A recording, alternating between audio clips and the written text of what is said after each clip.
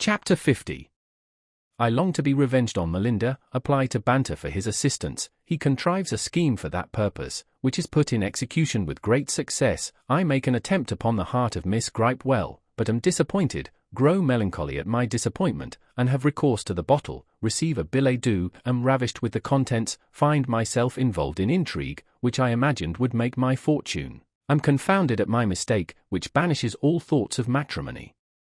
In the meantime, my attention was wholly engrossed in search of another mistress, and the desire of being revenged on Melinda, in both which schemes I was very much assisted by Billy Chatter, who was such a necessary creature among the ladies, that in all private dances he engaged the men.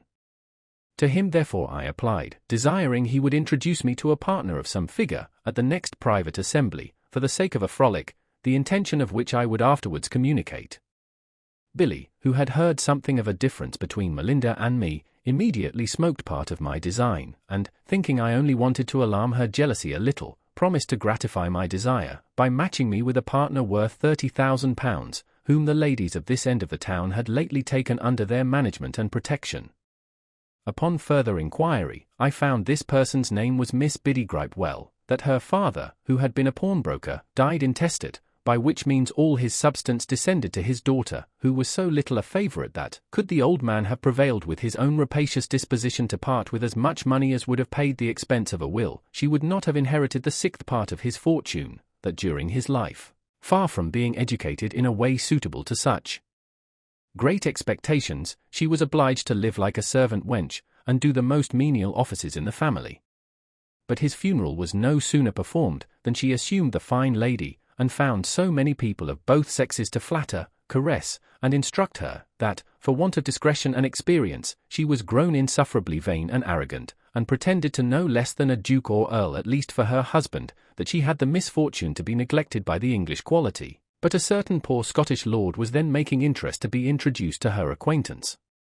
In the meantime, she was fallen into the hands of a notable lady, who had already disposed of her to a lieutenant of foot, a distant relation of her ladyship's, though Miss as yet knew nothing of the affair, and lastly that if I proposed to dance with her, I must give him leave to represent me as a knight, or foreign count at least. I was ravished at this piece of information, and consented for one night, to personate a French marquis, that I might the easier fulfil my revenge. Having made the appointment with Chatter, I went to Banter's lodgings, as I had by this time conceived a great opinion of his penetration and knowledge, and, after I had enjoined secrecy, told him every circumstance of my disgrace with Melinda, and imparted the plan I had projected to mortify that proud coquette, desiring his advice in proving, and assistance in executing the scheme. Nothing could be more agreeable to his misanthropical temper than an account of her behaviour and my resentment. He applauded my resolution, and proposed that I should not only provide myself with a proper partner, but also procure such a one for Miss Goosetrap, as should infallibly entail upon her the ridicule of all her acquaintance. For this purpose he mentioned his barber, who he said was an exceeding coxcomb lately come from Paris, whose absurd affectation and grimace would easily pass upon her for the sprightly politesse of a gentleman improved by travel. I hugged him for this hint, and he assured me it would be no difficult matter to make him believe that Melinda, having seen him by accident, was captivated by his appearance, and begged for his acquaintance. He actually engaged him on this pretence, and painted his good fortune in such colours that the poor shaver was quite beside himself with joy. He was immediately fitted with a tawdry suit of clothes belonging to Banter, and by him recommended to Chatter as a very pretty fellow, just returned from his travels. Master Billy, who acted as a gentleman usher to a great many of the fair sex in and about town, undertook at once to bespeak Melinda in his behalf, and everything happened according to my wish. At the time appointed I appeared dressed to the best advantage, and, in the character of a marquis, had the honour of opening the ball with the rich heiress, who attracted the eyes of the whole company by the prodigious number of jewels with which she was adorned. Among others I perceived Melinda, who could not more conceal her envy than astonishment at my success. Her curiosity was still more flagrant and tormenting, for she had never seen Miss Gripewell before, and Chatter, who alone could give her any satisfaction on that head, was engaged in conversation at the other end of the room. I observed her impatience, and exulted in her chagrin, and after my partner was set, took the opportunity of passing by her to make a slight bow without stopping, which completed my triumph and her indignation. She changed color, bridled up, assumed an air of disdain, and flirted her fan with such a fury that it went to pieces in a moment, to the no small entertainment of those who sat near and observed her. At length the metamorphosed barber took her out, and acted his part with such ridiculous extravagance that the mirth of the whole company was excited at his expense, and his partner was so much ashamed that, before the country dances began, she retired in great confusion, under pretence of being taken suddenly ill, and was followed by her gallant, who no doubt imagined her indisposition was nothing but love, and laid hold of the occasion of conducting her home, to comfort her, with an assurance of his entertaining a reciprocal passion.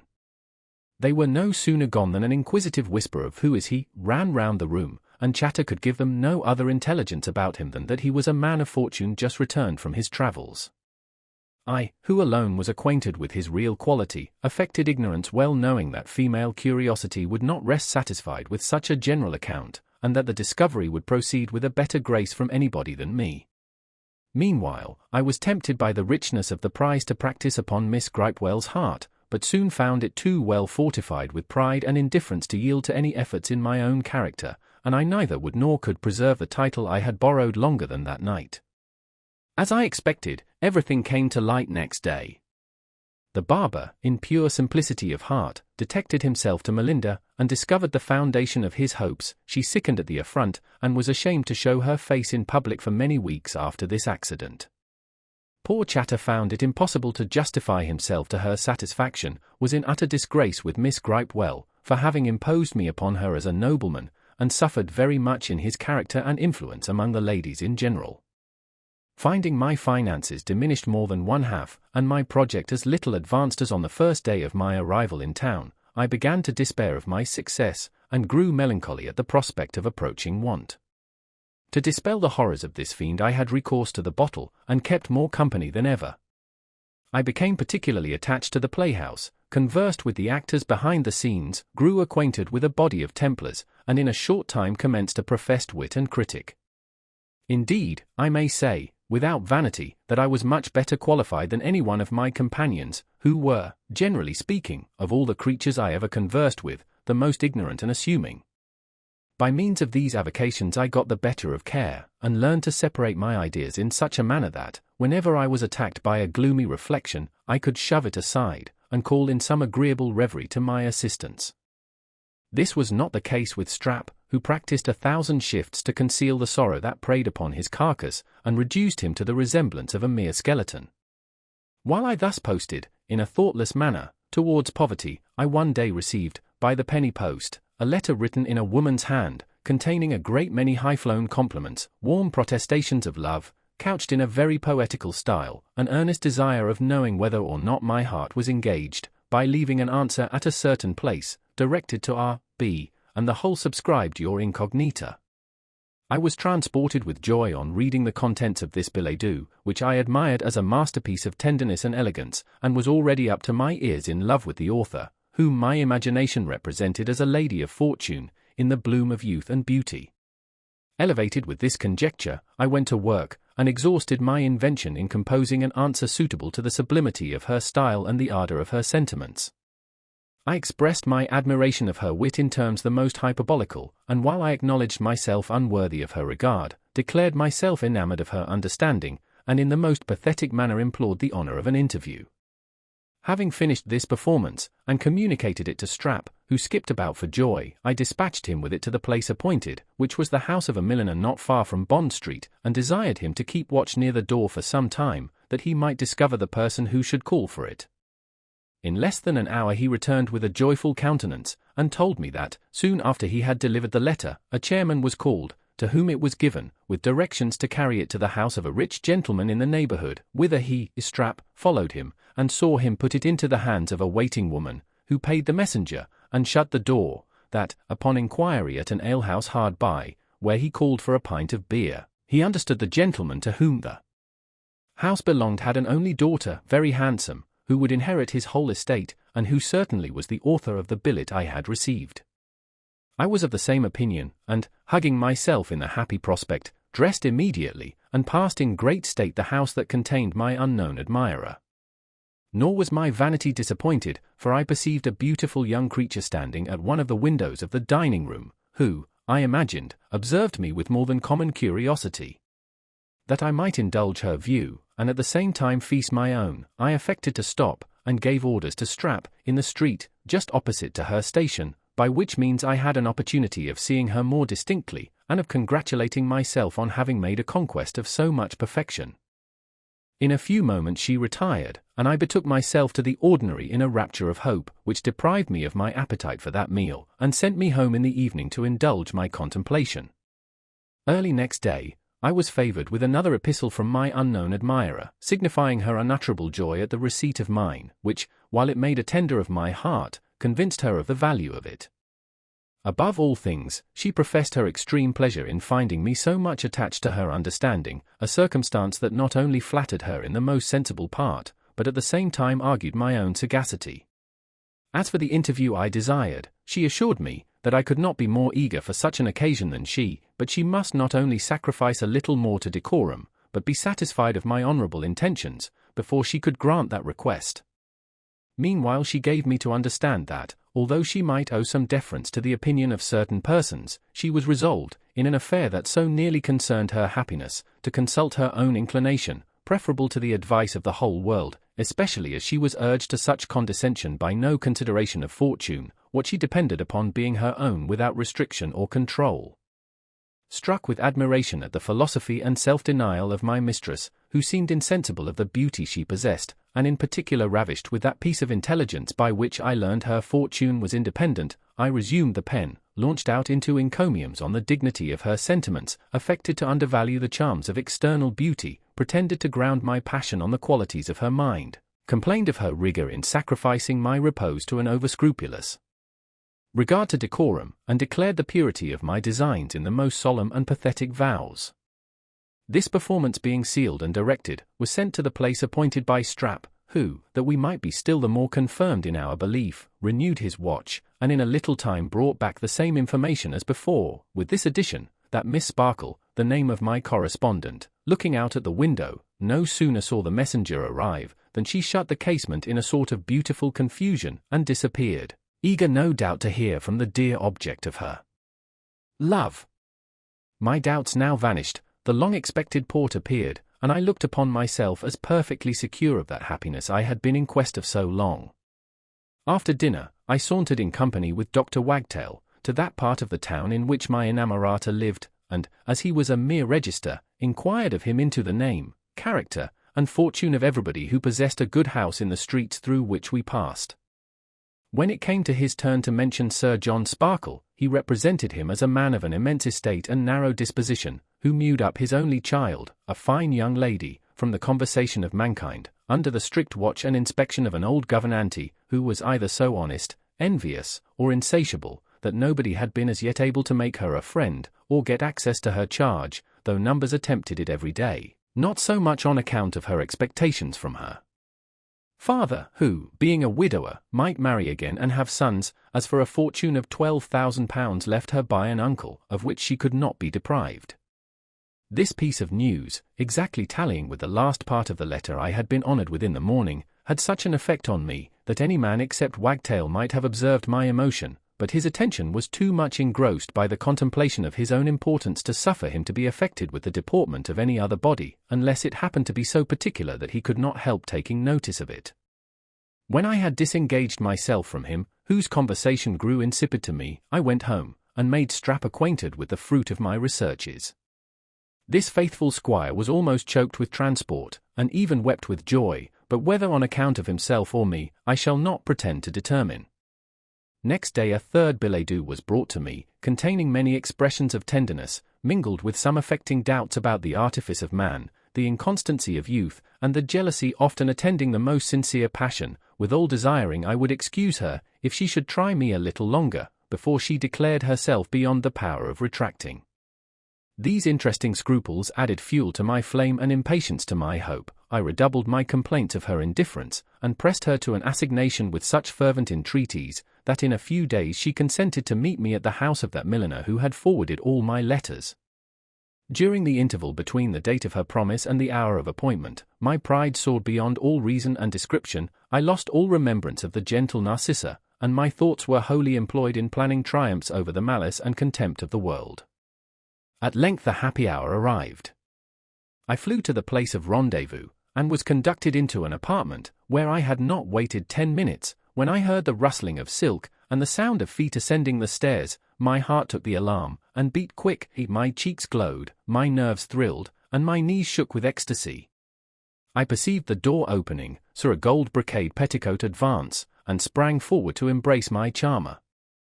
Heaven and earth! How shall I paint my situation, when I found Miss Sparkle converted into a wrinkled hag turned of 70?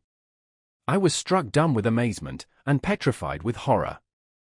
This ancient Uganda perceived my disorder, and, approaching with a languishing air, seized my hand, asking in a squeaking tone if I was indisposed. Her monstrous affectation completed the disgust I had conceived for her at her first appearance, and it was a long time before I could command myself so much as to behave with common civility. At length, however, I recollected myself, and pronounced an apology for my behavior, which I said proceeded from a dizziness that seized me all of a sudden. My hoary Dulcinea, who, no doubt, had been alarmed at my confusion, no sooner learned the cause to which I now ascribed it, than she discovered her joy in 1,000 amorous coquetries, and assumed the sprightly airs of a girl of 16. One while she ogled me with her dim eyes, quenched in rheum, then, as if she was ashamed of that freedom, she affected to look down, blush, and play with her fan, then toss her head that I might not perceive a palsy that shook it, asked some childish questions with a lisping accent, giggle and grin with her mouth shut to conceal the ravage of time upon her teeth, leer upon me again, sigh piteously, fling herself about in her chair to show her agility, and act a great many more absurdities that youth and beauty can alone excuse. Shocked as I was at my disappointment, my disposition was incapable of affronting any person who loved me. I therefore endeavored to put a good face to the matter for the present, resolved to drop the whole affair as soon as I should get clear of her company. With this view, I uttered some civil things, and in particular desired to know the name and condition of the lady who had honoured me so much. She told me her name was Withers, that she lived with Sir John Sparkle in quality of governess to his only daughter, in which situation she had picked up a comfortable sufficiency to make her easy for life, that she had the pleasure of seeing me at church, where my appearance and deportment made such an impression upon her heart, that she could enjoy no ease until she had inquired into my character, which she found so amiable in all respects, that she yielded to the violence of her inclination, and ventured to declare her passion with too little regard perhaps to the decorum of her sex, but she hoped I would forgive a trespass of which I myself was in some measure the cause, and impute her intrusion to the irresistible dictates of love. No decayed rake ever swallowed a bolus with more reluctance than I felt in making a reply suitable to this compliment, when, instead of the jewel, I found the crazy casket only in my power, and yet my hopes began to revive a little, when I considered that, by carrying on the appearance of an intrigue with the duenna, I might possibly obtain access to her charge. Encouraged by this suggestion, my temper grew more serene, my reserve wore off, I talked en cavalier, and even made love to this antiquated coquette, who seemed extremely happy in her adorer, and spread all her allurements to make her imagined conquest more secure. The good woman of the house treated us with tea and sweetmeats, and afterwards withdrew, like a civil experienced matron as she was. Left thus to our mutual endearments, Miss Withers, for she was still a maiden, began to talk of matrimony, and expressed so much impatience in all her behaviour that, had she been 50 years younger, I might possibly have gratified her longing without having recourse to the church, but this step my virtue as well as interest forbade. When the inclinations of an old maid settle upon a young fellow, he is persecuted with her addresses, but, should he once grant her the favour, he will never be able to disentangle himself from her importunities and reproaches. It was my business to defer the ceremony as long as possible, under the most specious pretences, with a view of becoming acquainted with Miss Sparkle in the meantime, and I did not despair of success, when I considered that in the course of our correspondence, I should, in all probability, be invited to visit my mistress in her own apartment, and by these means have an opportunity of conversing with her charming ward.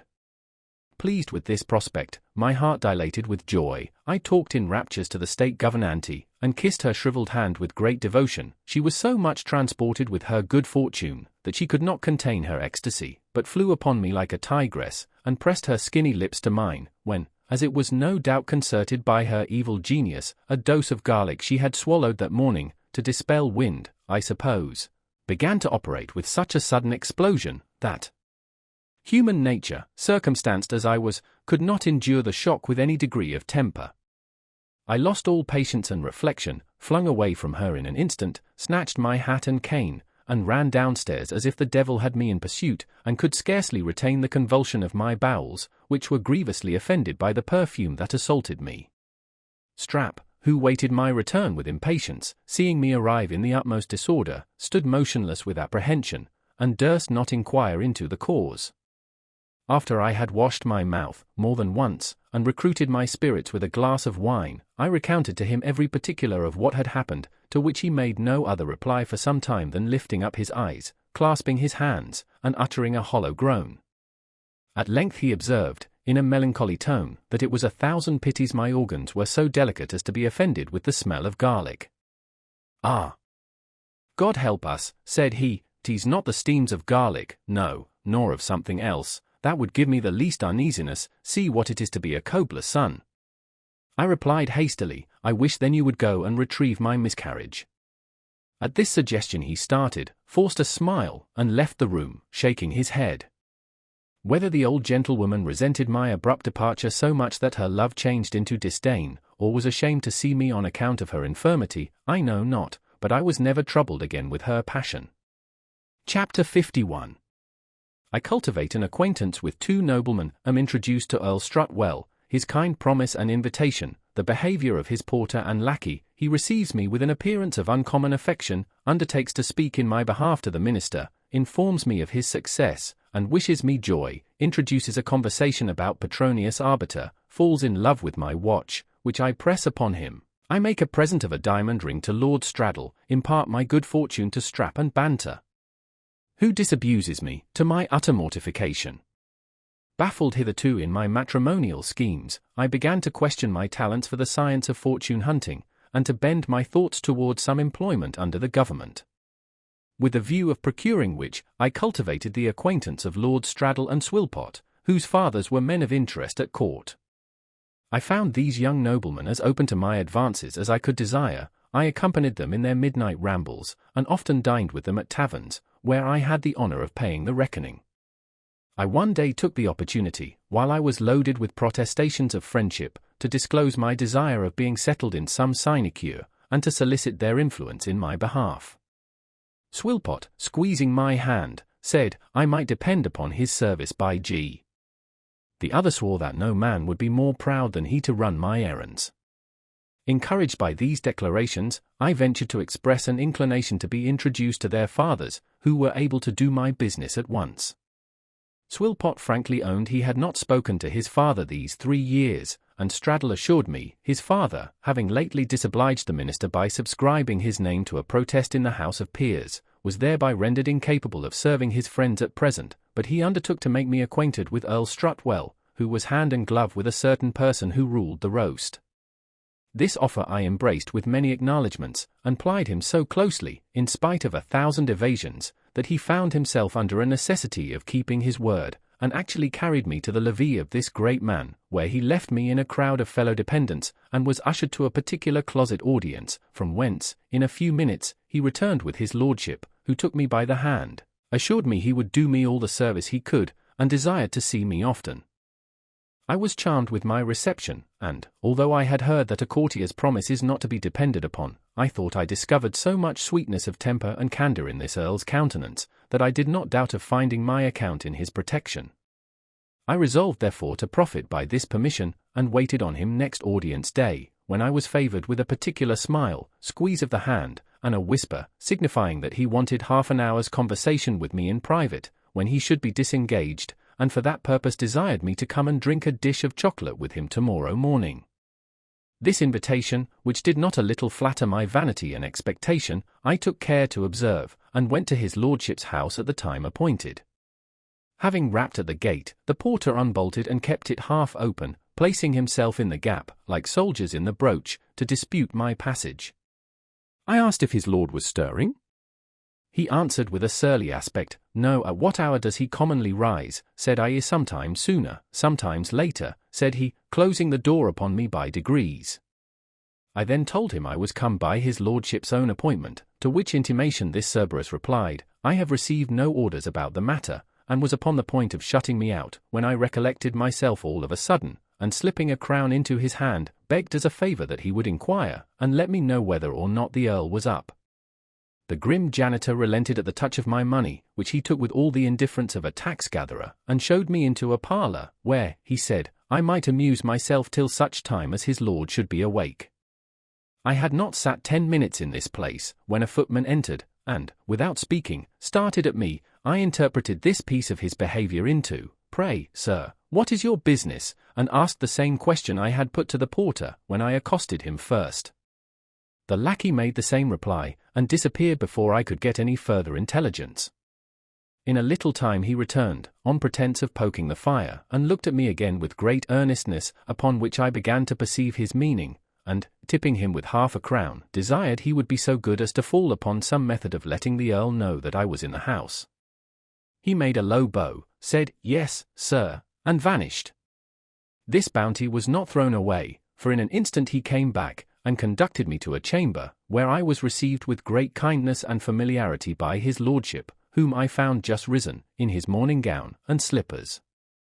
After breakfast, he entered into a particular conversation with me about my travels, the remarks I had made abroad, and examined me to the full extent of my understanding. My answers seemed to please him very much. He frequently squeezed my hand, and, looking at me with a singular complacency in his countenance, bade me depend upon his good offices with the ministry in my behalf. "Young men of your qualifications," said he, "ought to be cherished by every administration. For my own part, I see so little merit in the world, that I have laid it down as a maxim, to encourage the least appearance of genius and virtue to the utmost of my power. You have a great deal of both, and will not fail of making a figure one day, if I am not mistaken, but you must lay your account with mounting by gradual steps to the summit of your fortune. Rome was not built in a day. As you understand the languages perfectly well, how would you like to cross the sea as secretary to an embassy?" I assured his lordship, with great eagerness, that nothing could be more agreeable to my inclination, upon which he bade me make myself easy. My business was done, for he had a place of that kind in his view. This piece of generosity affected me so much, that I was unable for some time to express my gratitude, which at length broke out in acknowledgments of my own unworthiness, and encomiums on his benevolence. I could not even help shedding tears at the goodness of this noble lord, who no sooner perceived them than he caught me in his arms, and hugged and kissed me with a seemingly paternal affection. Confounded at this uncommon instance of fondness for a stranger, I remained a few moments silent and ashamed, then rose and took my leave, after he had assured me that he would speak to the minister in my favour that very day, and desired that I would not for the future give myself the trouble of attending at his levee, but come at the same hour every day, when he should be at leisure, that is, 3 times a week. Though my hopes were now very sanguine, I determined to conceal my prospect from everybody, even from Strap, until I should be more certain of success, and in the meantime give my patron no respite from my solicitations.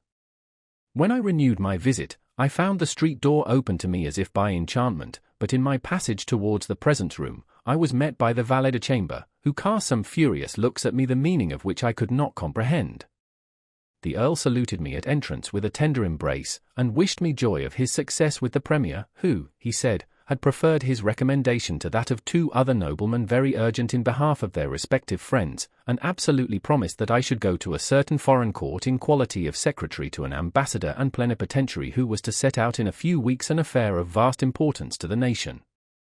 I was thunderstruck with my good fortune, and could make no other reply than kneel and attempt to kiss my benefactor's hand, which submission he would not permit, but raising me up, pressed me to his breast with surprising emotion, and told me he had now taken upon himself the care of making my fortune.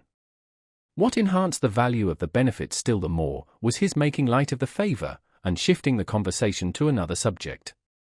Among other topics of discourse, that of the belles lettres was introduced, upon which his lordship held forth with great taste and erudition, and discovered an intimate knowledge of the authors of antiquity. "Here's a book," said he, taking one from his bosom, "written with great elegance and spirit, and, though the subject may give offence to some narrow-minded people, the author will always be held in esteem by every person of wit and learning."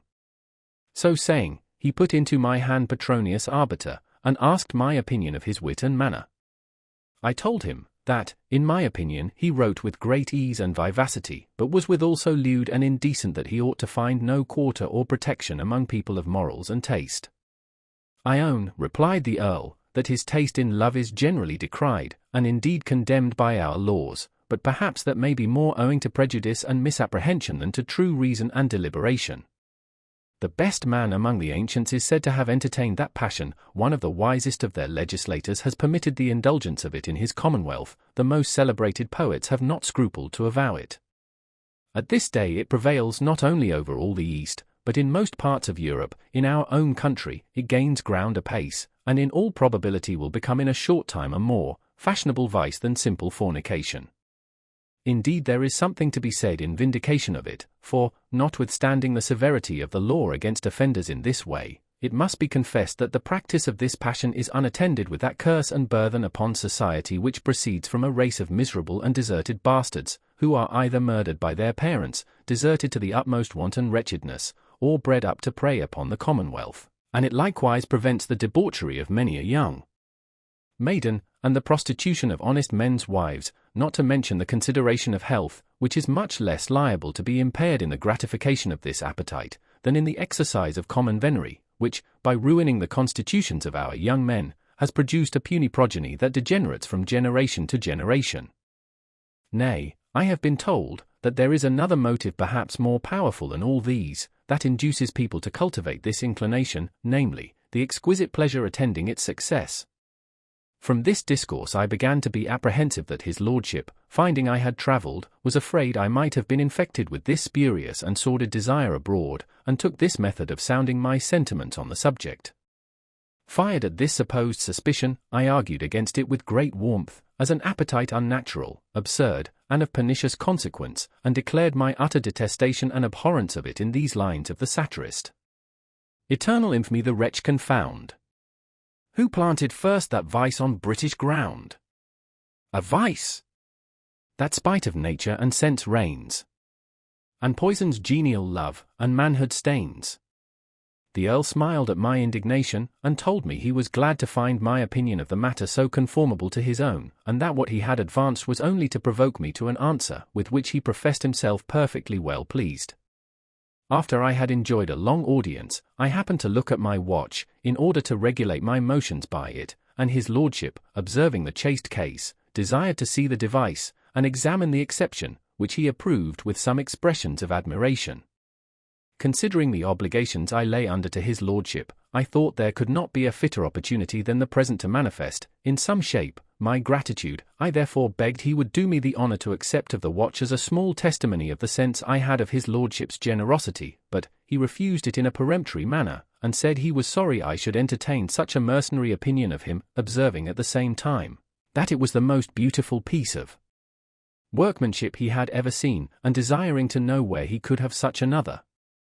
I begged 1,000 pardons for the freedom I had taken, which I hoped he would impute to nothing else than the highest veneration for his person, told him, that, as it came to my hand by accident in France, I could give him no information about the maker, for there was no name on the inside, and once more humbly entreated that he would indulge me so far as to use it for my sake. He was still positive in refusing it, but was pleased to thank me for my generous offer, saying, it was a present that no nobleman need be ashamed of receiving, though he was resolved to show his disinterestedness with regard to me, for whom he had conceived a particular friendship, and insisted, if I were willing to part with the watch, upon knowing what it had cost, that he might at least indemnify me, by refunding the money. On the other hand, I assured his lordship that I should look upon it as an uncommon mark of distinction, if he would take it without further question, and, rather than disoblige me, he was at last persuaded to put it in his pocket, to my no small satisfaction, who took my leave immediately, after having received a kind squeeze, and an injunction to depend upon his promise. Buoyed up with this reception, my heart opened, I gave away a guinea, among the lackeys, who escorted me to the door, flew to the lodgings of Lord Straddle, upon whom I forced my diamond ring as an acknowledgment for the great service he had done me, and from thence hied me home, with an intent of sharing my happiness with honest Strap. I determined, however, to heighten his pleasure, by depressing his spirits at first, and then bringing in good news with double relish. For this purpose, I affected the appearance of disappointment and chagrin, and told him in an abrupt manner that I had lost the watch and diamond. Poor Hugh, who had been already harassed into a consumption by intelligence of this sort, no sooner heard these words, than, unable to contain himself, he cried, with distraction in his looks, "God in heaven forbid!" I could carry on the farce no longer, but, laughing in his face, told him everything that had passed, as above recited. His features were immediately unbended, and the transition was so affecting, that he wept with joy, calling my Lord Strutwell by the appellations of Jewel, Phoenix, Rara Avis, and praising God, that there was still some virtue left among our nobility.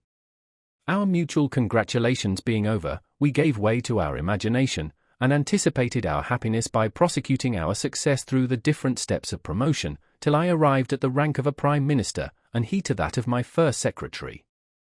Intoxicated with these ideas, I went to the ordinary, where, meeting with Banter, I communicated the whole affair in confidence to him, concluding with an assurance that I would do him all the service in my power. He heard me to an end with great patience, then regarding me a good while with a look of disdain, pronounced, "So your business is done, you think?" "As good as done."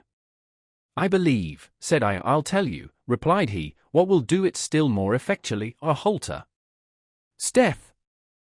If I had been such a gull to two such scoundrels as Strutwell and Straddle, I would, without any more ado, tuck myself up." Shocked at this exclamation, I desired him with some confusion to explain himself, upon which he gave me to understand that Straddle was a poor contemptible wretch, who lived by borrowing and pimping for his fellow peers, that in consequence of this last capacity, he had doubtless introduced me to Strutwell, who was so notorious for a passion for his own sex that he was amazed his character had never reached my ears, and that, far from being able to obtain for me the post he had promised, his interest at court was so low, that he could scarce provide for a superannuated footman once a year in the customs or excise, that it was a common thing for him to amuse strangers, whom his jackals ran down, with such assurances and caresses as he had bestowed on me, until he had stripped them of their cash, and everything valuable about them, very often of their chastity, and then leave them a prey to wanton infamy, that he allowed his servants no other wages than that part of the spoil which they could glean by their industry, and the whole of his conduct towards me was so glaring, that nobody who knew anything of mankind could have been imposed upon by his insinuations. I leave the reader to judge how I relished this piece of information, which precipitated me from the most exalted pinnacle of hope to the lowest abyss of despondence, and well nigh determined me to take Banter's advice and finish my chagrin with a halter. I had no room to suspect the veracity of my friend, because, upon recollection, I found every circumstance of Strutwell's behaviour exactly tallying with the character he had described. His hugs, embraces, squeezes, and eager looks were now no longer a mystery, no more than his defence of Petronius, and the jealous frown of his valet-de-chamber, who, it seems, had been the favourite Pathic of his lord. Chapter 52. I attempt to recover my watch and jewel, but to no purpose, resolved to revenge myself on Strutwell by my importunity, am reduced to my last guinea, obliged to inform Strap of my necessity, who is almost distracted with the news, but nevertheless obliged to pawn my best sword for present subsistence, that small supply being exhausted, I am almost stupefied with my misfortunes, go to the gaming table by the advice of Banter, and come off with unexpected success. Strap's ecstasy, Mrs. Gawky waits upon me, professes remorse for her perfidy, and implores my assistance. I do myself a piece of justice by her means, and afterwards reconcile her to her father. I was so confounded that I could make no reply to Banter, who reproached me with great indignation for having thrown away upon rascals that which, had it been converted into ready money, would have supported the rank of a gentleman for some months, and enabled me, at the same time, to oblige my friends. Stupefied as I was, I could easily divine the source of his concern, but sneaked away in a solitary manner, without yielding the least answer to his expostulations, and began to deliberate within myself in what manner I should attempt to retrieve the movables I had so foolishly lost. I should have thought it no robbery to take them again by force, could I have done it without any danger of being detected, but, as I could have no such opportunity, I resolved to work by finesse, and go immediately to the lodgings of Straddle, where I was so fortunate as to find him. "My lord," said I have just now recollected, that the diamond I had the honour of presenting to you is loosened a little in the socket, and there is a young fellow just arrived from Paris, who is reckoned the best jeweller in Europe. I knew him in France, and, if your lordship will give me leave, will carry the ring to him to be set to rights. His lordship was not to be caught in this snare. He thanked me for my offer, and told me, that, having himself observed the defect, he had sent it to his own jeweller to be mended, and, indeed, by this time I believe it was in the jeweller's hands, though not in order to be mended, for it stood in need of no alteration. Balked in this piece of politics, I cursed my simplicity, but resolved to play a surer game with the Earl, which I thus devised. I did not doubt of being admitted into familiar conversation with him, as before, and hoped by some means to get the watch into my hand, then, on pretence of winding or playing with it, drop it on the floor, when, in all probability, the fall would disorder the work so as to stop its motion. This event would furnish me with an opportunity of insisting upon carrying it away in order to be repaired, and then I should be in no hurry to bring it back. What pity it was I could not find an occasion of putting this fine scheme in execution. When I went to renew my visit to his lordship, my access to the parlour was as free as ever, but after I had waited for some time, the valet-de-chamber came in with his lord's compliments, and a desire to see me tomorrow at his levee, he being at present so much indisposed that he could not see company. I interpreted this message into a bad omen, and came away muttering curses against his lordship's politeness, and ready to go to loggerheads with myself for being so egregiously duped. But, that I might have some satisfaction for the loss I had sustained, I besieged him so closely at his levee, and persecuted him with my solicitations, not without faint hopes, indeed, of reaping something more from my industry than the bare pleasure of making him uneasy, though I could never obtain another private hearing the whole course of my attendance, neither had I resolution enough to undeceive Strap, whose looks in a little time were so wetted with impatience, that whenever I came home, his eyes devoured me, as it were, with eagerness of attention. At length, however, finding myself reduced to my last guinea, I was compelled to disclose my necessity, though I endeavoured to sweeten the discovery by rehearsing to him the daily assurances I received from my patron. But these promises were not of efficacy sufficient to support the spirits of my friend, who no sooner understood the lowness of my finances, than, uttering a dreadful groan, he exclaimed, "In the name of God, what shall we do?" In order to comfort him, I said, that many of my acquaintances, who were in a worse condition than we, supported, notwithstanding, the character of gentlemen, and advising him to thank God that as yet we had incurred no debt, proposed he should pawn my sword of steel, inlaid with gold, and trust to my discretion for the rest.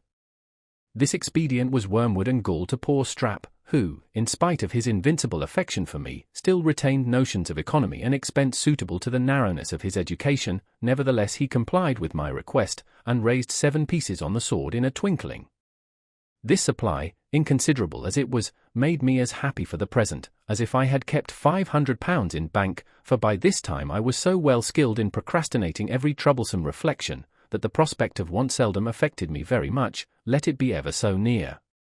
And now indeed it was nearer than I imagined. My landlord, having occasion for money, put me in mind of my being indebted to him 5 guineas in lodging, and, telling me he had a sum to make up, begged I would excuse his importunity, and discharge the debt. Though I could ill spare so much cash, my pride took the resolution of disbursing it. This I did in a cavalier manner, after he had written a discharge, telling him with an air of scorn and resentment, I saw he was resolved that I should not be long in his books, while Strap, who stood by, and knew my circumstances, wrung his hands in secret, gnawed his nether lip, and turned yellow with despair. Whatever appearance of indifference my vanity enabled me to put on, I was thunderstruck with this demand, which I had no sooner satisfied, than I hastened into company, with a view of beguiling my cares with conversation, or drowning them with wine. After dinner, a party was accordingly made in the coffee-house, from whence we adjourned to the tavern, where, instead of sharing the mirth of the company, I was as much chagrined at their good humour as a damned soul in hell would be at a glimpse of heaven. In vain did I swallow bumper after bumper. The wine had lost its effect upon me, and, far from raising my dejected spirits, could not even lay me asleep. Banter, who was the only intimate I had, Strap excepted, perceived my anxiety, and, when we broke up, reproached me with pusillanimity, for being cast down at my disappointment that such a rascal as Strutwell could be the occasion of. I told him I did not at all see how Strutwell's being a rascal alleviated my misfortune, and gave him to understand that my present grief did not so much proceed from that disappointment, as from the low ebb of my fortune, which was sunk to something less than 2 guineas. At this declaration he cried, "Pshaw! Is that all?" and assured me there were 1,000 ways of living in town without a fortune, he himself having subsisted many years entirely by his wit. I expressed an eager desire of being acquainted with some of these methods, and he, without farther expostulation, bade me follow him. He conducted me to a house under the piazzas in Covert Garden, which we entered, and having delivered our swords to a grim fellow who demanded them at the foot of the staircase, ascended to the second story, where I saw multitudes of people standing round 2 gaming tables, loaded, in a manner, with gold and silver. My conductor told me this was the house of a worthy Scotch lord, who, using the privilege of his peerage, had set up public gaming tables, from the profits of which he drew a comfortable livelihood. He then explained the difference between the sitters and the bettors, characterized the first as old rooks, and the last as bubbles, and advised me to try my fortune at the silver table, by betting a crown at a time.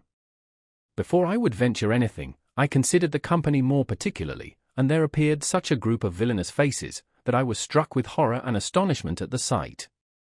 I signified my surprise to Banter, who whispered in my ear, that the bulk of those present were sharpers, highwaymen, and apprentices, who, having embezzled their master's cash, made a desperate push in this place to make up their deficiencies. This account did not encourage me to hazard any part of my small pittance, but, at length, being teased by the importunities of my friend, who assured me there was no danger of being ill-used, because people were hired by the owner to see justice done to everybody, I began by risking 1 shilling, and, in less than an hour, my winning amounted to 30. Convinced by this time of the fairness of the game, and animated with success, there was no need of further persuasion to continue the play. I lent Banter, who seldom had any money in his pocket, a guinea, which he carried to the gold table, and lost in a moment. He would have borrowed another, but finding me deaf to his arguments, went away in a pet. Meanwhile my gain advanced to 6 pieces, and my desire of more increased in proportion, so that I moved to the higher table, where I laid half a guinea on every throw, and fortune still favouring me, I became a sitter, in which capacity I remained until it was broad day, when I found myself, after many vicissitudes, 150 guineas in pocket. Thinking it now high time to retire with my booty, I asked if anybody would take my place, and made a notion to rise, upon which an old Gascon, who sat opposite to me, and of whom I had won a little money, started up with fury in his looks, crying, "Restez, foutre, restez! Illinois fort donna moi mon revanchio." At the same time, a Jew, who sat near the other, insinuated that I was more beholden to art than fortune for what I had got, that he had observed me wipe the table very often, and that some of the divisions appeared to be greasy. This intimation produced a great deal of clamour against me, especially among the losers, who threatened with many oaths and imprecations, to take me up by a warrant as a sharper, unless I would compromise the affair by refunding the greatest part of my winning. Though I was far from being easy under his accusation, I relied upon my innocence, threatened in my turn to prosecute the Jew for defamation, and boldly offered to submit my cause to the examination of any justice in Westminster, but they knew themselves too well to put their characters on that issue, and finding that I was not to be intimidated into any concession, dropped their plea, and made way for me to withdraw. I would not, however, stir from the table until the Israelite had retracted what he had said to my disadvantage, and asked pardon before the whole assembly. As I marched out with my prize, I happened to tread on the toes of a tall raw-boned fellow, with a hooked nose, fierce eyes, black thick eyebrows, a pigtail wig of the same colour, and a formidable hat pulled over his forehead, who stood gnawing his fingers in the crowd, and he sooner felt the application of my shoe heel, than he roared out in a tremendous voice, "Blood and wounds! You son of a whore, what's that for?" I asked pardon with a great deal of submission, and protested I had no intention of hurting him, but the more I humbled myself the more he stormed, and insisted on gentlemanly satisfaction, at the same time provoking me with scandalous names that I could not put up with, so that I gave loose to my passion, returned his Billingsgate, and challenged him down to the piazzas. His indignation cooling as mine warmed, he refused my invitation, saying he would choose his own time, and returned towards the table muttering threats, which I neither dreaded nor distinctly heard, but, descending with great deliberation, received my sword from the doorkeeper, whom I gratified with a guinea, according to the custom of the place, and went home in a rapture of joy. My faithful valet, who had sat up all night in the utmost uneasiness on my account, let me in with his face beslubbered with tears, and followed me to my chamber, where he stood silent like a condemned criminal, in expectation of hearing that every shilling was spent. I guessed the situation of his thoughts, and, assuming a sullen look, bade him fetch me some water to wash. he replied, without lifting his eyes from the ground. In my simple conjecture, you have more occasion for rest, not having, I suppose, slept these 24 hours. Bring me some water, said I, in a peremptory tone, upon which he sneaked away shrugging his shoulders.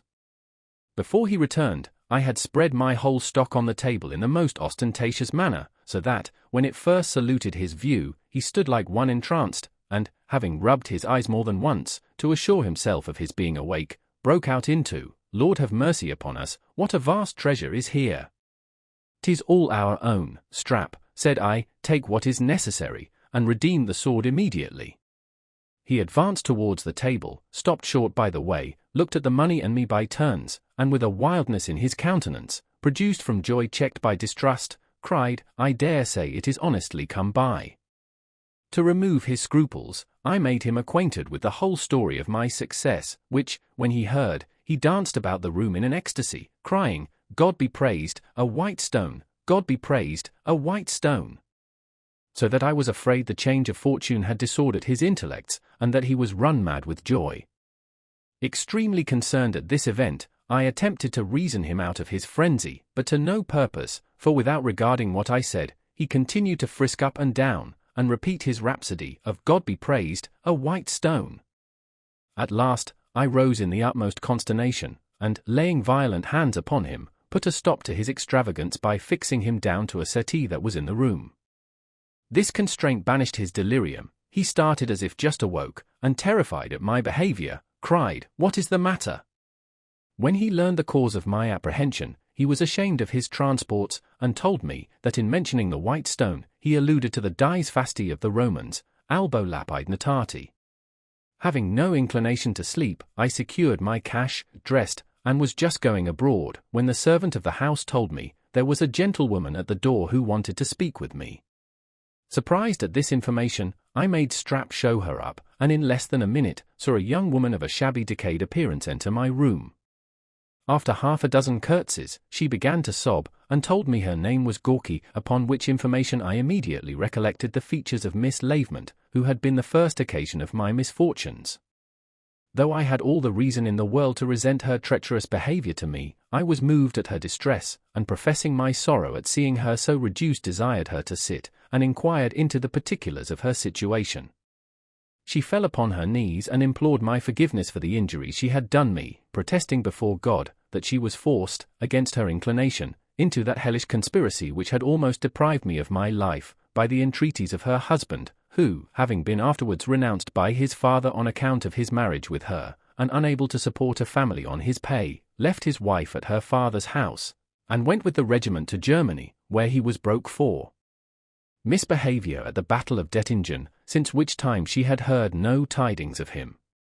She then gave me to understand, with many symptoms of penitence, that it was her misfortune to bear a child for months after marriage, by which event her parents were so incensed, that she was turned out of doors with the infant, that died soon after, and had hitherto subsisted in a miserable indigent manner, on the extorted charity of a few friends, who were now quite tired of giving, that, not knowing where or how to support herself one day longer, she had fled for succor even to me, who, of all mankind, had the least cause to assist her, relying upon the generosity of my disposition, which, she hoped, would be pleased with this opportunity of avenging itself in the noblest manner on the wretch who had wronged me. I was very much affected with her discourse and, having no cause to suspect the sincerity of her repentance, raised her up, freely pardoned all she had done against me, and promised to befriend her as much as lay in my power. Since my last arrival in London, I had made no advances to the apothecary, imagining it would be impossible for me to make my innocence appear, so unhappily was my accusation circumstanced. Strap indeed had laboured to justify me to the schoolmaster, but, far from succeeding in his attempt, Mr. Concordance dropped all correspondence with him, because he refused to quit his connection with me. Things being in this situation, I thought a fairer opportunity of vindicating my character could not offer than that which now presented itself. I therefore stipulated with Mrs. Gorky, that before I would yield her the least assistance, she should do me the justice to clear my reputation by explaining upon oath before a magistrate the whole of the conspiracy, as it had been executed against me. When she had given me this satisfaction, I presented her with 5 guineas, a sum so much above her expectation, that she could scarce believe the evidence of her senses, and was ready to worship me for my benevolence. the declaration, signed with her own hand, I sent to her father, who, upon recollecting and comparing the circumstances of my charge, was convinced of my integrity, and waited on me next day, in company with his friend the schoolmaster, to whom he had communicated my vindication.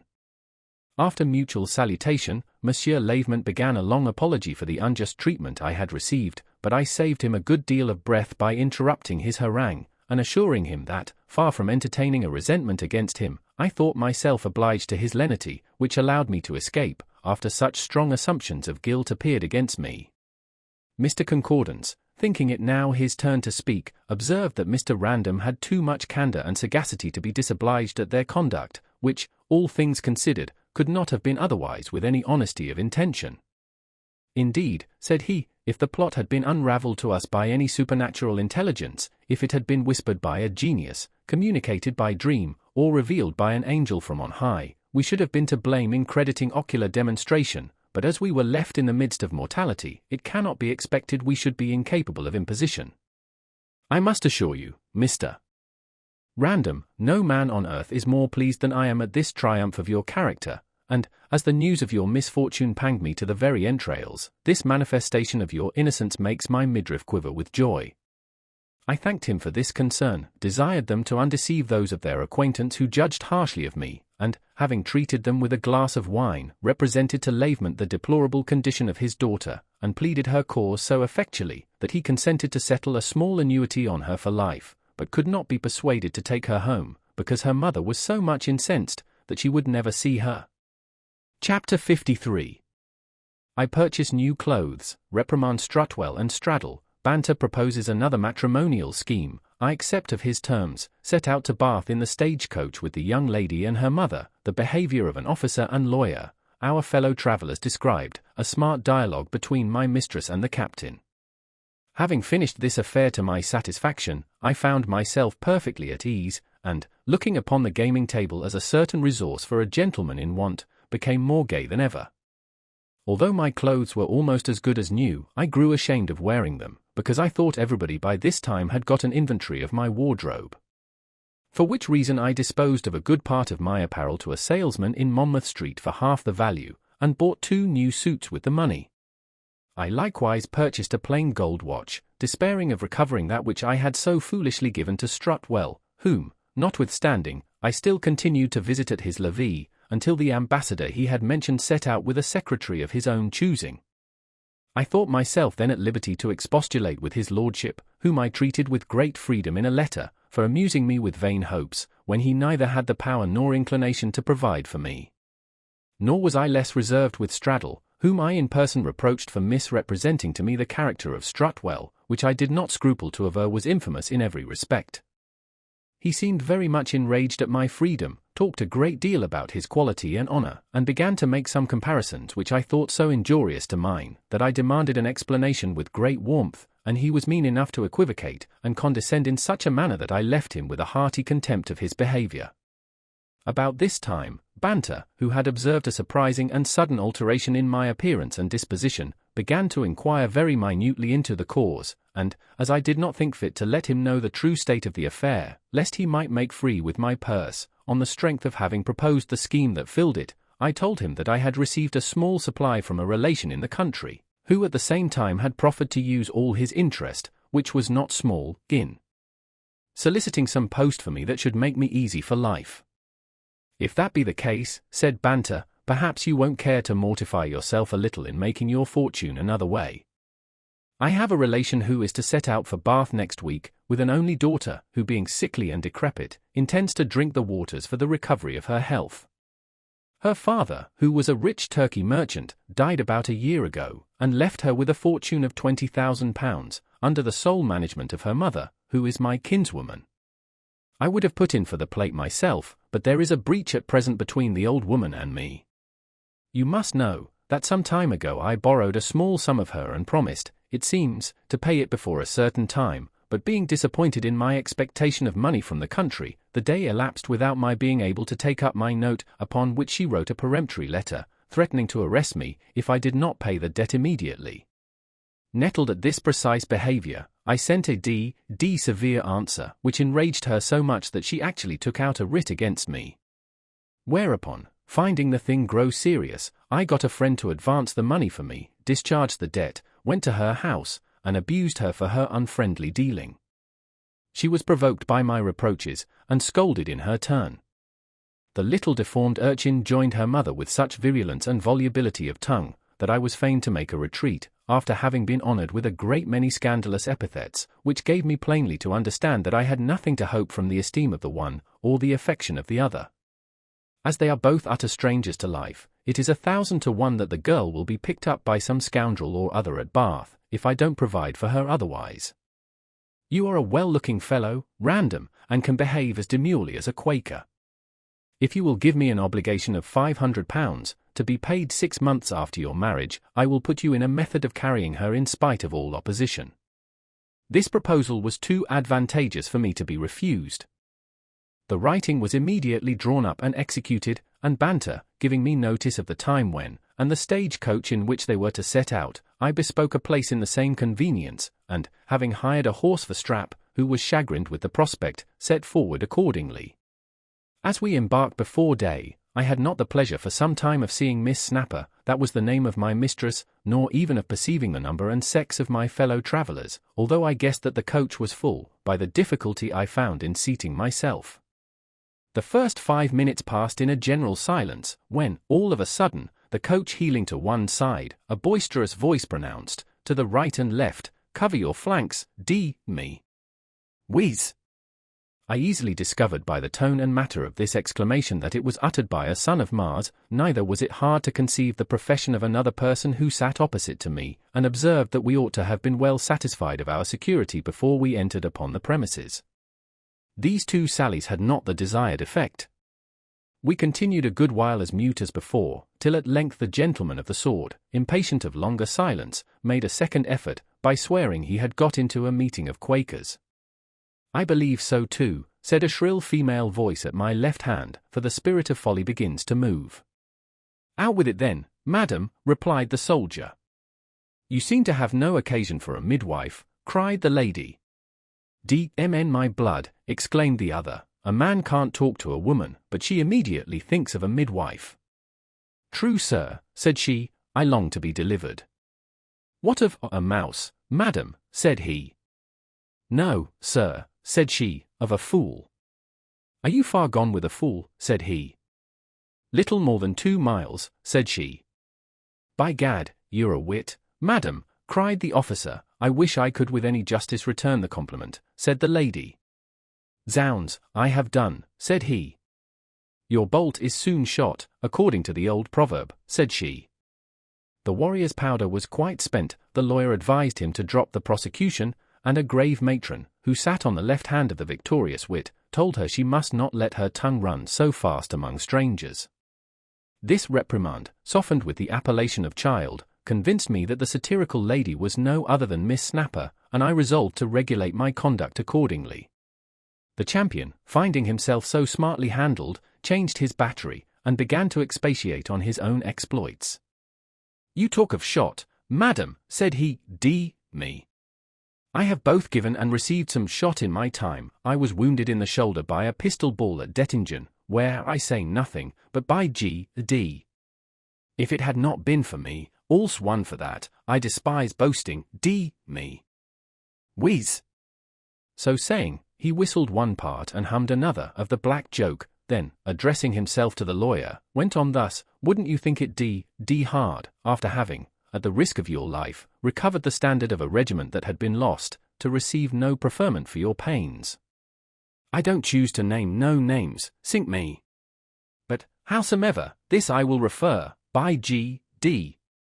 And that is this: a musketeer of the French Guards, having a standard from a certain cornet of a certain regiment, D.E., was retreating with his prize as fast as his horse's heels could carry him, sink me.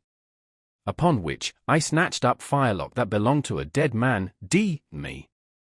Whiz. And shot his horse under him, D.N. my blood. The fellow got upon his feet, and began to repose me, upon which I charged my bayonet breast high, and ran him through the body by G. One of his comrades, coming to his assistance, shot me in the shoulder, as I told you before, and another gave me a contusion on the head with the butt end of his carbine, but me, that did not signify. I killed one, put the other to flight, and taking up the standard, carried it off very deliberately. But the best joke of all was the son of a B.Ch. of a coronet, who had surrendered it in a cowardly manner, seeing it in my possession, demanded it from me in the front of the line. D.N. my blood, says he, where did you find my standard, says he. D.N. my blood, said I, where, said I, did you lose it, said I, that's nothing to you, says he, 'tis my standard, says he, and by G.D. I'll have it, says he. A nation seize me, says I, if you shall, says I, till I have first delivered it to the general, says I, and accordingly I went to the headquarters after the battle, and delivered it to my Lord Stair, who promised to do for me. But I am no more than a poor lieutenant still, D.N. my blood. Having vented this repetition of expletives, the lawyer owned he had not been requited according to his deserts, observed that the labourer is always worthy of his hire, and asked if the promise was made before witnesses, because in that case the law would compel the general to perform it, but understanding that the promise was made over a bottle, without being restricted to time or terms, he pronounced it not valid in law, proceeded to inquire into the particulars of the battle, and affirmed that, although the English had drawn themselves into premunire at first, the French managed their cause so lamely in the course of the dispute, that they would have been utterly non-suited, had they not obtained a nollie prose key. In spite of these enlivening touches, the conversation was like to suffer another long interruption, when the lieutenant, unwilling to conceal any of his accomplishments that could be displayed in his present situation, offered to regale the company with a song, and, interpreting our silence into a desire of hearing, began to warble a fashionable air, the first stanza of which he pronounced thus: Would you task the moontide hare? To yon flagrant bow repair, where waving with the poplin vow, the bantling fine will shelter you, etc. The sense of the rest he perverted as he went on with such surprising facility that I could not help thinking he had been at some pains to burlesque the performance. Miss Snapper ascribed it to the true cause, namely ignorance, and, when he asked her how she relished his music, answered that, in her opinion, the music and the words were much of a piece. Oh, D.N. my blood, said he, and I take that as a high compliment, for everybody allows the words are D.able fine. They may be so, replied the lady, for aught I know, but they are above my comprehension. I ain't obliged to find you comprehension, madam, curse me, cried he. No, nor to speak sense neither, said she. D.N. my heart, said he, I'll speak what I please. Here the lawyer interposed, by telling him, there were some things he must not speak, and upon being defied to give an instance, mentioned treason and defamation. As for the king, cried the soldier, God bless him, I eat his bread, and have lost blood in his cause, therefore I have nothing to say to him, but, by G.D., I dare say anything to any other man. No, said the lawyer, you dare not call me rogue. D.me, for what, said the other. Because, replied the counsellor, I should have it good action against you, and recover. Well, well, cried the officer, if I dare not call you rogue, I dare think you one, D.me. This stroke of wit he accompanied with a loud laugh of self-approbation, which unluckily did not affect the audience, but effectually silenced his antagonist, who did not open his mouth for the space of an hour, except to clear his pipe with 3 hems, which, however, produced nothing. Chapter 54. Day breaking, I have the pleasure of viewing the person of Miss Snapper, whom I had not seen before. The soldier is witty upon me, is offended, talks much of his valour, is reprimanded by a grave gentlewoman, we are alarmed by the cry of highwaymen, I get out of the coach, and stand in my own defence, they ride off without having attacked us, I pursue them, one of them is thrown from his horse and taken, I return to the coach, am complimented by Miss Snapper, the captain's behaviour on this occasion, the prude reproaches me in a soliloquy, I upbraid her in the same manner, the behaviour of Miss Snapper, at breakfast, disobliges me, the lawyer is witty upon the officer who threatens him. In the meantime, the day breaking in upon us, discovered to one another the faces of their fellow travellers, and I had the good fortune to find my mistress not quite so deformed nor disagreeable as she had been represented to me. Her head, indeed, bore some resemblance to a hatchet, the edge being represented by her face, but she had a certain delicacy in her complexion, and a great deal of vivacity in her eyes, which were very large and black, and, though the protuberance of her breast, when considered alone, seemed to drag her forwards, it was easy to perceive an equivalent on her back which balanced the other, and kept her body in equilibrio.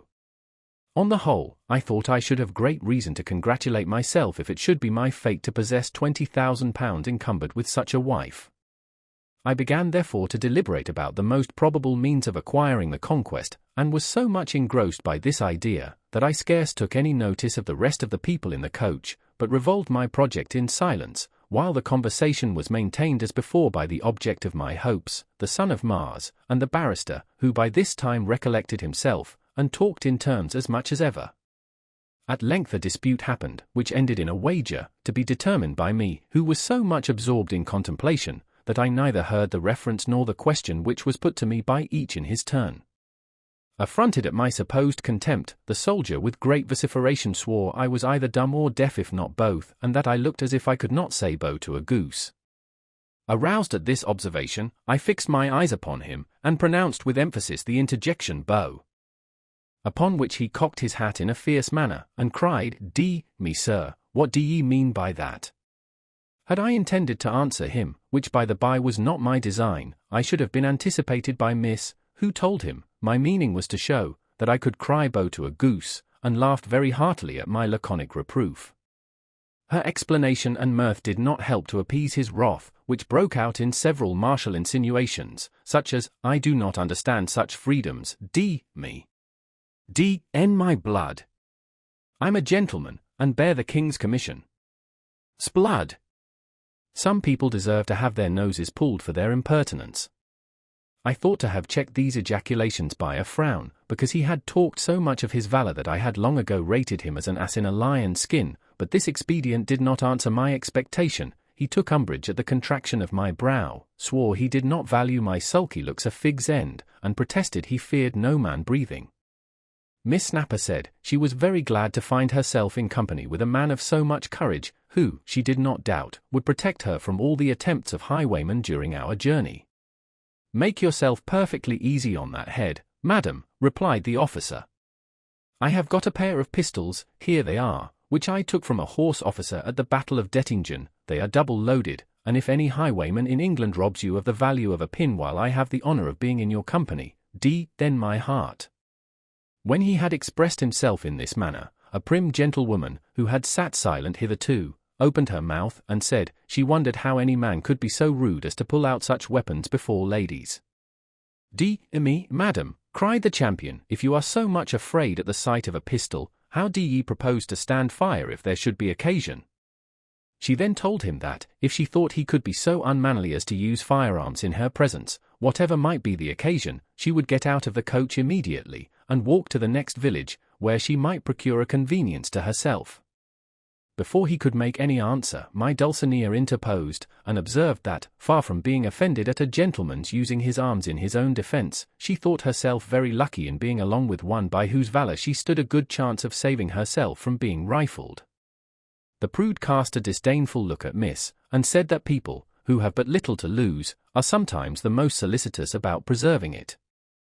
The old lady was affronted at this innuendo, and took notice, that people ought to be very well informed before they speak slightingly of other people's fortune, lest they discover their own envy, and make themselves ridiculous.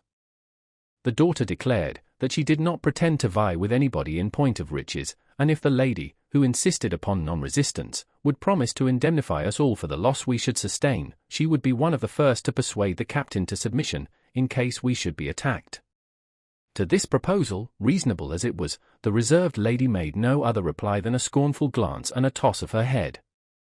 I was very well pleased with the spirit of my young mistress, and even wished for an opportunity of distinguishing my courage under her eye, which I believed could not fail of prepossessing her in my favour, when all of a sudden Strap rode up to the coach door, and told us in a great fright, that 2 men on horseback were crossing the heath, for by this time we had passed Hounslow, and made directly towards us. This piece of information was no sooner delivered, than Mrs. Snapper began to scream, her daughter grew pale, the old lady pulled out her purse to be in readiness, the lawyer's teeth chattered, while he pronounced, "'Tis no matter, we'll sue the county and recover." The captain gave evident signs of confusion, and I, after having commanded the coachman to stop, opened the door, jumped out, and invited the warrior to follow me. but, finding him backward and astonished, I took his pistols, and, giving them to Strap, who had by this time alighted and trembled very much, I mounted on horseback, and, taking my own, which I could better depend upon, from the holsters, cocked them both, and faced the robbers, who were now very near us. Seeing me ready to oppose them on horseback, and another man armed afoot, they made a halt at some distance to reconnoitre us, and after having rode round us twice, myself still facing about as they rode, went off the same way they came, at a hand gallop. A gentleman's servant coming up with a horse at the same time, I offered him a crown to assist me in pursuing them, which he no sooner accepted than I armed him with the officer's pistols, and we galloped after the thieves, who, trusting to the swiftness of their horses, stopped till we came within shot of them and then, firing at us, put their nags to the full speed. We followed them as fast as our beasts could carry us, but, not being so well mounted as they, our efforts would have been to little purpose, had not the horse of one of them stumbled, and thrown his rider with such violence over his head, that he lay senseless when we came up, and was taken without the least opposition, while his comrade consulted his own safety in flight, without regarding the distress of his friend. We scarce had time to make ourselves masters of his arms, and tie his hands together, before he recovered his senses, when, learning his situation, he affected surprise, demanded to know by what authority we used a gentleman in that manner, and had the impudence to threaten us with a prosecution for robbery. In the meantime, we perceived Strap coming up with a crowd of people, armed up with different kinds of weapons, and among the rest a farmer, who no sooner perceived the thief, whom we had secured, than he cried with great emotion, "There's the fellow who robbed me an hour ago of £20, in a canvas bag." He was immediately searched, and the money found exactly as it had been described, upon which we committed him to the charge of the countryman, who carried him to the town of Hounslow, which, it seems, the farmer had alarmed, and I, having satisfied the footman for his trouble, according to promise, returned with Strap to the coach, where I found the captain and lawyer busy in administering smelling bottles and cordials to the grave lady, who had gone into a fit at the noise of firing.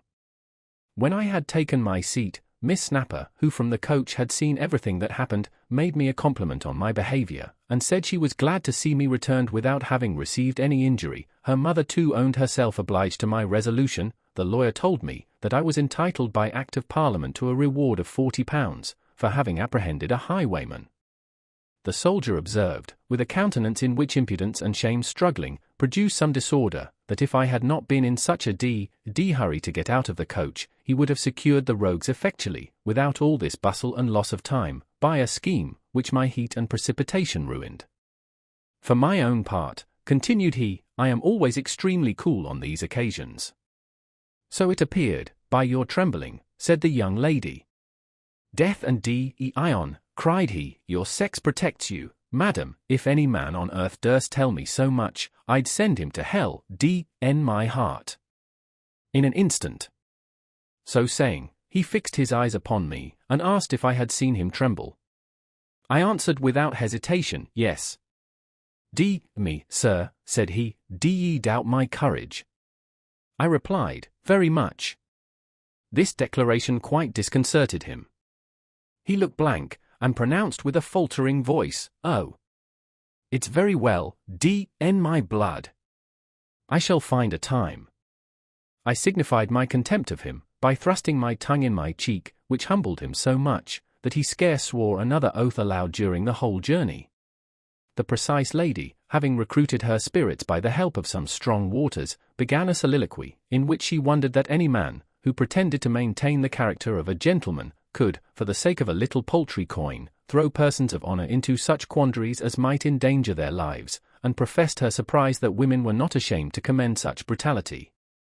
At the same time vowing that for the future she would never set foot in a stage-coach, if a private convenience could be had for love or money. Nettled at her remarks, I took the same method of conveying my sentiments, and wondered in my turn, that any woman of common sense should be so unreasonable as to expect that people, who had neither acquaintance nor connection with her, would tamely allow themselves to be robbed and maltreated, merely to indulge her capricious humour. I likewise confessed my astonishment at her insolence and ingratitude in taxing a person with brutality, who deserved her approbation and acknowledgment, and vowed that, if ever she should be assaulted again, I would leave her to the mercy of the spoiler, that she might know the value of my protection. This person of honor did not think fit to carry on the altercation any further, but seemed to chew the cud of her resentment with the crestfallen captain, while I entered into discourse with my charmer, who was the more pleased with my conversation, as she had conceived a very indifferent opinion of my intellects from my former silence. I should have had cause to be equally satisfied with the sprightliness of her genius, could she have curbed her imagination with judgment, but she labored under such a profusion of talk, that I dreaded her unruly tongue, and felt by anticipation the horrors of an eternal clack. However, when I considered, on the other hand, the joys attending the possession of £20,000, I forgot her imperfections, seized occasion by the forelock, and tried to insinuate myself into her affection. The careful mother kept a strict watch over her, and though she could not help behaving civilly to me, took frequent opportunities of discouraging our communication, by reprimanding her for being so free with strangers, and telling her she must learn to speak less and think more. Abridged of the use of speech, we conversed with our eyes, and I found the young lady very eloquent in this kind of discourse. In short, I had reason to believe that she was sick of the old gentlewoman's tuition, and that I should find it no difficult matter to supersede her authority. When we arrived at the place where we were to breakfast, I alighted, and helped my mistress out of the coach, as well as her mother, who called for a private room, to which they withdrew in order to eat by themselves. As they retired together, I perceived that Miss had got more twists from nature than I had before observed, for she was bent sideways into the figure of an S, so that her progression very much resembled that of a crab. The prude also chose the captain for her messmate, and ordered breakfast for two only, to be brought into another separate room, while the lawyer and I, deserted by the rest of the company, were fain to put up with each other. I was a good deal chagrined at the stately reserve of Mrs. Snapper, who, I thought, did not use me with all the complaisance I deserved, and my companion declared that he had been a traveller for 20 years, and never knew the stage-coach rules so much infringed before. As for the honourable gentlewoman, I could not conceive the meaning of her attachment to the lieutenant, and asked the lawyer if he knew for which of the soldier's virtues she admired him. The counsellor facetiously replied, "I suppose the lady knows him to be an able conveyancer, and wants him to make a settlement in tail." I could not help laughing at the archness of the barrister, who entertained me during breakfast with a great deal of wit of the same kind, at the expense of our fellow travellers, and among other things said, he was sorry to find the young lady saddled with such encumbrances. When we had made an end of our repast, and paid our reckoning, we went into the coach, took our places, and bribed the driver with 6pence to revenge us on the rest of his fare, by hurrying them away in the midst of their meal. This task he performed to our satisfaction, after he had disturbed their enjoyment with his importunate clamour. The mother and daughter obeyed the summons first, and, coming to the coach door, were obliged to desire the coachman's assistance to get in, because the lawyer and I had agreed to show our resentment by our neglect. They were no sooner seated than the captain appeared, as much heated as if he had been pursued a dozen miles by an enemy, and immediately after him came the lady, not without some marks of disorder. Having helped her up, he entered himself, growling a few oaths against the coachman for his impertinent interruption, and the lawyer comforted him by saying, that if he had suffered a nisi prius through the obstinacy of the defendant, he might have an opportunity to join issue at the next stage. This last expression gave offence to the grave gentlewoman, who told him, if she was a man, she would make him repent of such obscenity, and thanked God she had never been in such company before. At this insinuation the captain thought himself under a necessity of espousing the lady's cause, and accordingly threatened to cut off the lawyer's ears, if he should give his tongue any such liberties for the future. The poor counsellor begged pardon, and universal silence ensued. Chapter 55.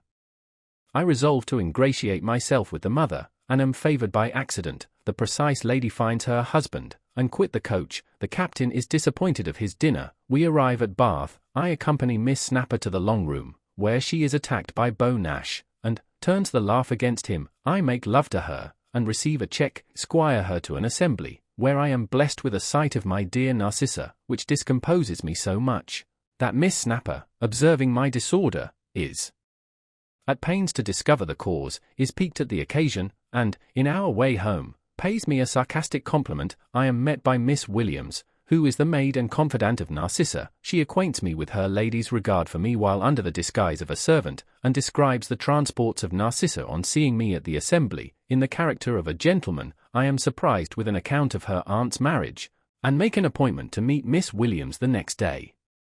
During this unsocial interval, my pride and interest maintained a severe conflict on the subject of Miss Snapper, whom the one represented as unworthy of notice, and the other proposed as the object of my whole attention. The advantages and disadvantages of such a match were opposed to one another by my imagination, and, at length, my judgment gave it so much in favor of the first, that I resolved to prosecute my scheme with all the address in my power.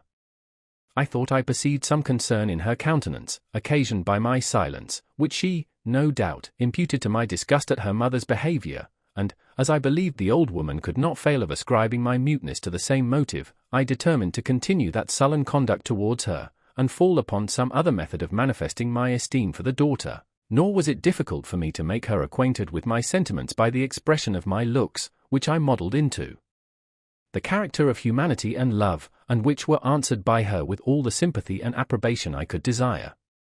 But when I began to consider that, without further opportunities of improving my success, all the progress I had hitherto made would not much avail, and that such opportunities could not be enjoyed without the mother's permission, I concluded it would be requisite to vanquish her coldness and suspicion by my assiduities and respectful behaviour on the road, and she would, in all likelihood, invite me to visit her at Bath, where I did not fear of being able to cultivate her acquaintance as much as would be necessary to the accomplishment of my purpose.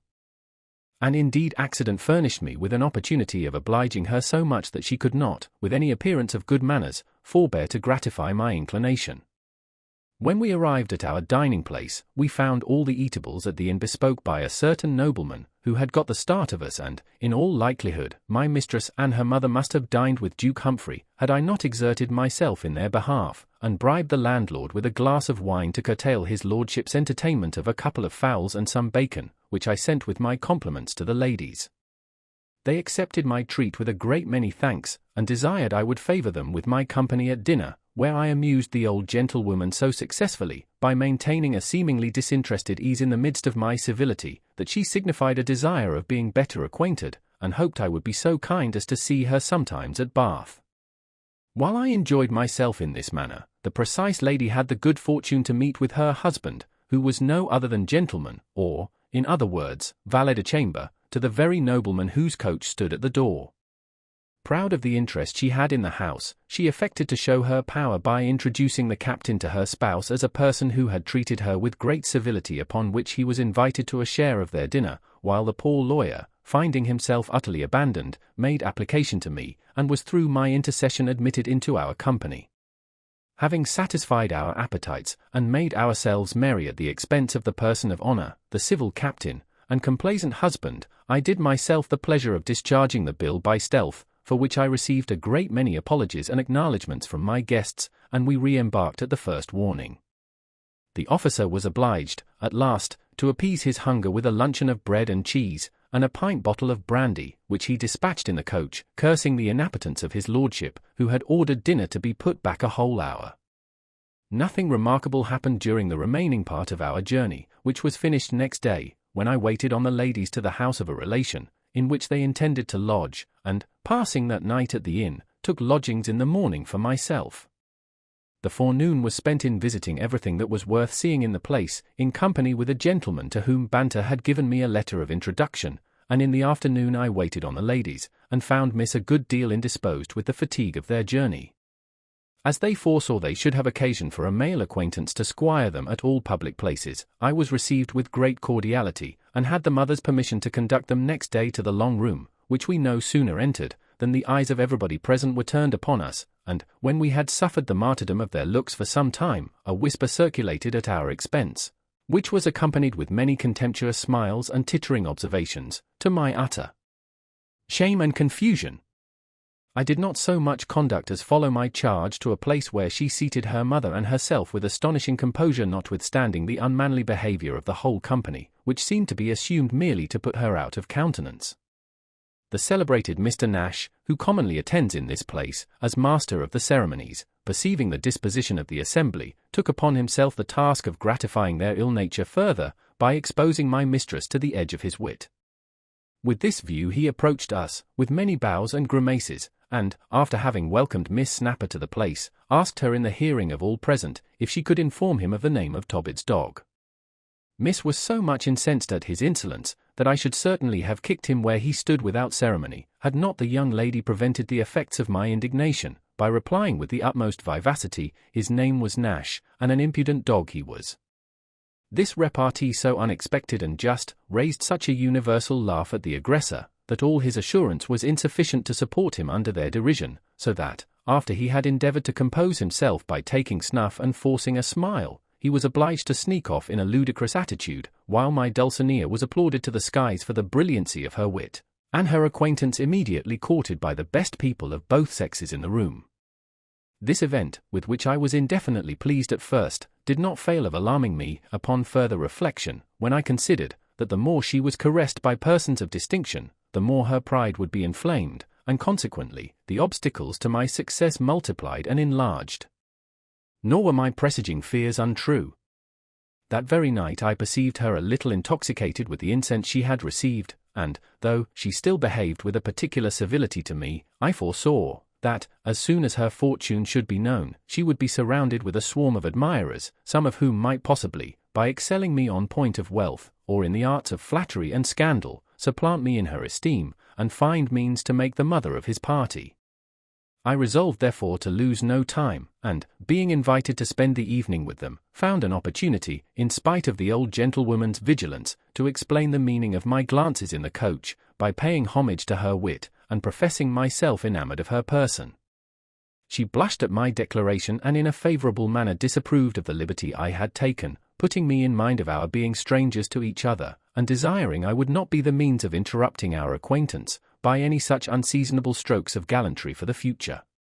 My ardour was effectually checked by this reprimand, which was, however, delivered in a gentle manner, that I had no cause to be disobliged, and the arrival of her mother relieved me from a dilemma in which I should not have known how to demean myself a minute longer.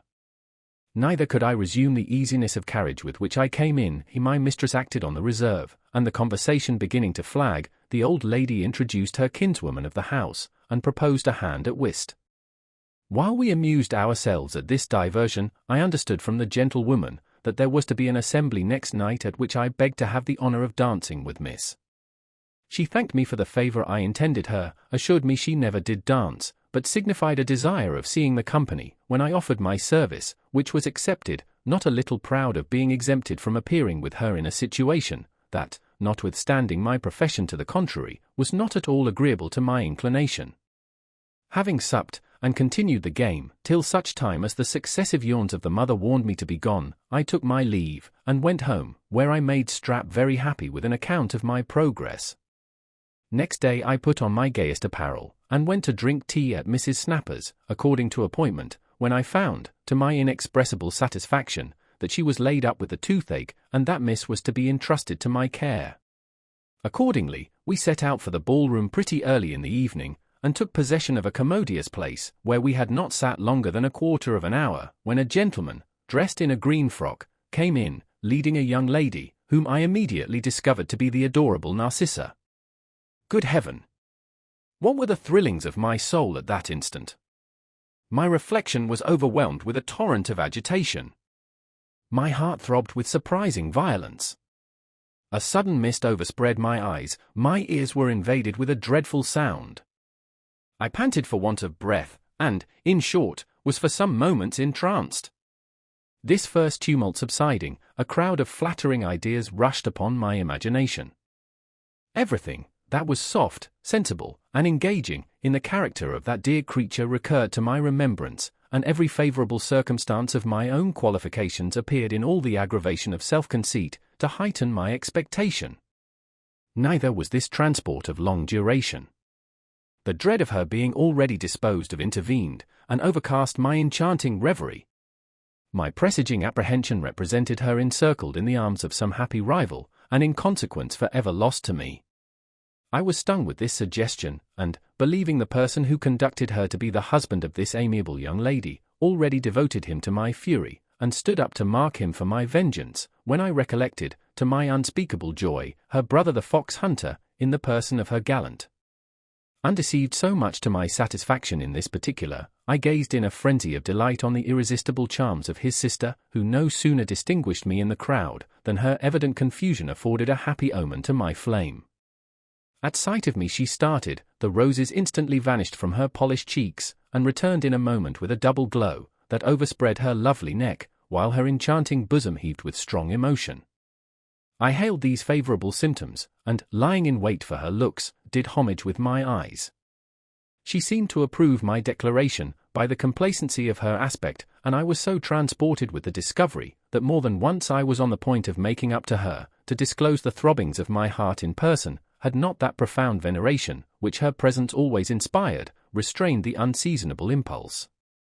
All my powers being engrossed in this manner, it may easily be imagined how ill I entertained Miss Snapper, on whom I could not now turn my eyes, without making comparisons very little to her advantage.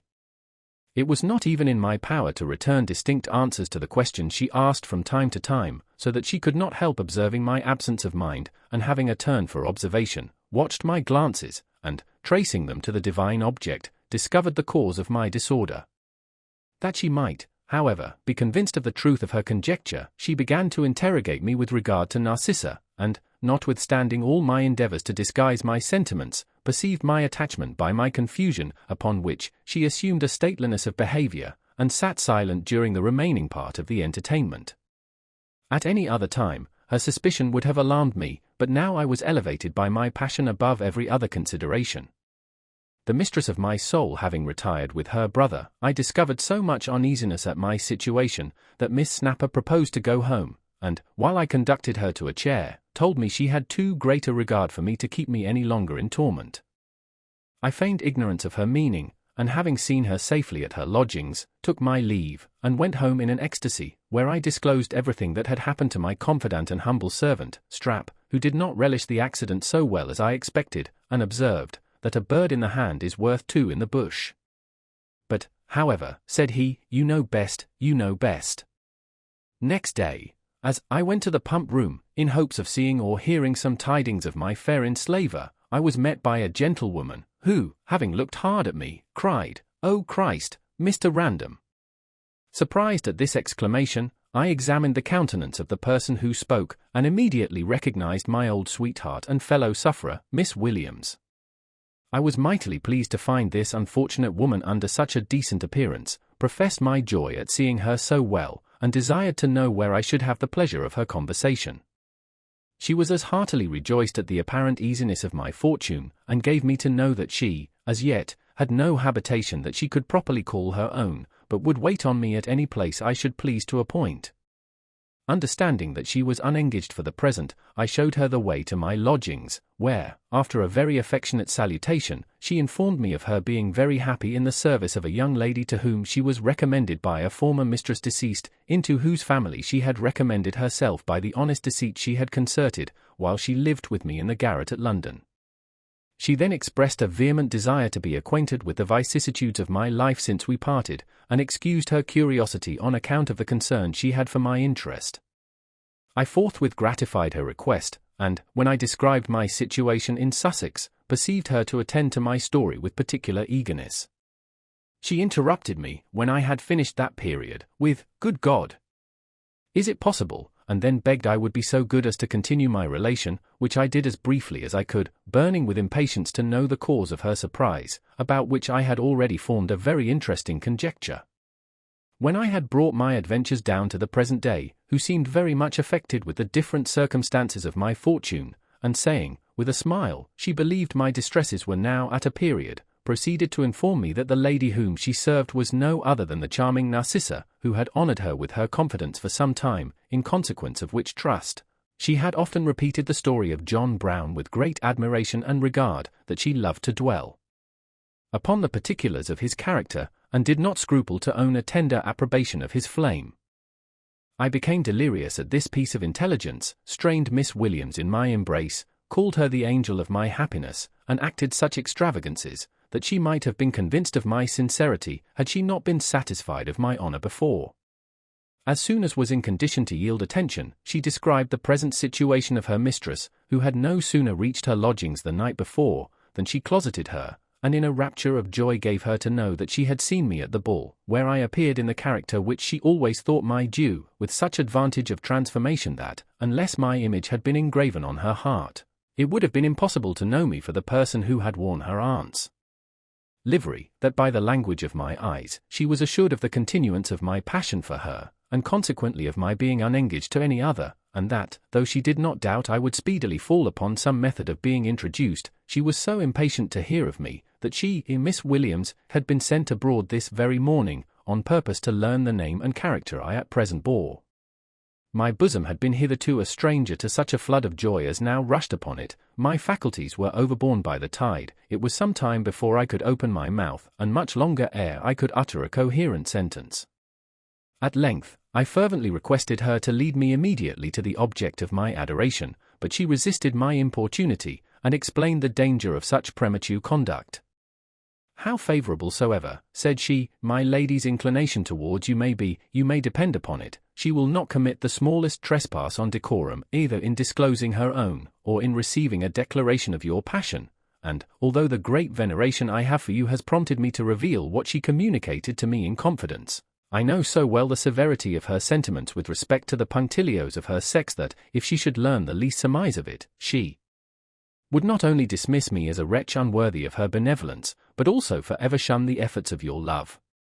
I assented to the justness of her remonstrance, and desired she would assist me with her advice and direction, upon which it was concerted between us, that for the present I should be contented with her telling Narcissa that, in the course of her inquiries, she could only learn my name, and that, if, in a day or two, I could fall upon no other method of being introduced to her mistress, she would deliver a letter from me, on pretence of consulting her happiness, and say that I met her in the streets, and bribed her to this piece of service. Matters being thus adjusted, I kept my old acquaintance to breakfast, and learned from her conversation, that my rival Sir Timothy had drunk himself into an apoplexy of which he died 5 months ago, that the savage was still unmarried and that his aunt had been seized with a whim which he little expected, and chosen the schoolmaster of the parish for her lord and husband. But matrimony not agreeing with her constitution, she had been hectic and dropsical a good while, and was now at Bath, in order to drink the waters for the recovery of her health, that her niece had accompanied her thither at her request, and attended her with the same affection as before, notwithstanding the mistake she had committed, and that the nephew, who had been exasperated at the loss of her fortune, did not give his attendance out of good will, but purely to have an eye on his sister, lest she should likewise throw herself away without his consent or approbation. Having enjoyed ourselves in this manner, and made an assignation to meet next day at a certain place, Miss Williams took her leave, and Strapp's looks being very inquisitive about the nature of the communication subsisting between us, I made him acquainted with the whole affair, to his great astonishment and satisfaction. Chapter 56. I become acquainted with Narcissa's brother, who invites me to his house, where I am introduced to that adorable creature. After dinner, the squire retires to take his nap. Freeman, guessing the situation of my thought, withdraws likewise. On pretence of business, I declare my passion for Narcissa, am well received, charmed with her conversation. The squire detains us to supper, I elude his design by a stratagem, and get home sober. In the afternoon, I drank tea at the house of Mr. Freeman, to whom I had been recommended by Banter, where I had not sat 5 minutes, till the fox hunter came in, and by his familiar behaviour appeared to be intimate with my friend.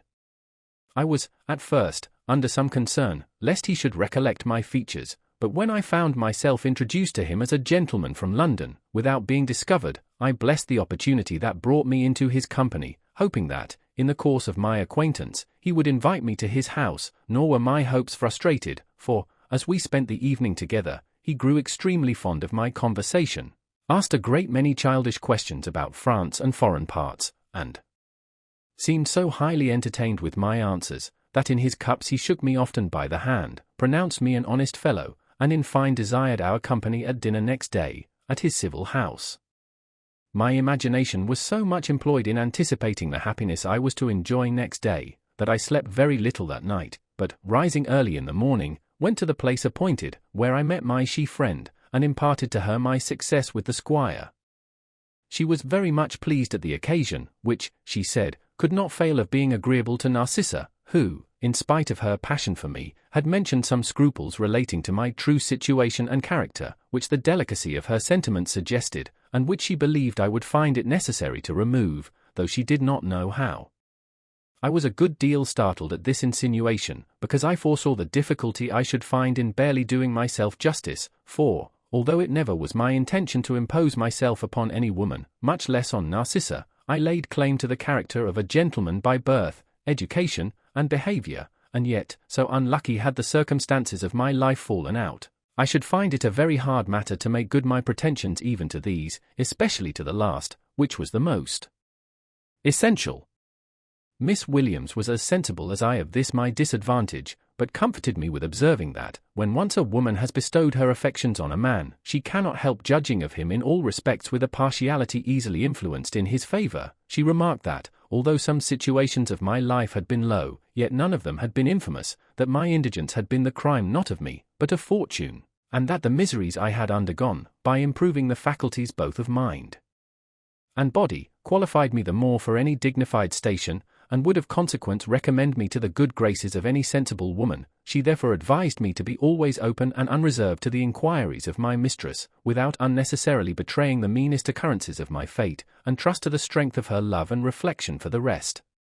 The sentiments of this sensible young woman on this, as well as on almost every other subject, perfectly agreed with mine.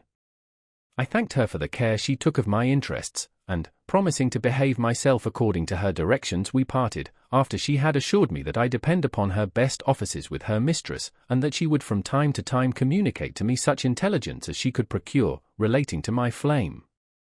Having dressed myself to the best advantage, I waited for the time of dinner with the most fearful impatience, and, as the hour drew near, my heart beat with such increased velocity, and my spirits contracted such disorder, that I began to suspect my resolution, and even to wish myself disengaged.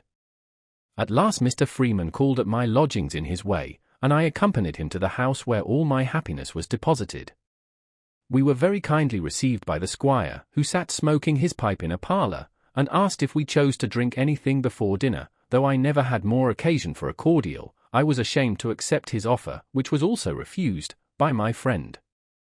We sat down, however, entered into conversation, which lasted half an hour, so that I had time to recollect myself, and, so capricious were my thoughts, even to hope that Narcissa would not appear, when, all of a sudden, a servant coming in, gave us notice that dinner was upon the table, and my perturbation returned with such violence that I could scarcely conceal it from the company, as I ascended the staircase. When I entered the dining-room, the first object that saluted my ravished eyes was the divine Narcissa, blushing like Aurora, adorned with all the graces that meekness, innocence, and beauty can diffuse. I was seized with a giddiness, my knees tottered, and I scarce had strength enough to perform the ceremony of salutation, when her brother, slapping me on the shoulder, cried, "Measure Random, that there is my sister." I approached her with eagerness and fear, but in the moment of our embrace, my soul was agonized with rapture. It was a lucky circumstance for us both, that my entertainer was not endued with an uncommon stock of penetration, for our mutual confusion was so manifest that Mr. Freeman perceived it, and as we went home together, congratulated me on my good fortune. But so far was Bruin from entertaining the least suspicion, that he encouraged me to begin a conversation with my mistress in a language unknown to him, by telling her that he had a gentleman who could jabber with her in French and other foreign lingoes as fast as she pleased, then, turning to me, said, "Odds bobs! I wish you would hold discourse with her in your French or Italian, and tell me if she understands it as well as she would be thought to do.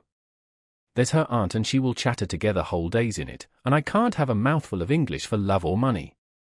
I consulted the look of my amiable mistress and found her averse to his proposal, which indeed she declined with a sweetness of denial peculiar to herself, as a piece of disrespect to that part of the company which did not understand the language in question.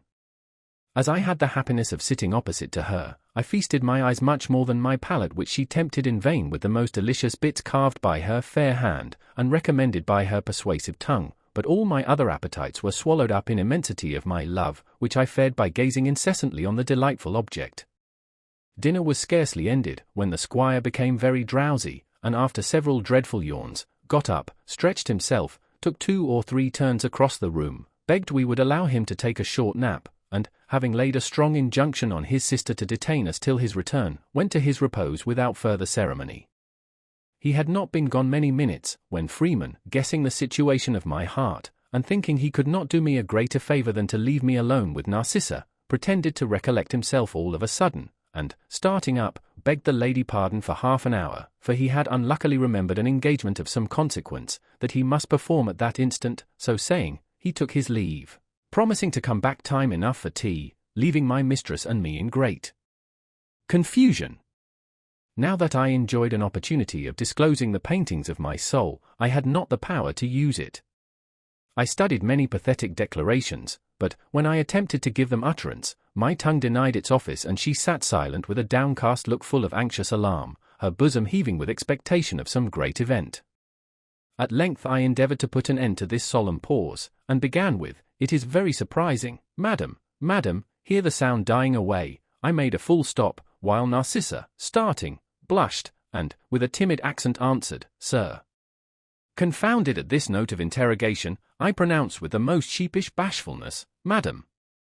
To which she replied, "I beg pardon, I thought you had spoken to me." Another pause ensued. I made another effort, and, though my voice faltered very much at the beginning, made shift to express myself in this manner. "I say, madam, it is very surprising that love should act so inconsistently with itself, as to deprive its votaries of the use of their faculties, when they have most need of them. Since the happy occasion of being alone with you presented itself, I have made many unsuccessful attempts to declare a passion for the loveliest of her sex, a passion which took possession of my soul, while my cruel fate compelled me to wear a servile disguise so unsuitable to my birth, sentiments, and let me add, my deserts, yet favorable in one respect, as it furnished me with opportunities of seeing and adoring your perfections. Yes, madam, it was then your dear idea entered my bosom, where it has lived unimpaired in the midst of numberless cares, and animated me against 1,000 dangers and calamities." While I spoke thus, she concealed her face with her fan, and when I ceased speaking, recovering herself from the most beautiful confusion, told me she thought herself very much obliged by my favorable opinion of her, and that she was very sorry to hear I had been unfortunate. Encouraged by this gentle reply, I proceeded, owned myself sufficiently recompensed by her kind compassion for what I had undergone, and declared the future happiness of my life depended solely upon her. "Sir," said she, "I should be very ungrateful, if after the signal protection you once afforded me, I should refuse to contribute towards your happiness in any reasonable condescension." Transported at this acknowledgment, I threw myself at her feet, and begged she would regard my passion with a favorable eye. She was alarmed at my behavior, entreated me to rise lest her brother should discover me in that posture, and to spare her for the present upon a subject for which she was altogether unprepared. In consequence of this remonstrance, I rose, assuring her I would rather die than disobey her, but in the meantime begged her to consider how precious the minutes of this opportunity were, and what restraint I put upon my inclinations, in sacrificing them to her desire. She smiled with unspeakable sweetness, and said there would be no want of opportunities, provided I could maintain the good opinion her brother had conceived of me, and I, enchanted by her charms, seized her hand, which I well nigh devoured with kisses. But she checked my boldness with a severity of countenance, and desired I would not so far forget myself to her, as to endanger the esteem she had for me. She reminded me of our being almost strangers to each other, and of the necessity there was for her knowing me better, before she could take any resolution in my favor, and, in short, mingled so much good sense and complacency in her reproof, that I became as much enamored of her understanding as I had been before of her beauty, and asked pardon for my presumption with the utmost reverence of conviction. She forgave my offense with her usual affability, and sealed my pardon with a look so full of bewitching tenderness, that, for some minutes, my senses were lost in ecstasy. I afterwards endeavored to regulate my behavior according to her desire, and turn the conversation upon a more indifferent subject, but her presence was an insurmountable obstacle to my design. While I beheld so much excellence, I found it impossible to call my attention from the contemplation of it. I gazed with unutterable fondness. I grew mad with admiration. "My condition is insupportable," cried I am distracted with passion. "Why are you so exquisitely fair? Why are you so enchantingly good? Why has nature dignified you with charm so much above the standard of woman? And, wretch that I am, how dare my unworthiness aspire to the enjoyment of such perfection?" She was startled at my ravings, reasoned down my transport, and by her irresistible eloquence, soothed my soul into a state of tranquil felicity, but, lest I might suffer a relapse, industriously promoted other subjects to entertain my imagination. She chid me for having omitted to inquire about her aunt who, she assured me, in the midst of all her absence of temper, and detachment from common affairs, often talked of me with uncommon warmth. I professed my veneration for the good lady, excused my omission, by imputing it to the violence of my love, which engrossed my whole soul, and desired to know the situation of her health. Upon which, the amiable Narcissa repeated what I had heard before of her marriage, with all the tenderness for her reputation that the subject would admit of, told me she lived with her husband hard by, and was so much afflicted with the dropsy, and wasted by a consumption, that she had small hopes of her recovery. Having expressed my sorrow for her distemper, I questioned her about my good friend, Mrs. Sagely, who, I learned to my great satisfaction, was in good health, and who had by the encomium she bestowed upon me after I was gone, confirmed the favourable impression my behaviour at parting had made on Narcissa's heart. This circumstance introduced an inquiry into the conduct of Sir Timothy Thicket, who, she informed me, had found means to incense her brother so much against me that she found it impossible to undeceive him, but, on the contrary, suffered very much in her own character by his scandalous insinuations, that the whole parish was alarmed, and actually in pursuit of me, so that she had been in the utmost consternation on my account, well knowing how little my own innocence and her testimony would have weighed with the ignorance, prejudice, and brutality of those who must have judged me, had I been apprehended, that Sir Timothy, having been seized with a fit of apoplexy, from which with great difficulty he was recovered, began to be apprehensive of death, and to prepare himself accordingly for that great event, as a step to which he sent for her brother, owned with great contrition the brutal design he had upon her, and in consequence acquitted me of the assault, robbery, and correspondence with her, which he had laid to my charge, after which confession he lived about a month in a languishing condition, and was carried off by a second assault. Every word that this dear creature spoke riveted the chains with which she held me enslaved. My mischievous fancy began to work, and the tempest of my passion to wake again, when the return of Freeman destroyed the tempting opportunity, and enabled me to quell the rising tumult. A little while after, the squire staggered into the room, rubbing his eyes, and called for his tea, which he drank out of a small bowl, qualified with brandy. While we took it in the usual way, Narcissa left us in order to visit her aunt, and when Freeman and I proposed to take our leave, the fox hunter insisted on our spending the evening at his house with such obstinacy of affection, that we were obliged to comply. For my own part, I should have been glad of the invitation, by which, in all likelihood, I should be blessed with more of his sister's company, had I not been afraid of risking her esteem, by entering into a debauch of drinking with him, which, from the knowledge of his character, I foresaw would happen, but there was no remedy. I was forced to rely upon the strength of my constitution, which I hoped would resist intoxication longer than the squire's, and to trust to the good nature and discretion of my mistress for the rest. Our entertainer, resolving to begin by times, ordered the table to be furnished with liquor and glasses immediately after tea, but we absolutely refused to set in for drinking so soon, and prevailed upon him to pass away an hour or two at whist, in which we engaged as soon as Narcissa returned. The savage and I happened to be partners at first, and, as my thoughts were wholly employed in a more interesting game, I played so ill that he lost all patience, swore bitterly, and threatened to call for wine, if they would not grant him another associate. This desire was gratified, and Narcissa and I were of a side. He won for the same reason that made him lose before. I was satisfied, my lovely partner did not repine, and the time slipped away very agreeably, until we were told that supper was served in another room. The squire was enraged to find the evening so unprofitably spent, and wreaked his vengeance on the cards, which he tore, and committed to the flames with many execrations, threatening to make us redeem our loss with a large glass and quick circulation, and indeed we had no sooner supped, and my charmer withdrawn, than he began to put his threat in execution. 3 bottles of port, for he drank no other sort of wine, were placed before us, with as many water glasses, which were immediately filled to the brim, after his example, by each out of his respective allowance, and emptied in a trice to the best in Christendom. Though I swallowed this, and the next, as fast as the glass could be replenished, without hesitation or show of reluctance, I perceived that my brain would not be able to bear many bumpers of this sort, and dreading the perseverance of a champion who began with such vigour, I determined to make up for the deficiency of my strength by a stratagem, which I actually put in practice when the second course of bottles was called for. The wine being strong and heady, I was already a good deal discomposed by the dispatch we had made. Freeman's eyes began to reel, and Bruin himself was elevated into a song, which he uttered with great vociferation. When I therefore saw the second round brought in, I assumed a gay air, entertained him with a French catch on the subject of drinking, which, though he did not understand it, delighted him highly, and, telling him your choice spirits at Paris never troubled themselves with glasses, asked if he had not a bowl or cup in the house that would contain a whole quart of wine. "Odds niggers," cried he, "I have a silver candle cup that holds just the quantity, for all the world, fetch it hither, numps." The vessel being produced, I bade him decant his bottle into it, which he having done, I nodded in a very deliberate manner, and said, "Pledge you." He stared at me for some time, and crying, "What?"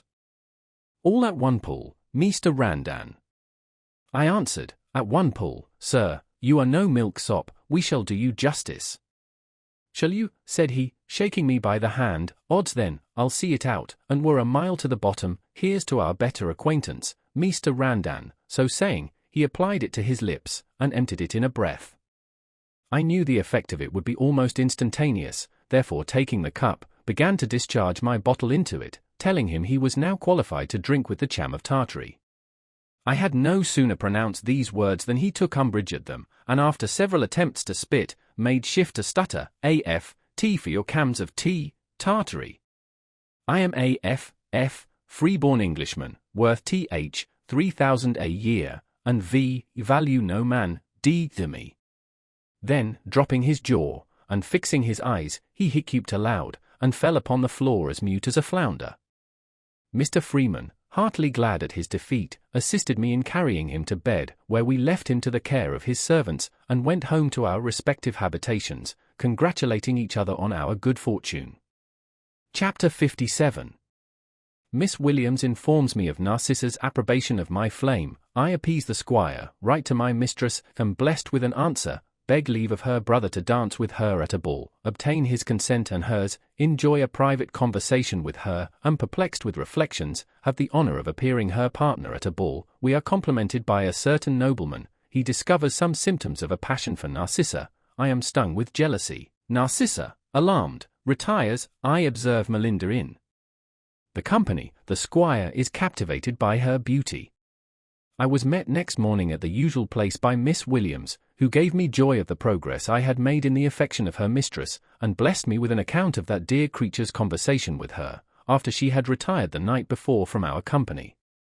I could scarce believe her information, when she recounted her expressions in my favour, so much more warm and passionate were they than my most sanguine hopes had presaged, and was particularly pleased to hear that she approved of my behaviour to her brother after she withdrew.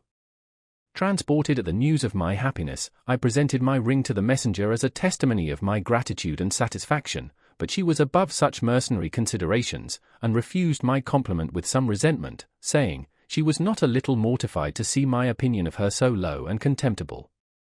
I did myself a piece of justice by explaining my behaviour on this head, and to convince her of my esteem, promised to be ruled by her directions in the prosecution of the whole affair, which I had so much at heart, that the repose of my life depended upon the consequence.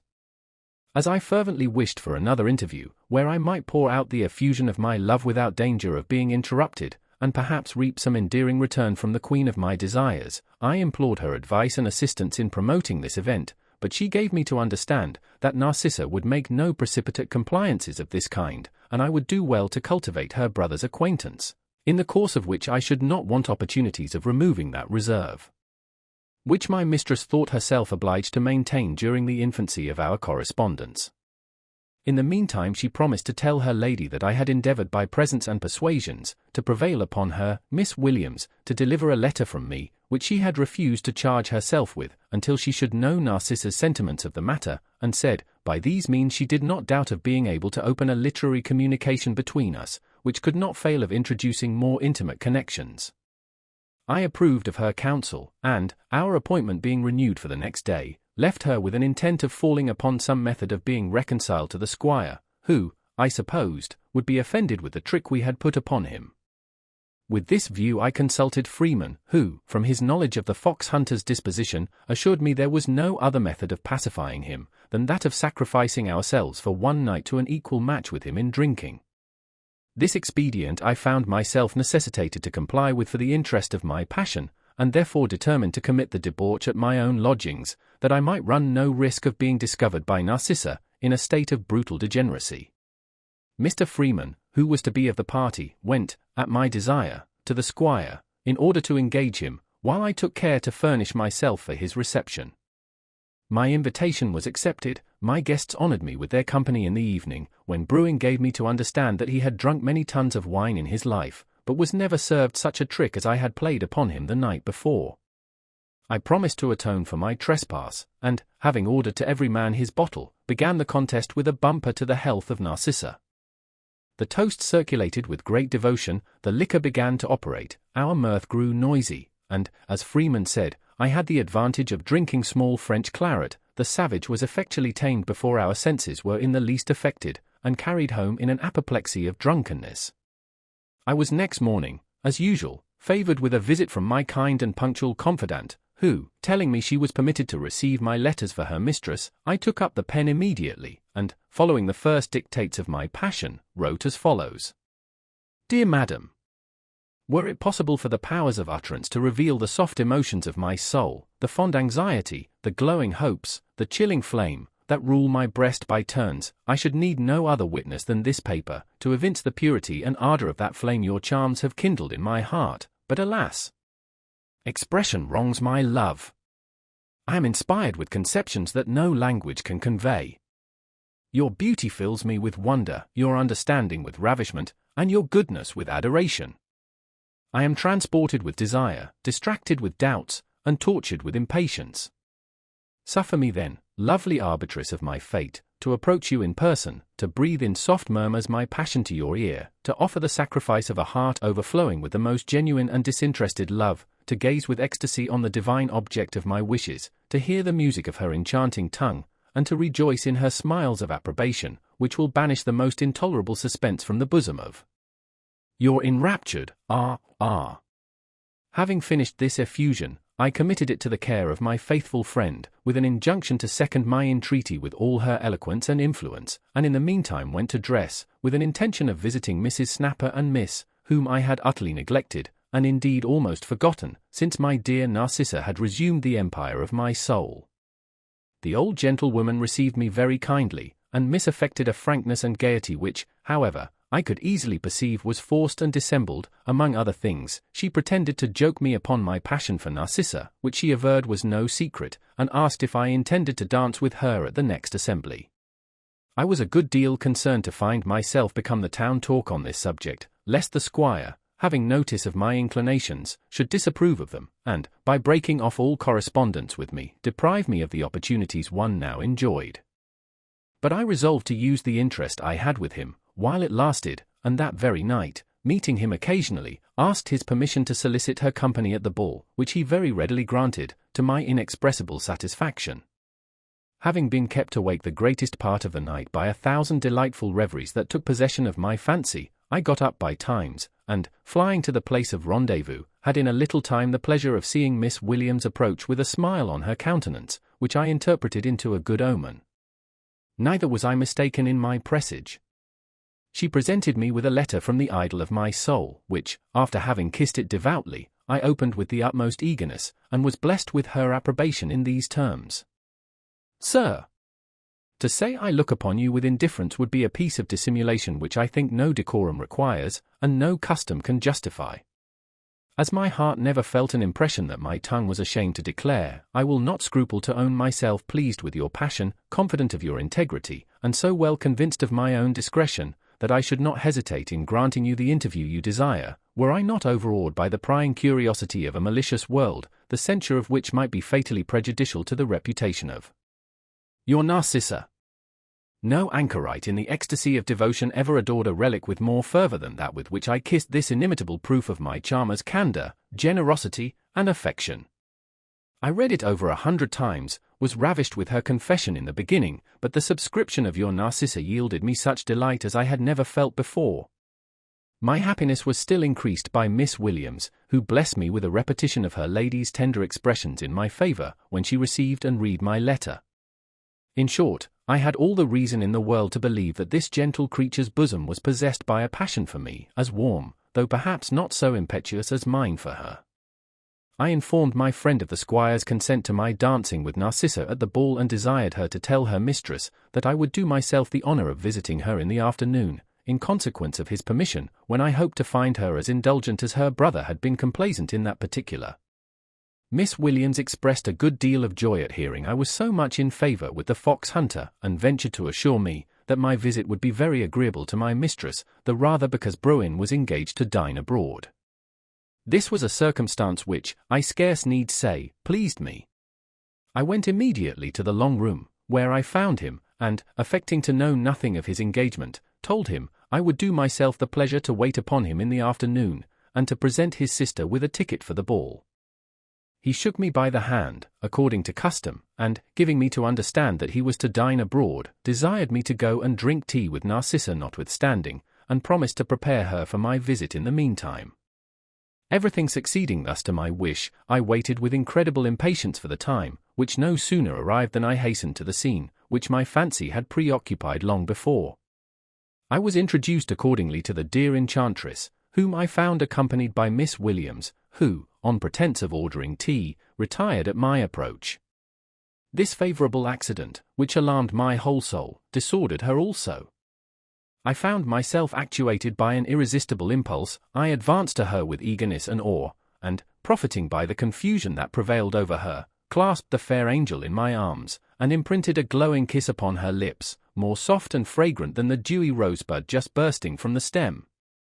Her face was in an instant covered with blushes, her eye sparkled with resentment. I threw myself at her feet, and implored her pardon.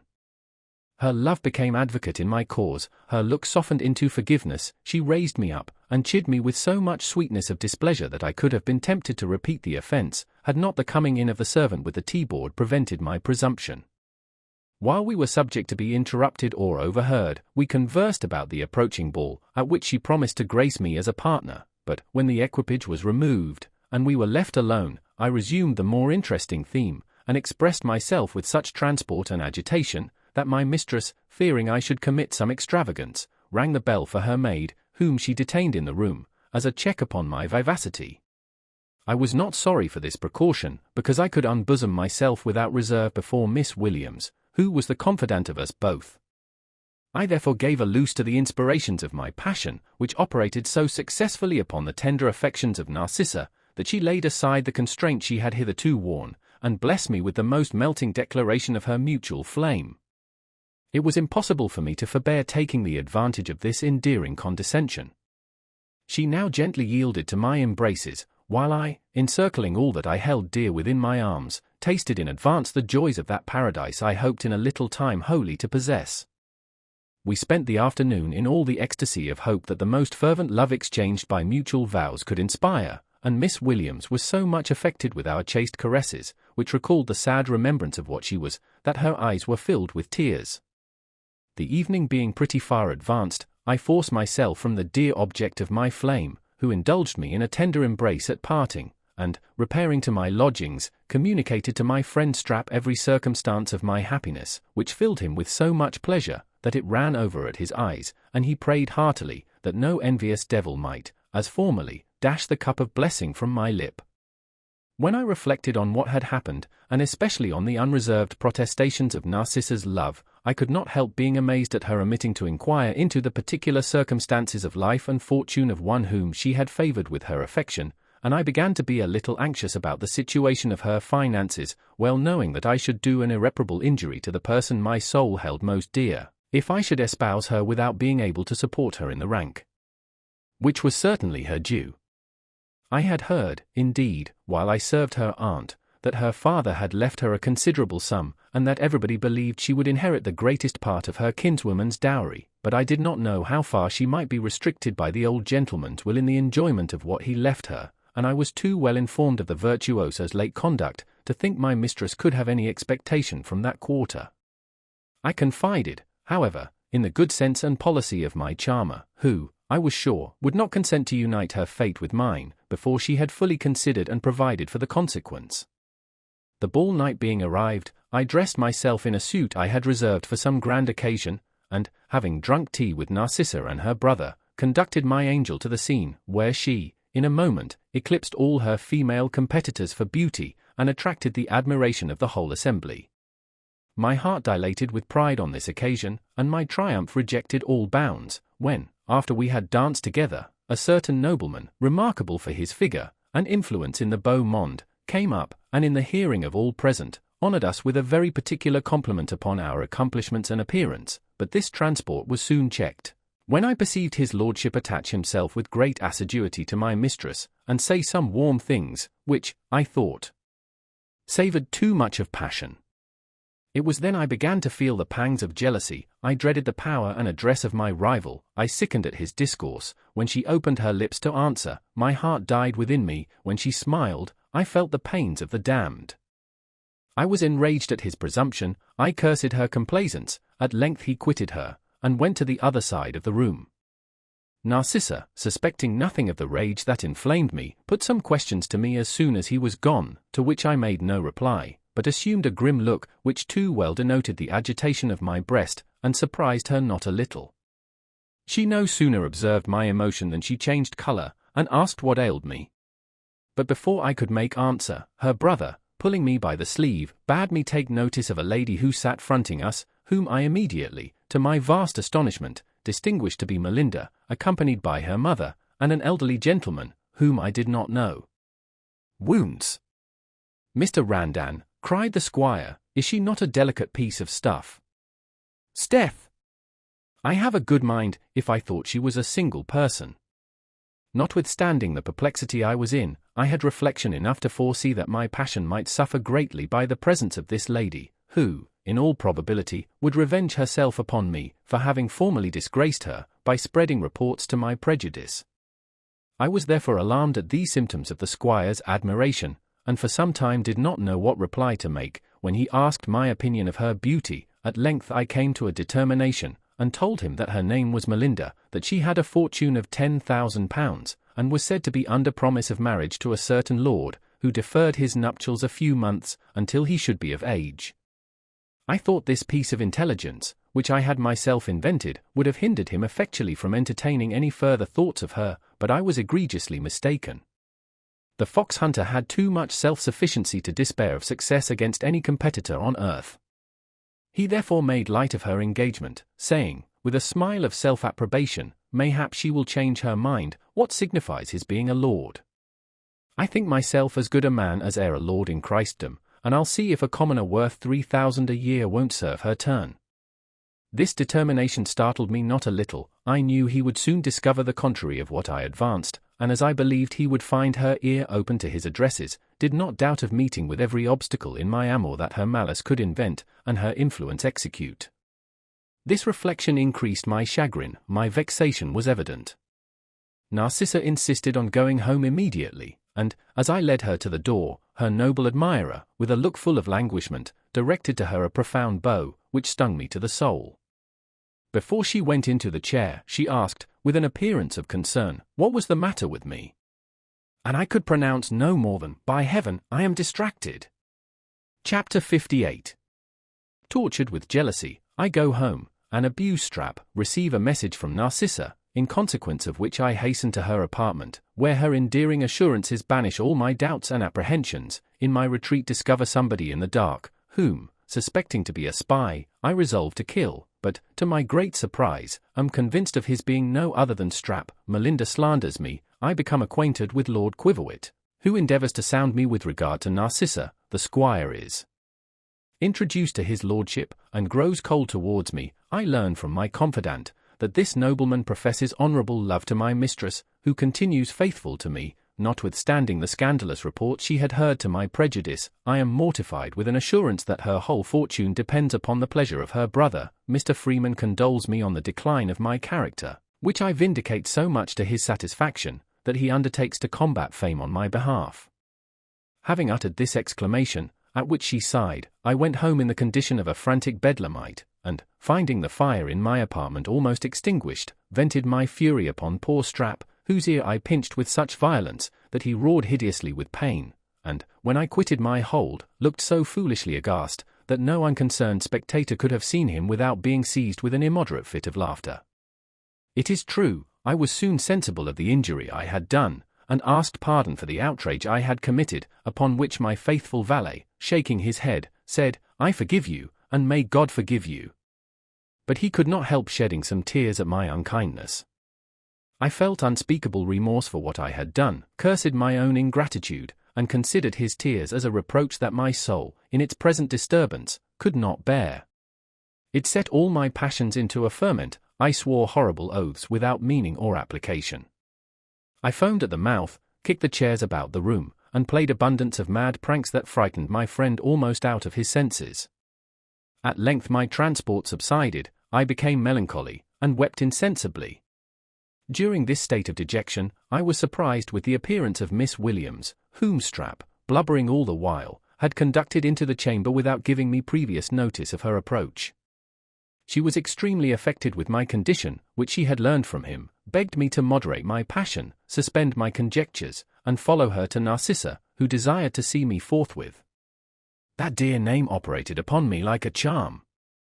I started up, and, without opening my lips, was conducted into her apartment through the garden, which we entered by a private door. I found the adorable creature in tears. I was melted at the sight. We continued silent for some time. My heart was too full to speak. Her snowy bosom heaved with fond resentment. At last she sobbing cried, "What have I done to disoblige you?" My heart was pierced with the tender question. I drew near with the utmost reverence of affection. I fell upon my knees before her, and, kissing her hand, exclaimed, "Oh, thou art all goodness and perfection! I am undone by want of merit. I am unworthy to possess thy charms, which heaven hath destined for the arms of some more favourite being." She guessed the cause of my disquiet, upbraided me gently for my suspicion, and gave me such flattering assurances of her eternal fidelity, that all my doubts and fears forsook me, and peace and satisfaction reigned within my breast. At midnight I left the fair nymph to her repose, and, being let out by Miss Williams at the garden gate by which I entered, began to explore my way homeward in the dark, when I heard at my back a noise like that of a baboon when he mews and chatters. I turned instantly, and, perceiving something black, concluded I was discovered by some spy, employed to watch for that purpose. Aroused at this conjecture, by which the reputation of the virtuous Narcissa appeared in jeopardy, I drew my sword, and would have sacrificed him to her fame, had not the voice of Strap restrained my arm. It was with great difficulty he could pronounce, do. Mum, murder me if you please. Such an effect had the cold upon his jaws, that his teeth rattled like a pair of castanets. Pleased to be thus undeceived, I laughed at his consternation, and asked what brought him thither? Upon which he gave me to understand, that his concern for me had induced him to follow me to that place, where the same reason had detained him till now, and he frankly owned, that, in spite of the esteem he had for Miss Williams, he began to be very uneasy about me, considering the disposition in which I went abroad, and, if I had stayed much longer, would certainly have alarmed the neighbourhood in my behalf. The knowledge of this his intention confounded me. I represented to him the mischievous consequences that would have attended such a rash action, and, cautioning him severely against any such design for the future, concluded my admonition with an assurance, that, in case he should ever act so madly, I would, without hesitation, put him to death. "Have a little patience," cried he, in a lamentable tone, "your displeasure will do the business, without your committing murder." I was touched with this reproach, and, as soon as we got home, made it my business to appease him, by explaining the cause of that transport during which I had used him so unworthily. Next day when I went into the long room, I observed several whispers circulate all of a sudden, and did not doubt that Melinda had been busy with my character, but I consoled myself with the love of Narcissa, upon which I rested with the most perfect confidence, and going up to the roly-poly table, won a few pieces from my suspected rival, who, with an easy politeness, entered into conversation with me, and, desiring my company to the coffee-house, treated me with tea and chocolate. I remembered Strut well, and guarded against his insinuating behaviour, nor was my suspicion wrong-placed. He artfully turned the discourse upon Narcissa, and endeavoured by hinting at an intrigue he pretended to be engaged in elsewhere, to learn what connection there was between her and me. But all his finesse was ineffectual. I was convinced of his dissimulation, and gave such general answers to his inquiries, that he was forced to drop the subject, and talk of something else. While we conversed in this manner, the savage came in with another gentleman, who introduced him to his lordship, and he was received with such peculiar marks of distinction, that I was persuaded the courtier intended to use him in some shape or other, and from thence I drew an unlucky omen. But I had more cause to be dismayed the following day, when I saw the squire in company with Melinda and her mother, who honoured me with several disdainful glances, and when I afterwards threw myself in his way, instead of the cordial shake of the hand, he returned my salute with a cold repetition of servant, servant, which he pronounced with such indifference or rather contempt, that if he had not been Narcissa's brother, I should have affronted him in public. These occurrences disturbed me not a little. I foresaw the brooding storm, and armed myself with resolution for the occasion, but Narcissa, being at stake, I was far from being resigned. I could have renounced every other comfort of life with some degree of fortitude, but the prospect of losing her disabled all my philosophy, and tortured my soul into madness. Miss Williams found me, next morning, full of anxious tumult, which did not abate when she told me that my Lord Quiverwit, having professed honourable intentions, had been introduced to my lovely mistress by her brother, who had, at the same time, from the information of Melinda, spoken of me as an Irish fortune-hunter, without either birth or estate, who supported myself in the appearance of a gentleman by sharping and other infamous practices, and who was of such an obscure origin, that I did not even know my own extraction. Though I expected all this malice, I could not hear it with temper, especially as truth was so blended with falsehood in the assertion, that it would be almost impossible to separate the one from the other in my vindication. But I said nothing on this head, being impatient to know how Narcissa had been affected with the discovery. That generous creature, far from believing these imprecations, was no sooner withdrawn with her confidant, than she inveighed with great warmth against the malevolence of the world, to which only she ascribed the whole of what had been said to my disadvantage, and, calling every circumstance of my behaviour to her into review before her, found everything so polite, honourable, and disinterested, that she could not harbour the least doubt of my being the gentleman I assumed. I have indeed, said she, purposely forborne to ask the particulars of his life, lest the recapitulation of some misfortunes, which he has undergone, should give him pain, and, as to the article of his fortune, I own myself equally afraid of inquiring into it, and of discovering the state of my own, lest we should find ourselves both unhappy in the explanation, for, alas, my provision is conditional, and depends entirely on my marrying with my brother's consent. I was thunderstruck with this intelligence, the light forsook my eyes, the colour vanished from my cheeks, and I remained in a state of universal trepidation.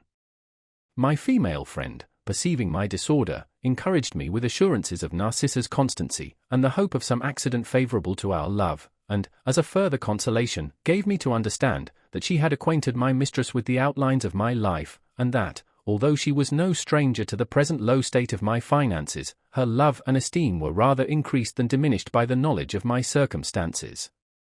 I was greatly comforted by this assurance, which saved me a world of confusion and anxiety, for I must have imparted my situation one day to Narcissa, and this task I could not have performed without shame and disorder.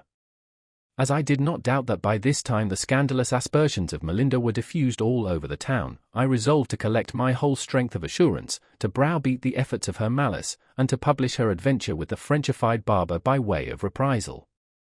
In the meantime, having promised to be at the garden gate about midnight, Miss Williams took her leave, bidding me repose myself entirely on the affection of my dear Narcissa, which was as perfect as inviolable. Before I went abroad, I was visited by Freeman, who came on purpose to inform me of the infamous stories that were raised at my expense. I heard them with great temper, and in my turn disclosed everything that had happened between Melinda and me, and among other circumstances entertained him with the story of the barber, letting him know what share his friend Banter had in that affair. He was convinced of the injury my reputation had suffered, and, no longer doubting the fountain from whence this deluge of slander had flowed upon me, undertook to undeceive the town in my behalf, and roll the stream back upon its source, but in the meantime, cautioned me from appearing in public, while the prepossession was so strong against me, lest I should meet with some affront that might have bad consequences. Chapter 59. I receive an extraordinary message at the door of the long room, which, however, enter, and affront the squire, who threatens to take the law of me, rebuke Melinda for her malice, she weeps with vexation, Lord Quiverwit is severe upon me, I retort his sarcasm, am received with the utmost tenderness by Narcissa, who desires to hear the story of my life, we vow eternal constancy to other, I retire, am waked by a messenger, who brings a challenge from Quiverwit, whom I meet, engage, and vanquish. I thanked him for his advice, which, however, my pride and resentment would not permit me to follow, for he no sooner left me, in order to do justice to my character among his friends and acquaintance, than I sallied out, and went directly to the long room. I was met at the door by a servant, who presented a billet to me without a subscription, importing that my presence was disagreeable to the company, and desiring I would take the hint without further disturbance, and bestow myself elsewhere for the future. This peremptory message filled me with indignation. I followed the fellow who delivered it, and, seizing him by the collar in presence of all the company, threatened to put him instantly to death if he did not discover the scoundrel who had charged him with such an impudent commission, that I might punish him as he deserved. The messenger, affrighted at my menaces and furious looks, fell upon his knees, and told me that the gentleman who ordered him to deliver the letter was no other than Narcissa's brother, who, at that time, stood at the other end of the room, talking to Melinda. I went up to him immediately, and in the hearing of his inamorata, accosted him in these words: "Lookee, squire, were it not for one consideration that protects you from my resentment, I would cane you where you stand, for having had the presumption to send me this scurrilous intimation," which I tore to pieces and threw in his face, at the same time darting an angry regard at his mistress. I told her I was sorry she had put it out of my power to compliment her upon her invention, but at the expense of her good nature and veracity. Her admirer, whose courage never rose, but in proportion to the wine he had swallowed, instead of resenting my address in what is called an honourable way, threatened to prosecute me for an assault, and took witnesses accordingly, while she, piqued at his pusillanimous behaviour, and enraged at the sarcasm I had uttered against her, endeavoured to make her quarrel a public cause, and wept aloud with spite and vexation. The tears of a lady could not fail of attracting the notice and concern of the spectators, to whom she complained of my rudeness with great bitterness, saying, if she were a man, I durst not use her so.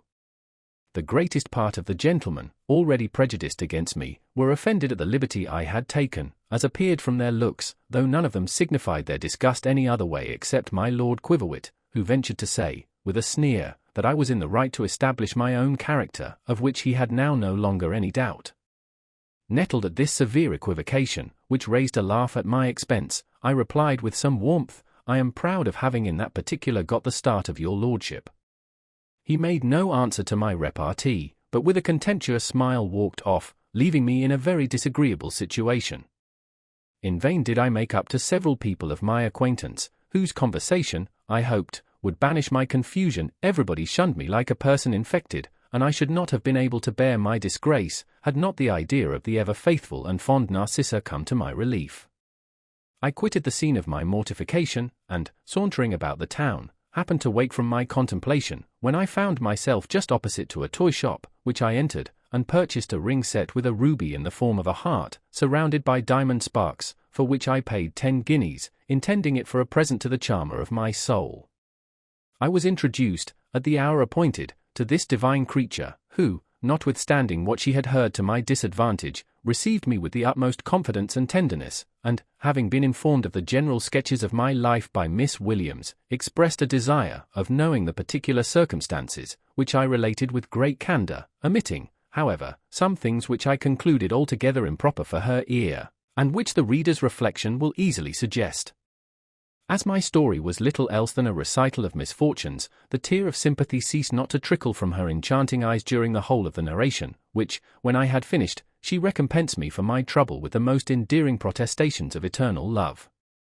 She bewailed her restricted condition, as it was the means of retarding my happiness, told me that Lord Quiverwit, by her brother's permission, had been to drink tea with her that very afternoon, and actually proposed marriage, and, seeing me extremely affected with this piece of information, offered to give me a convincing proof of her affection, by espousing me in private, and leaving the rest to fate.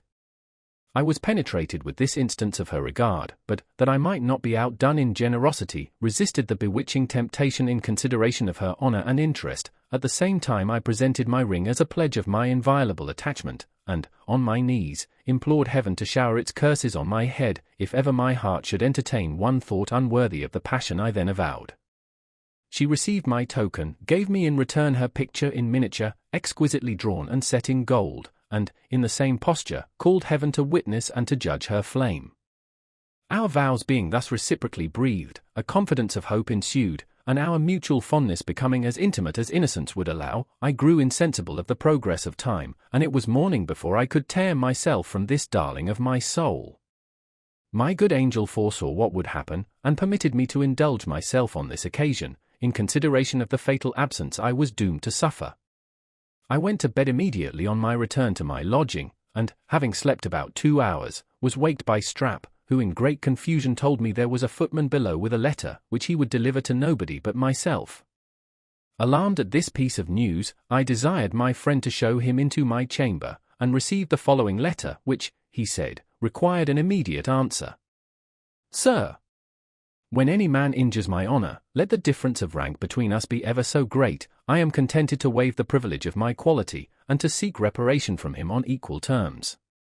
The insolence of your reply to me yesterday, in the long room, I might have overlooked, had not your presumptive emulation in a much more interesting affair, and which I made this morning, concurred in persuading me to chastise your audacity with my sword.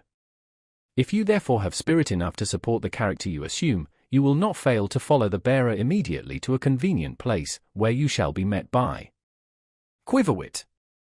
Whether I was enervated by the love and favour of Narcissa, or awed by the superior station of my antagonist, I know not, but I never had less inclination to fight than at this time.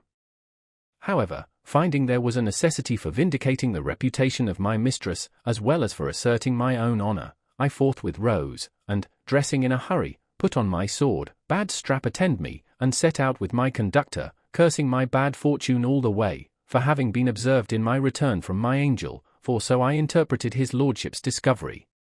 When I came within sight of my rival, his lackey told me he had orders to stop, upon which I commanded Strap to halt also, while I walked forward, resolving, if possible, to come to an explanation with my challenger, before we should come to battle. Nor was an opportunity wanting, for I no sooner approached than he asked, with a stern countenance, what business I had in Mr. Topehall's garden so early in the morning.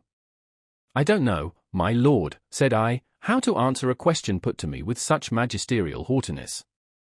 If your lordship will please to expostulate calmly, you will have no cause to repent of your condescension, otherwise I am not to be intimated into any confession. There is no room for denial, answered he, I saw you come out with my own eyes. Did any other see me? Said I. I neither know nor care, said he, I want no other evidence than that of my own senses.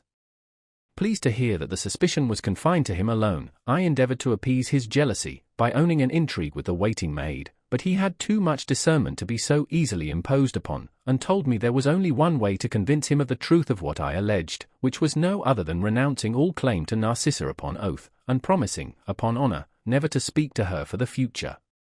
Exasperated at this proposal, I unsheathed my sword, saying, Heavens! What title have you, or any man on earth, to impose such terms on me? He did the same, and making towards me with a contracted brow, said I was a villain, and had dishonoured Narcissa. He's a villain, I replied, in a transport of fury, who brands me with that imputation. She is 1,000 times more chaste than the mother that bore you, and I will assert her honour with my heart's blood.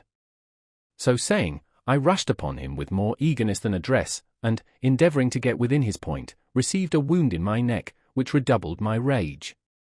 He excelled me in temper as well as in skill, by which means he parried my thrusts with great calmness, until I had almost exhausted my spirits, and, when he perceived me beginning to flag, attacked me fiercely in his turn.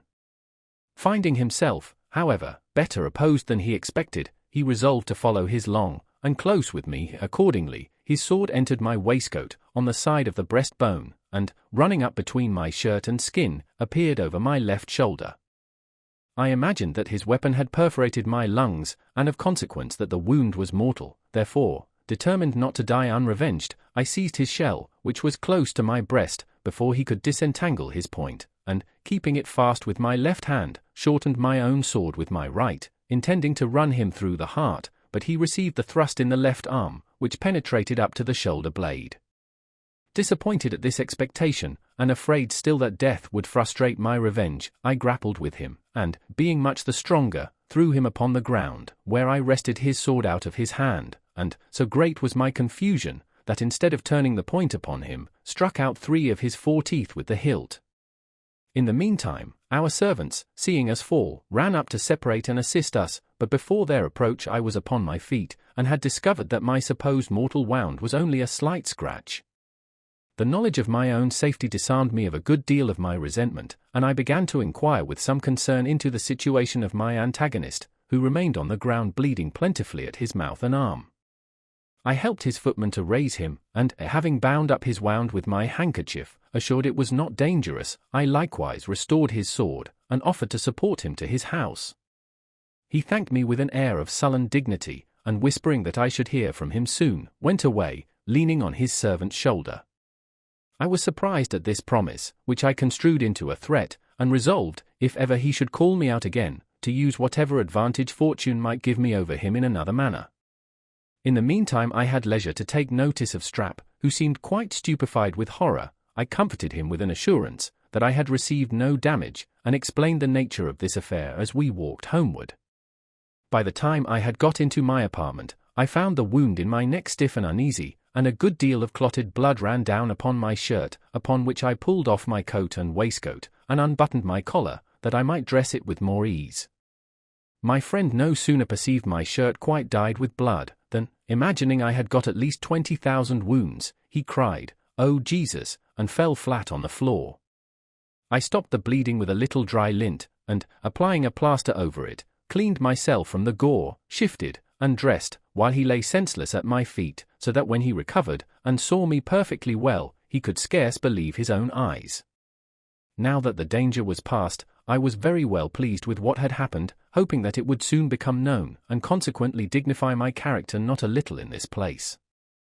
I was also proud of having shown myself, in some shape, worthy of the love of Narcissa, who, I was persuaded, would not think the worse of me for what I had done. Chapter 60. I am visited by freemen, with whom I appear in public, and am caressed, am sent for by Lord Quiverwit, whose presence I quit flung. Narcissa is carried off by her brother. I intend to pursue him, and am dissuaded by my friend, engage in play, and lose all my money, set out for London, try my fortune at the gaming table without success, receive a letter from Narcissa, bilk my tailor. While I entertained myself with these reflections, the news of the duel, being communicated by some unknown channel, spread all over the town. I was visited by Freeman, who testified his surprise at finding me, for it was told that Lord Quiverwit being dead of his wounds, I had absconded, in order to avoid the cognizance of the law. I asked if people guessed the occasion of the quarrel, and, understanding it was attributed to his lordship's resentment of my reply in the long room, confirmed that conjecture, glad to find Narcissa unsuspected. My friend, after I had assured him that my antagonist was in no danger, wished me joy of the event, than which, he said, nothing could happen more opportunely to support the idea he had given of my character to his friends, among whom he had been very assiduous in my behalf. On the strength of this assurance, I went with him to the coffee-house, where I was saluted by a great many of those very persons who had shunned me the preceding day, and I found everybody making merry with the story of Melinda's French gallant. While I remained in this place, I received a message from Lord Quiverwit, desiring, if I were not engaged, to see me at his house. Thither I immediately repaired, and was conducted to an apartment where I was received by his lordship in bed. When we were left by ourselves, he thanked me in very polite terms for having used the advantage fortune had given me over him with such moderation, and asked pardon for any offence his resentment might have prompted him to commit. "I would willingly," said he, "make you my friend, but as it is impossible for me to divest myself of my passion for Narcissa, I am too well convinced of your sentiments to think we shall ever agree on that subject. I took the liberty, therefore, of sending for you, in order to own candidly that I cannot help opposing your success with that young lady, though, at the same time I promise to regulate my opposition by the dictates of justice and honour. This, however, I think proper to advertise you of, that she has no independent fortune, and, if you should even succeed in your addresses, you will have the mortification to see her reduced to indigence, unless you have wherewithal to support her, and I am credibly informed of your incapacity that way, and nay, I will confess, that, urged by this consideration, I have actually sent notice to her brother of the progress I suspect you have made in her affection, and desired him to take his precautions. Accordingly, alarmed and provoked at this information, I told his lordship that I did not see how he could reconcile that piece of conduct with his profession of open dealing, and flung away from him in a passion. As I walked homeward, in hope of hearing from my mistress as usual by means of Miss Williams, I was surprised with the waving of a handkerchief from the window of a coach and six that passed by me at full speed, and upon further observation, I saw a servant on horseback riding after it, who, I knew by his livery, belonged to the squire. Thunderstruck with this discovery, the knowledge of my misfortune rushed all at once upon my reflection. I guessed immediately that the signal was made by the dear hand of Narcissa, who, being hurried away in consequence of Lord Quiverwit's message to her brother, had no other method of relating her distress and imploring my assistance. Frantic with this conjecture, I ran to my lodgings, snatched my pistols, and ordered Strap to get post-horses, with such incoherence of speech and disorder, that the poor valet, terrified with the suspicion of another duel, instead of providing what I desired, went forthwith to Freeman, who, being informed of my behavior, came straight to my apartment, and conjured me so pathetically to make him acquainted with the cause of my uneasiness, that I could not refuse telling him my happiness was fled with Narcissa, and that I must retrieve her or perish. He represented the madness of such an undertaking, and endeavored to divert me from it with great strength of friendship and reason. But all his arguments would have been ineffectual, had he not put me in mind of the dependence I ought to have on the love of Narcissa, and the attachment of her maid, who could not fail of finding opportunities to advertise me of their situation, and at the same time demonstrated the injury my charmer's reputation must suffer from my precipitate retreat. I was convinced and composed by these considerations. I appeared in public with an air of tranquillity, was well received by the best company in town, and, my misfortune-taking air, condoled accordingly, while I had the satisfaction of seeing Melinda so universally discountenanced that she was fain to return to London, in order to avoid the scoffs and censure of the ladies at Bath. But though the hope of hearing from the darling of my soul supported my spirits a little while, I began to be very uneasy, when, at the end of several weeks I found that expectation disappointed. In short, melancholy and despondence took possession of my soul, and, repining at that providence which, by acting the stepmother towards me, kept me from the fruition of my wishes, I determined, in a fit of despair, to risk all I had at the gaming table, with a view of acquiring a fortune sufficient to render me independent for life, or of plunging myself into such a state of misery as would effectually crush every ambitious hope that now tortured my imagination.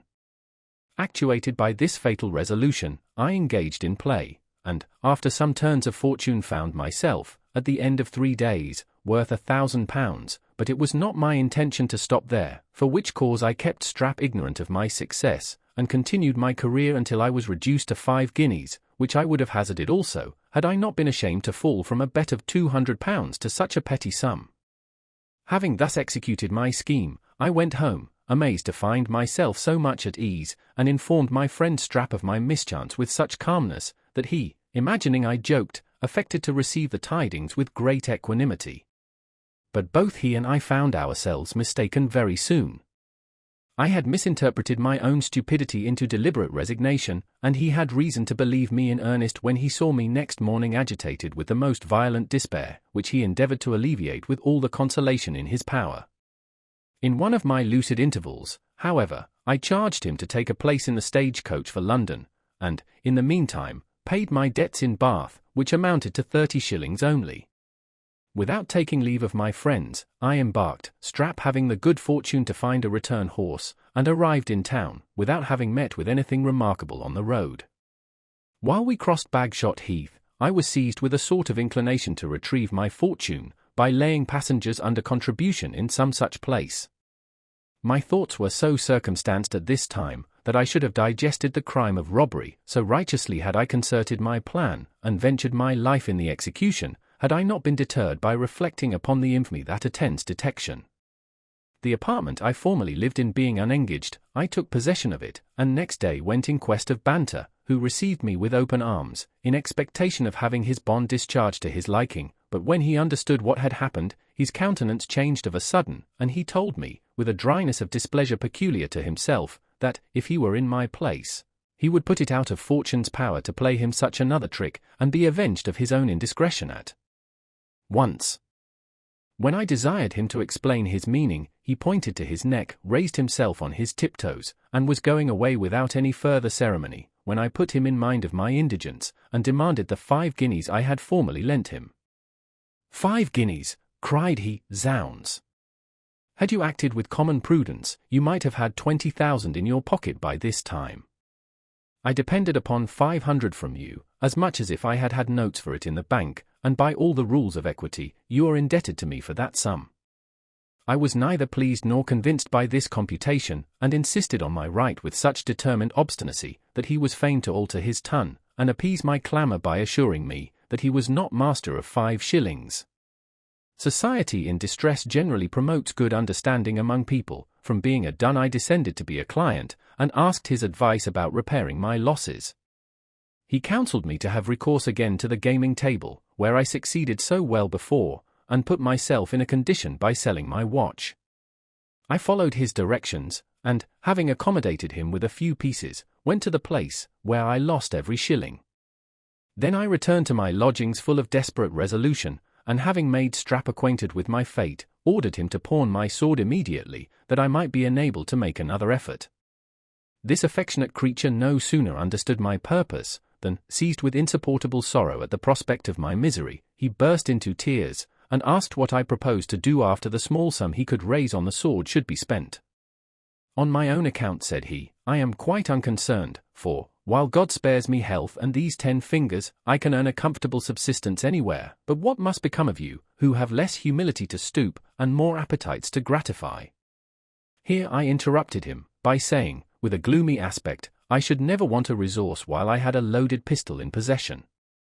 Stupefied with horror at this dreadful insinuation, he stood mute for some time and then broke out into, God of his infinite mercy enable you to withstand that temptation of the devil. Consider your immortal soul, there's no repentance in the grave. O Lord! That we ever should have come to this!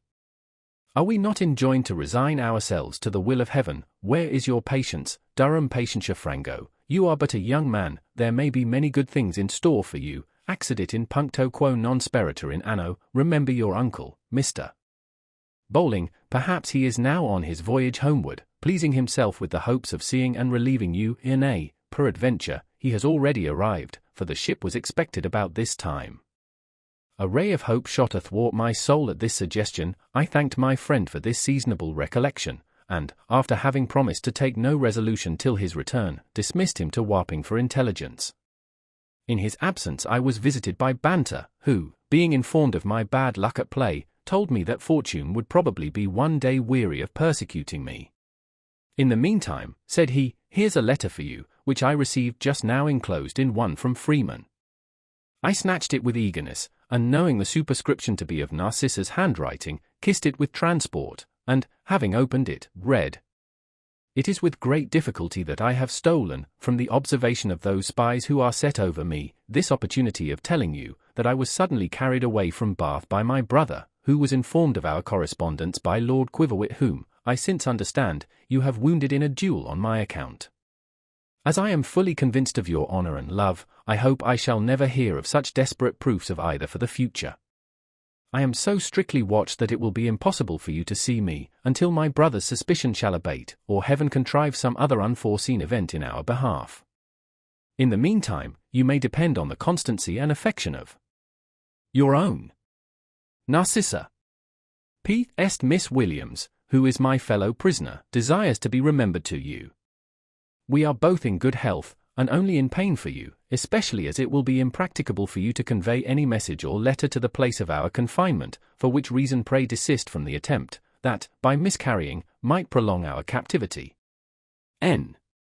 This kind letter afforded me great consolation. I communicated it to Banter, and, at the same time, showed him her picture. He approved of her beauty and good sense, and could not help owning that my neglect of Miss Snapper was excusable, when such a fine creature engrossed my attention.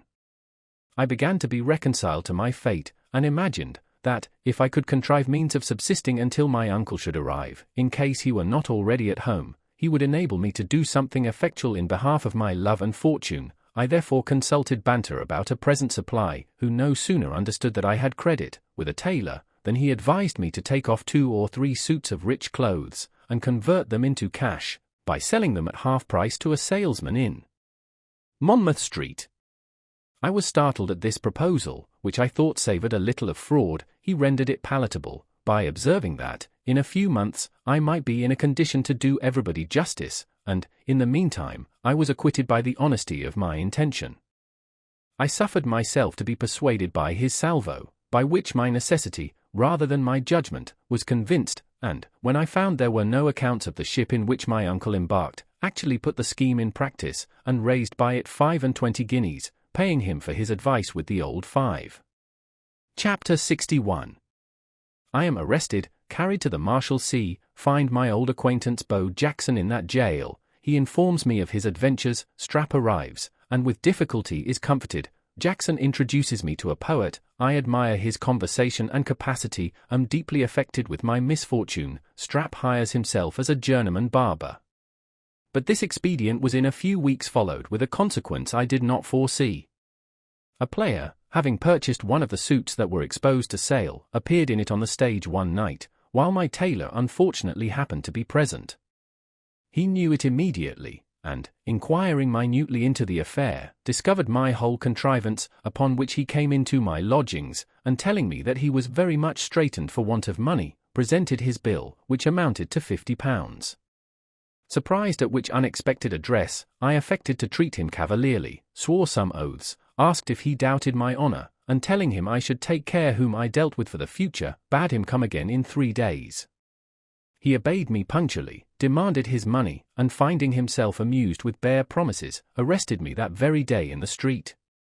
I was not much shocked at this adventure, which, indeed, put an end to a state of horrible expectation, but I refused to go to a sponging house, where I heard there was nothing but the most flagrant imposition, and, a coach being called, was carried to the Marshalsea, attended by a bailiff and his follower, who were very much disappointed and chagrined at my resolution.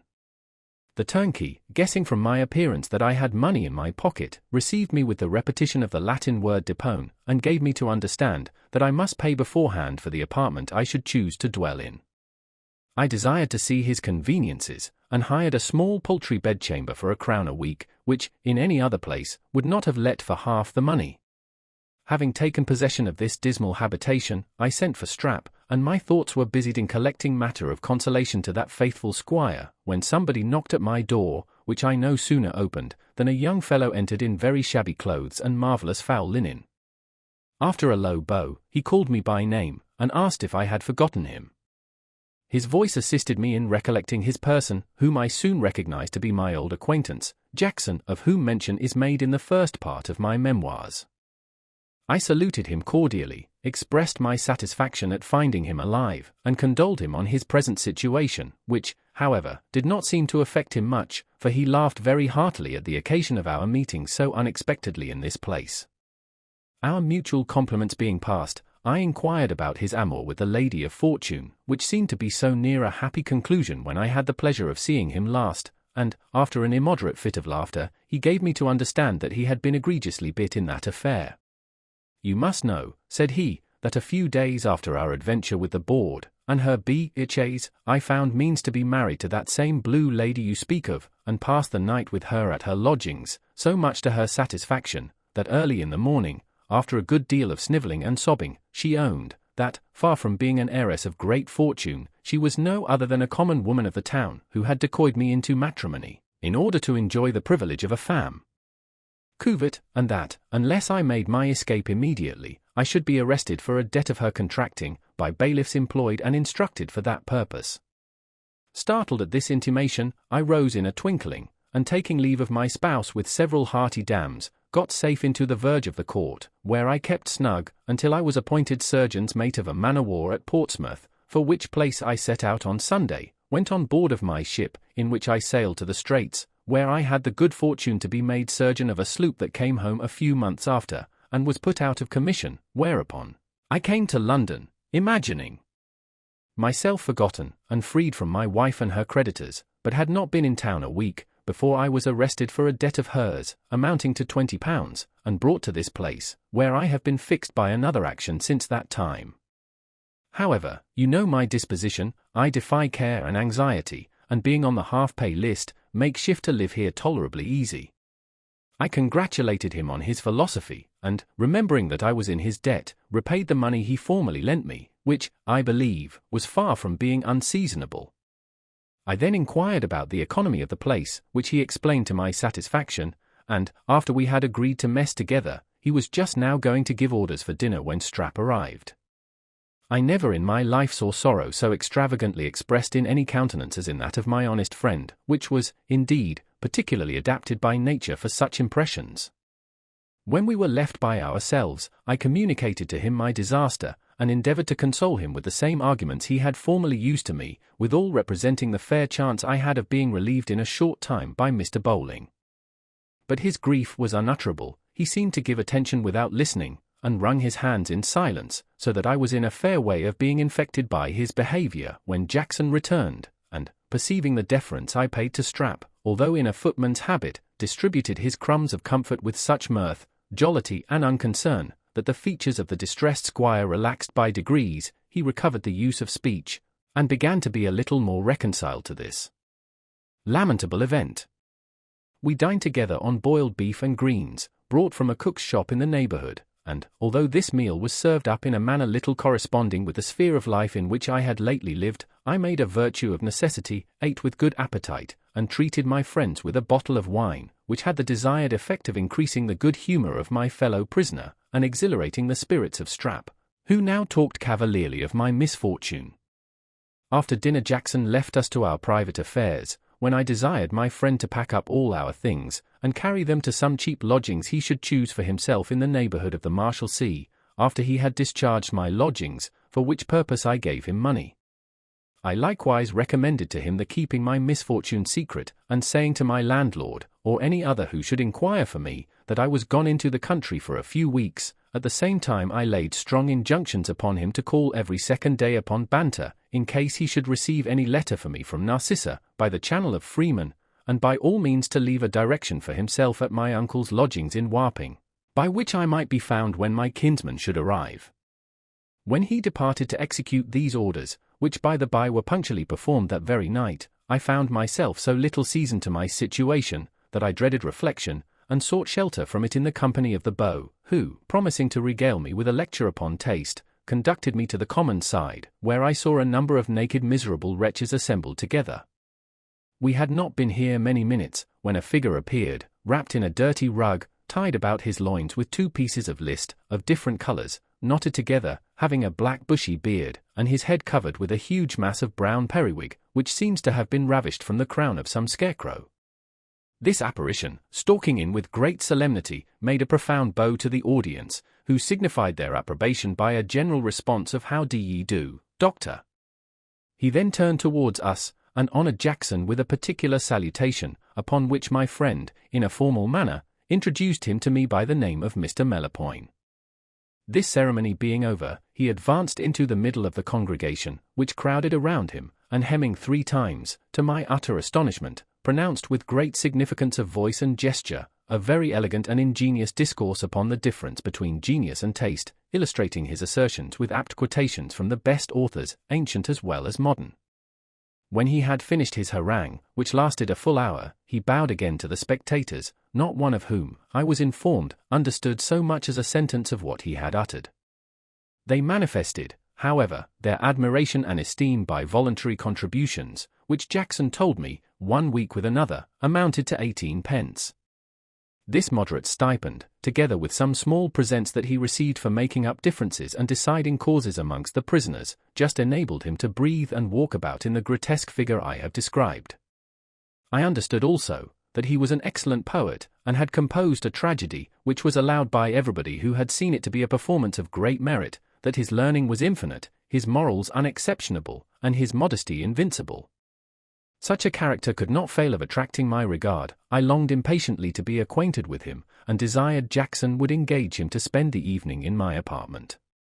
My request was granted. He favored us with his company, and, in the course of our conversation perceiving that I had a strong passion for the belles lettres, acquitted himself so well on that subject, that I expressed a fervent desire of seeing his productions.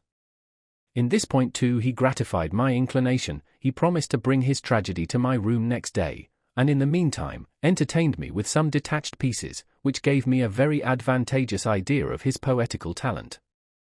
Among other things I was particularly pleased with some elegies, in imitation of Tibullus, one of which I beg leave to submit to the reader as a specimen of his complexion and capacity. Where now are all my flattering dreams of joy? Monimia, give my soul her wonted rest.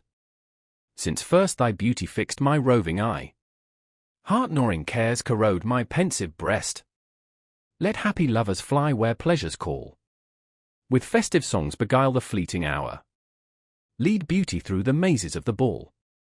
Or press her wanton in love's roseate bower. For me, no more I'll range the empurpled mead, where shepherds pipe and virgins dance around, nor wander through the woodbine's fragrant shade, to hear the music of the grove resound. I'll seek some lonely church, or dreary hall, where fancy paints the glimmering taper blue, where damps hang mouldering on the ivied wall, and sheeted ghosts drink up the midnight dew. There, leagued with hopeless anguish and despair, a while in silence on my fate repair. Then, with a long farewell to love and care, to kindred dust my weary limbs consign. Wilt thou, Monimia, shed a gracious tear on the cold grave where all my sorrows rest? Strew vernal flowers, applaud my love sincere, and bid the turf lie easy on my breast? I was wonderfully affected with this pathetic complaint, which seemed so well calculated for my own disappointment in love, that I could not help attaching the idea of Narcissa to the name of Monimia, and of forming such melancholy presages of my passion, that I could not recover my tranquillity, and was fain to have recourse to the bottle, which prepared me for a profound sleep that I could not otherwise have enjoyed.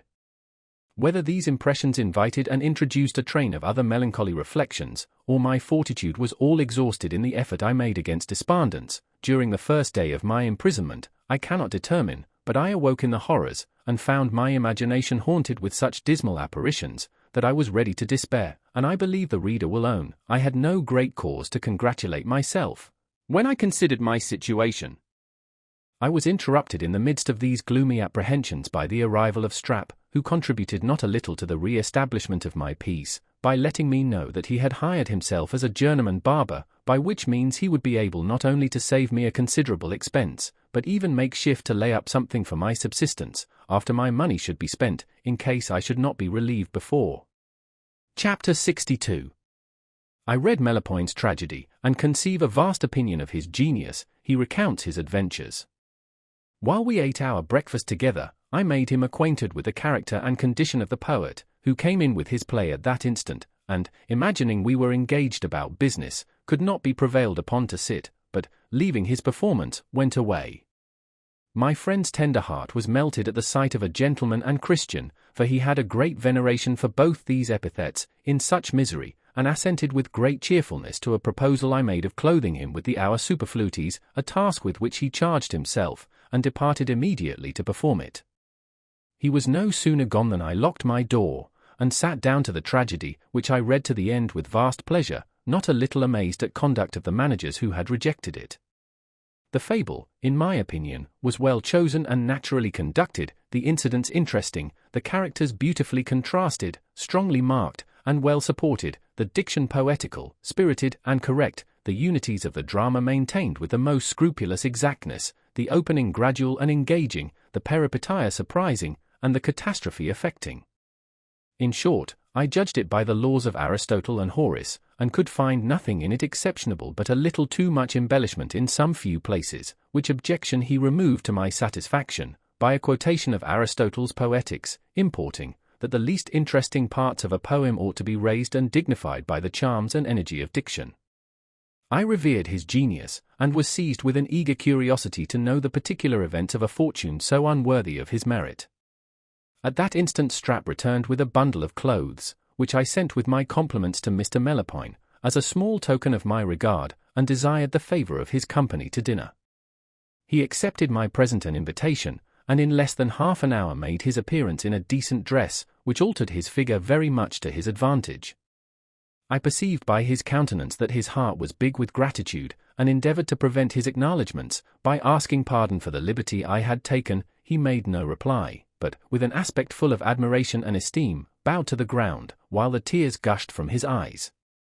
Affected with these symptoms of an ingenuous mind, I shifted the conversation, and complimented him on his performance, which I assured him afforded me infinite pleasure. My approbation made him happy. Dinner being served, and Jackson arrived, I begged their permission for Strap to sit at table with us. After having informed them that he was a person to whom I was extremely obliged, they were kind enough to grant that favour, and we ate together with great harmony and satisfaction. Our meal being ended, I expressed my wonder at the little regard Mr. Melopoyn had met with from the world, and signified a desire of hearing how he had been treated by the managers of the playhouses, to whom I understood from Jackson he had offered his tragedy without success.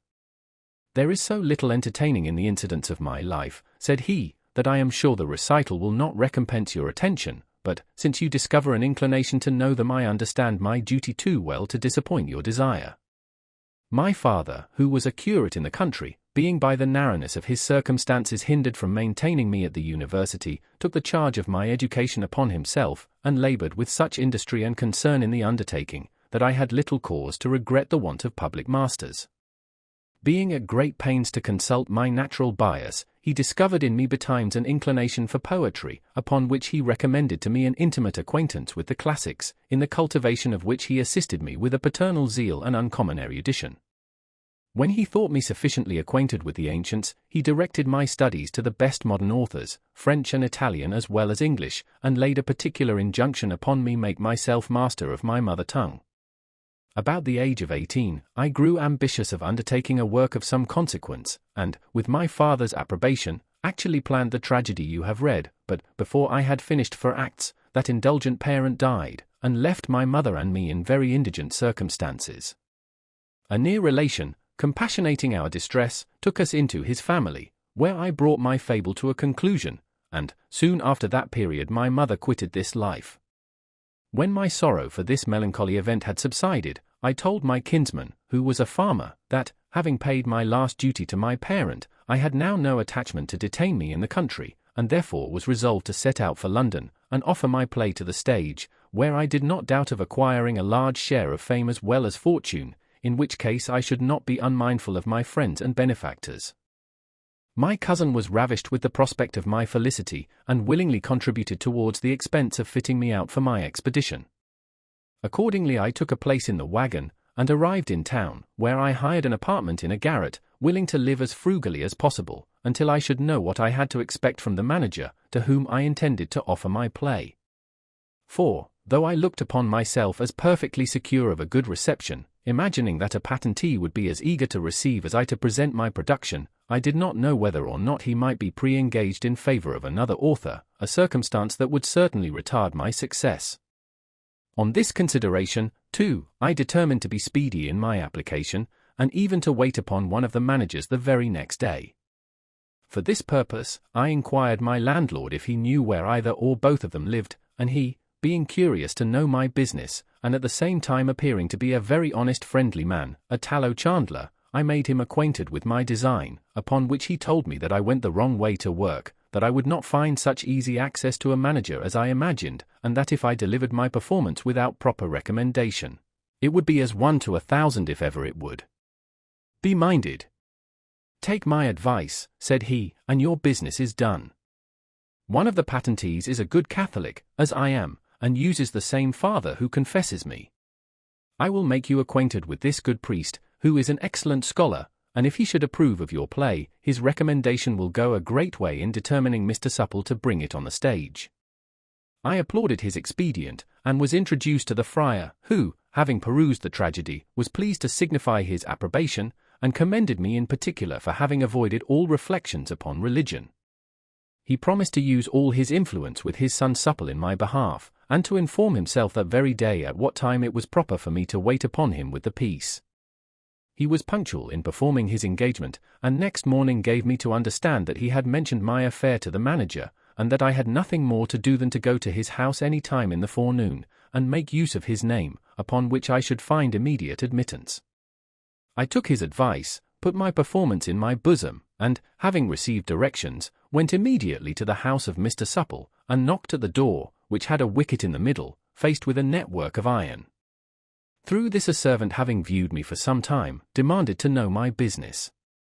I told him my business was with Mr. Supple, and that I came from Mr. O'Varnish. He examined my appearance once more, then went away, returned in a few minutes, and said his master was busy, and could not be seen. Although I was a little mortified at my disappointment, I was persuaded that my reception was owing to Mr. Supple's ignorance of my errand, and, that I might meet with no more obstructions of the same kind, I desired Mr. O'Varnish to be my introductor the next time. He complied with my request and obtained immediate admittance to the manager, who received me with the utmost civility and promised to read my play with the first convenience. By his own appointment I called again in a fortnight, but he was gone out. I returned in a week after, and the poor gentleman was extremely ill. I renewed my visit in a fortnight after that, and he assured me he had been so much fatigued with business that he had not been able as yet to read it to an end, but he would take the first opportunity, and, in the meantime, observed that what he had yet seen of it was very entertaining.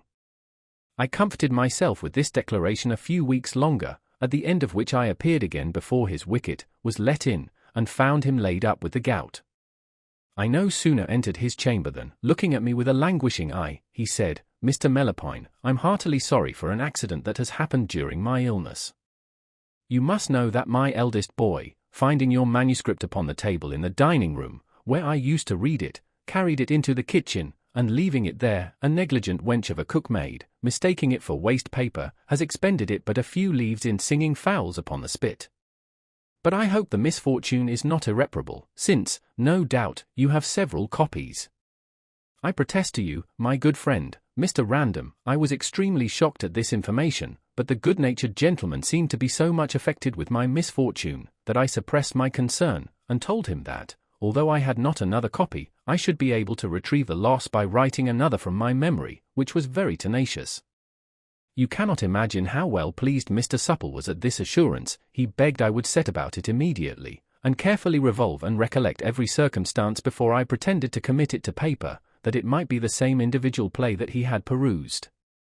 Encouraged by this injunction, which plainly demonstrated how much he interested himself in the affair, I tasked my remembrance and industry, and in 3 weeks produced the exact image of the former, which was conveyed to him by my good friend Father O'Varnish, who told me next day that Mr. Supple would revise it superficially, in order to judge of its sameness with the other, and then give his final answer. For this examination I allotted a week, and, in full confidence of seeing it acted in a little while, demanded an audience of the manager when that term was expired. But, alas! The season had slipped away insensibly. He convinced me that if my play had been put into rehearsal at the time, it could not have been ready for performing until the end of March, when the benefit nights came on. Consequently, it would have interfered with the interest of the players, whom it was not my business to disoblige. I was fain to acquiesce in these reasons, which, to be sure, were extremely just, and to reserve my performance for the next season, when he hoped I would not be so unlucky. Although it was a grievous disappointment to me, who, by this time, began to want both money and necessaries, having on the strength of my expectation from the theatre, launched out into some extravagances, by which the sum I brought to town was already almost consumed. Indeed, I ought to be ashamed at this circumstance of my conduct, for my finances were sufficient, with good economy, to have maintained me comfortably a whole year. You will perhaps be amazed when I tell you that, in 6 months, I expended not a farthing less than 10 guineas, but, when one considers the temptations to which a young man is exposed in this great city, especially if he be addicted to pleasure, as I am, the wonder will vanish, or at least abate. Nor was the cause of my concern limited to my own situation entirely. I had written an account of my good reception to my kinsman the farmer, and desired him to depend upon me for the money he had kindly accommodated me with about the end of February, which promise I now found myself unable to perform. However, there was no remedy but patience. I applied to my landlord, who was a very good-natured man, candidly owned my distress, and begged his advice in laying down some plan for my subsistence. He readily promised to consult his confessor on this subject, and, in the meantime, told me I was welcome to lodge and board with him until fortune should put it in my power to make restitution. Mr. O'Varnish, being informed of my necessity, offered to introduce me to the author of a weekly paper, who, he did not doubt, would employ me in that way, provided he should find me duly qualified. But, upon inquiry, I understood that this journal was calculated to foment divisions in the Commonwealth, and therefore I desired to be excused from engaging in it. He then proposed that I should write something in the poetical way, which I might dispose of to a bookseller for a pretty sum of ready money, and, perhaps, establish my own character into the bargain. This event would infallibly procure friends, and my tragedy would appear next season to the best advantage, by being supported both by interest and reputation. I was charmed with this prospect, and having heard what friends Mr. Pope acquired by his pastorals, set about a work of that kind, and in less than 6 weeks composed as many eclogues, which I forthwith offered to an eminent bookseller, who desired me to leave them for his perusal, and he would give an answer in 2 days. At the end of that time, I went to him, when he returned the poems, telling me they would not answer his purpose, and sweetened his refusal by saying there were some good clever lines in them. Not a little dejected at this rebuff, which, I learned from Mr. O'Varnish, was owing to the opinion of another author whom this bookseller always consulted on these occasions, I applied to another person of the same profession, who told me the town was cloyed with pastorals, and advised me, if I intended to profit by my talents, to write something satirical or luscious, such as the buttonhole, shocky and towner, the leaky vessel, etc. And yet this was a man in years, who wore a reverend periwig, looked like a senator, and went regularly to church. Be that as it will, I scorned to prostitute my pen in the manner proposed, and carried my papers to a third, who assured me that poetry was entirely out of his way, and asked me if I had got never a piece of secret history, thrown into a series of letters, or a volume of adventures, such as those of Robinson Crusoe, and Colonel Jack, or a collection of conundrums, wherewith to entertain the plantations. Being quite unfurnished for this dealer, I had recourse to another with as little success, and I verily believe, was rejected by the whole trade.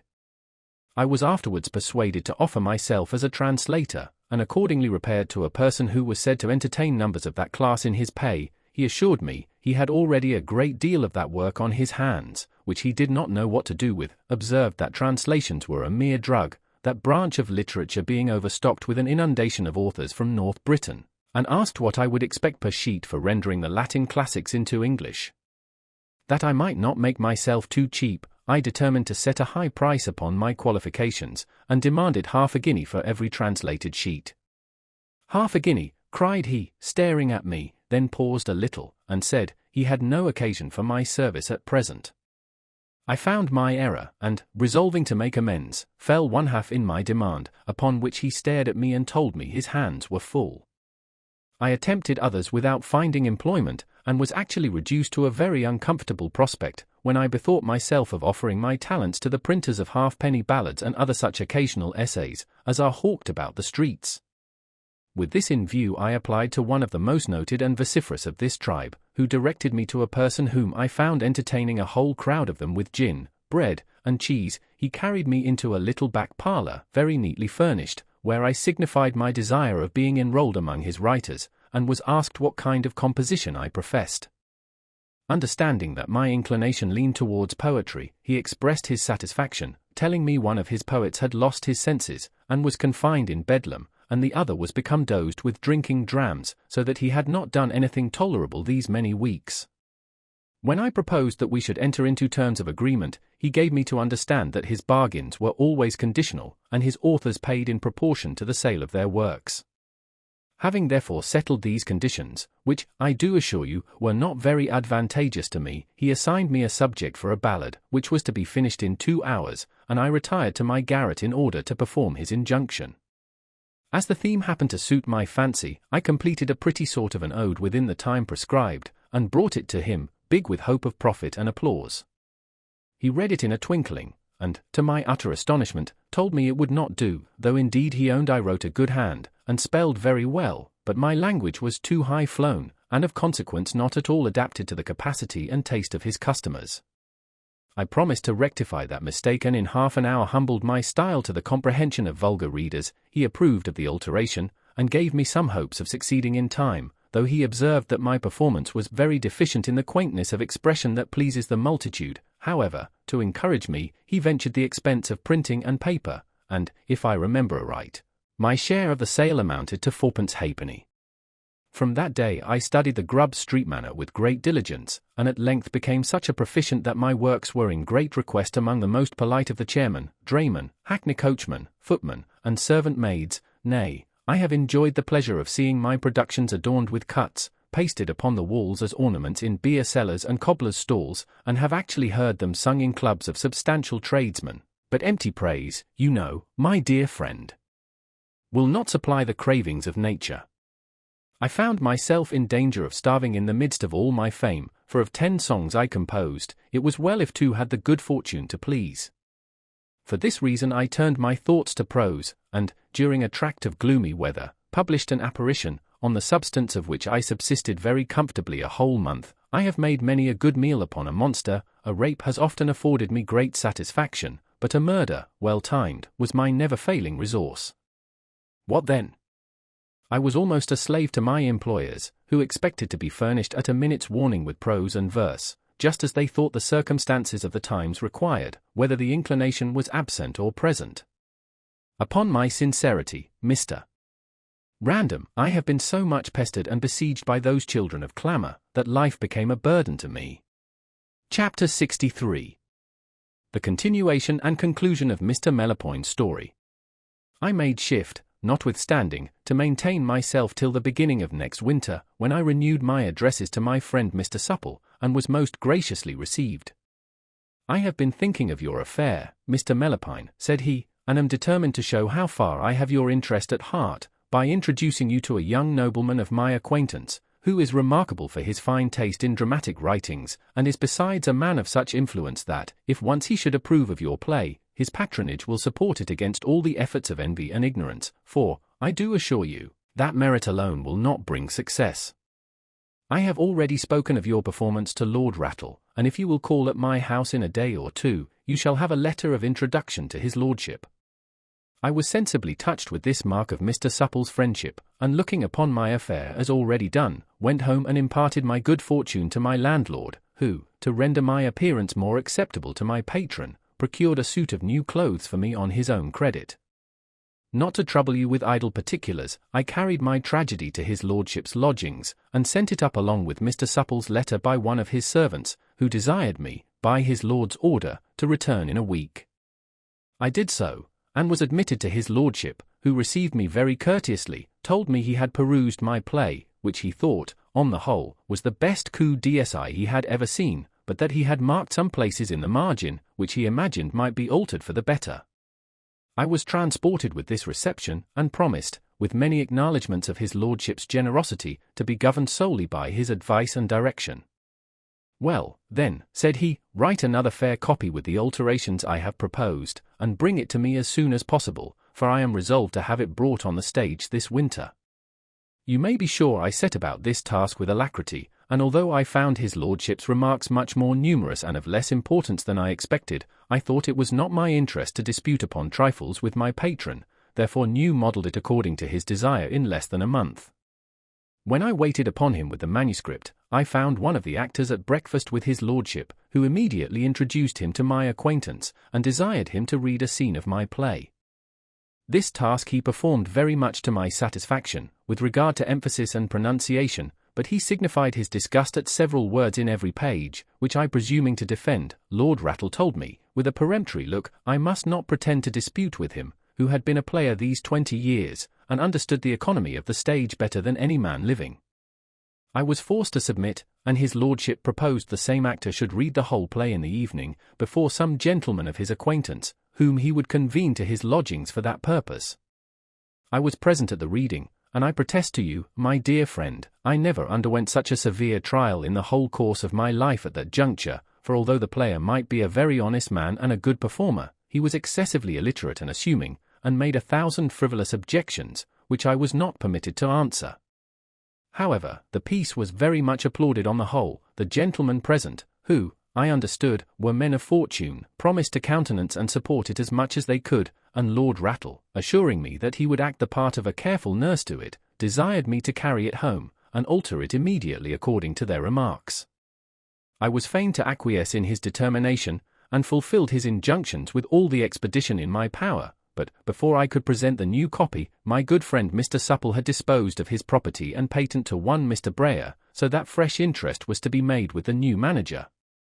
This task Lord Rattle undertook, having some acquaintance with him, and recommended my performance so strongly that it was received. I looked upon myself now as upon the eve of reaping the fruits of all my labour. I waited a few days in expectation of its being put in rehearsal, and wondering at the delay, applied to my worthy patron, who excused Mr. Brayer on account of the multiplicity of business in which he was involved, and bade me beware of teasing the patentee. I treasured up this caution, and exerted my particular 3 weeks longer, at the end of which his lordship gave me to understand that Mr. Brayer had read my play, and owned it had indubitable merit, but as he had long been pre-engaged to another author, he could not possibly represent it that season, though, if I would reserve it for the next, and in the interim make such alterations as he had proposed by observations on the margin, I might depend upon his compliance. Thunderstruck at this disappointment, I could not, for some minutes, utter one syllable. At length, however, I complained bitterly of the manager's insincerity in amusing me so long, when he knew from the beginning that he could not gratify my desire. But his lordship reprimanded me for my freedom, said Mr. Brayer was a man of honour, and imputed his behaviour with respect to me nothing else but forgetfulness. And indeed I have had some reason, since that time, to be convinced of his bad memory, for, in spite of appearances, I will not allow myself to interpret his conduct in any other way. Lord Rattle, observing me very much affected with my disappointment, offered his interest to bring on my play at the other house, which I eagerly accepting, he forthwith wrote a letter of recommendation to Mr. Bellower, actor and Prime Minister, to Mr. Vandal, proprietor of that theatre, and desired me to deliver it with my tragedy, without loss of time. Accordingly, I hastened to his house, where after having waited a whole hour in the lobby, I was admitted to his presence, and my performance received with great state. He told me he was extremely busy at present, but he would peruse it as soon as possible, and bade me to call again in a week. I took my leave, not a little astonished at the pert and supercilious behaviour of this stage player, who had not treated me with good manners, and began to think the dignity of a poet greatly impaired since the days of Euripides and Sophocles, but all this was nothing in comparison of what I have since observed. Well, Mr. Random, I went back at the appointed time, and was told that Mr. Bellower was engaged, and could not see me. I repeated my visit a few days after, and having waited a considerable time was favoured with an audience, during which, he said, he had not as yet read my play. Nettled at this usage, I could contain myself no longer, but, telling him, I imagined he would have paid more deference to Lord Rattle's recommendation, demanded my manuscript with some expression of resentment. Said he in a theatrical tone, with all my heart. Then pulling out the drawer of the bureau at which he sat, he took out a bundle, and threw it upon a table that was near him, pronouncing the word, there, with great disdain. I took it up, and perceiving with some surprise, that it was a comedy, told him it did not belong to me, upon which he offered another which I also disclaimed. A third was produced, and rejected for the same reason. At length he pulled out a whole bundle, and spread them before me, saying, there are 7, take which you please, or take them all. I singled out my own, and went away, struck dumb with admiration at what I had seen, not so much on account of his insolence, as of the number of new plays which from this circumstance I concluded were yearly offered to the stage. You may be sure I did not fail to carry my complaint to my patron, who did not receive it with all the indignation I expected, but taxed me with precipitation, and told me I must lay my account with bearing with the humours of the players, if I intended to write for the stage. There is now no other remedy, he said, but to keep it till the next season for Mr. Brayer, and alter it at your leisure, in the summer, according to his directions. I was now reduced to a terrible alternative, either to quit all hopes of my tragedy, from which I had all along promised myself a large share of fortune and reputation, or to encounter 8 long months of adversity in preparing for and expecting its appearance. This last penance, painful as it was, seemed most eligible to my reflection at that time, and therefore I resolved to undergo it. Why should I tire you with particulars of my consequence? I wrestled with extreme poverty until the time of my probation was expired, and went to my Lord Rattle in order to remind him of my affair, when I understood, to my great concern, that his lordship was just on the point of going abroad, and which was still more unfortunate for me, Mr. Brayer had gone into the country, so that my generous patron had it not in his power to introduce me personally, as he intended. However, he wrote a very strong letter to the manager in my favour, and put him in mind of the promise he had made in behalf of my play. As soon as I was certified of Brayer's return, I went to his house with this letter, but was told he was gone out. I called again next day early in the morning, received the same answer, and was desired to leave my name and business. I did so, and returned the day after, when the servant still affirmed that his master was gone abroad, though I perceived him, as I retired, observing me through a window. Incensed at this discovery, I went to a coffee-house hard by, and, inclosing his lordship's letter in one from myself, demanded a categorical answer. I sent it to his house by a porter, who returned in a few minutes, and told me Mr. Brayer would be glad to see me at that instant. I obeyed the summons, and was received with such profusion of compliments and apologies, that my resentment immediately subsided, and I was even in pain for the concern which this holiest man showed at the mistake of his servant, who, it seems, had been ordered to deny him to everybody but me. He expressed the utmost veneration for his good and noble friend, Lord Rattle, whom he should always be proud to serve, promised to peruse the play with all dispatch, and give me a meeting upon it, and, as a testimony of his esteem, made me a present of a general order for the season, by which I should be admitted to any part of the theatre. This was a very agreeable compliment to me, whose greatest pleasure consisted in seeing dramatic performances, and you need not doubt that I often availed myself of my privilege. As I had an opportunity of being behind the scenes when I pleased, I frequently conversed with Mr. Brayer about my play, and asked when he meant to put it into rehearsal, but he had always so much business upon his hands, that it remained with him unopened a considerable while, and I became very uneasy about the season, that wasted apace, when I saw in the papers another new play advertised, which had been written, offered, accepted, and rehearsed, in the compass of 3 months. You may easily guess how much I was confounded at this event. I own to you that, in the first transports of my anger, I suspected Mr. Brayer of having acted towards me in the most pitiful perfidious manner, and was actually glad at his disappointment in the success of his favourite piece, which, by the strength of art, lingered till the 3rd night, and then died in a deplorable manner. But now that passion has no share in my reflection, I am willing to ascribe his behaviour to his want of memory or want of judgment, which, you know, are natural defects, that are more worthy of compassion than reproach. About this time I happened to be in company with a gentlewoman, who, having heard of my tragedy, told me she was well acquainted with the wife of a gentleman who was very well known to a lady, who had great interest with a person who was intimate with Earl Sheerwit, and that, if I pleased, she would use her influence in my behalf.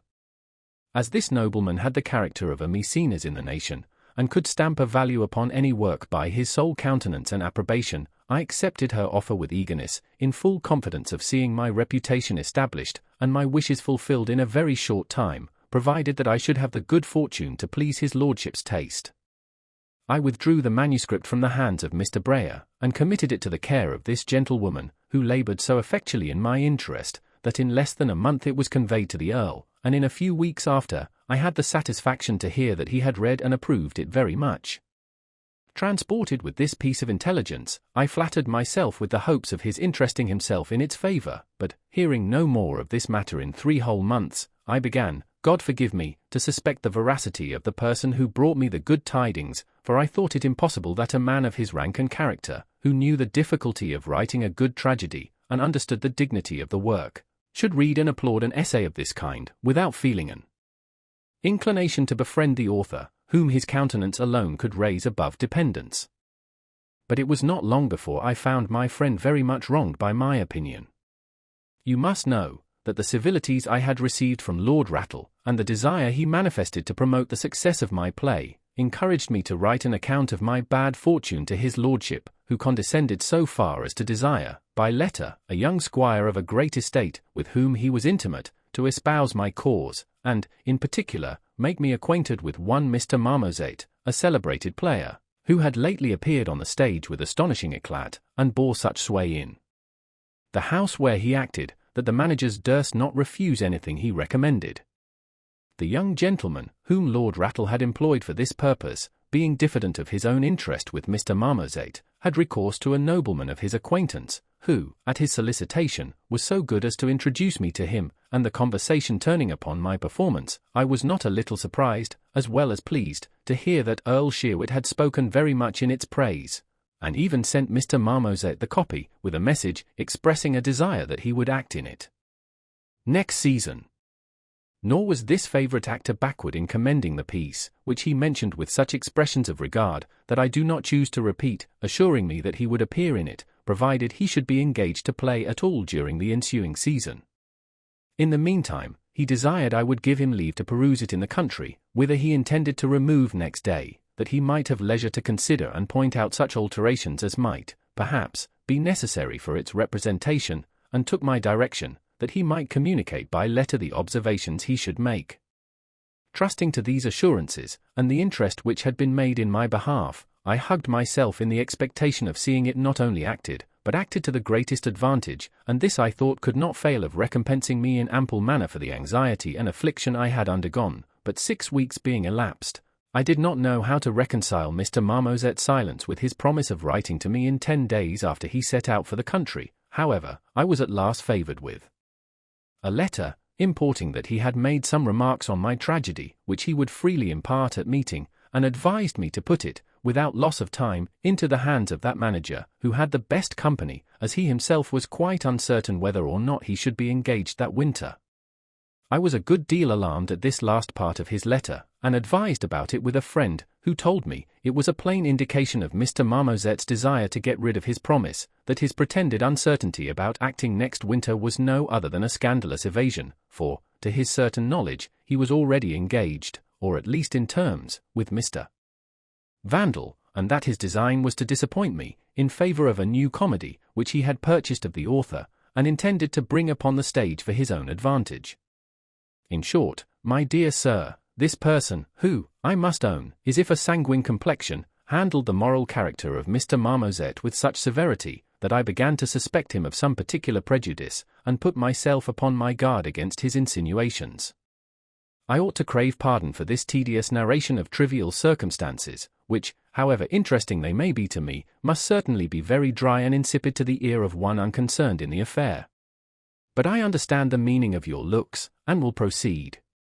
Well, sir, Mr. Marmoset, upon his return to town, treated me with uncommon complaisance, and invited me to his lodgings, where he proposed to communicate his remarks, which, I confess, were more unfavourable than I expected, but I answered his objections, and, as I thought, brought him over to my opinion, for, on the whole, he signified the highest approbation of the performance.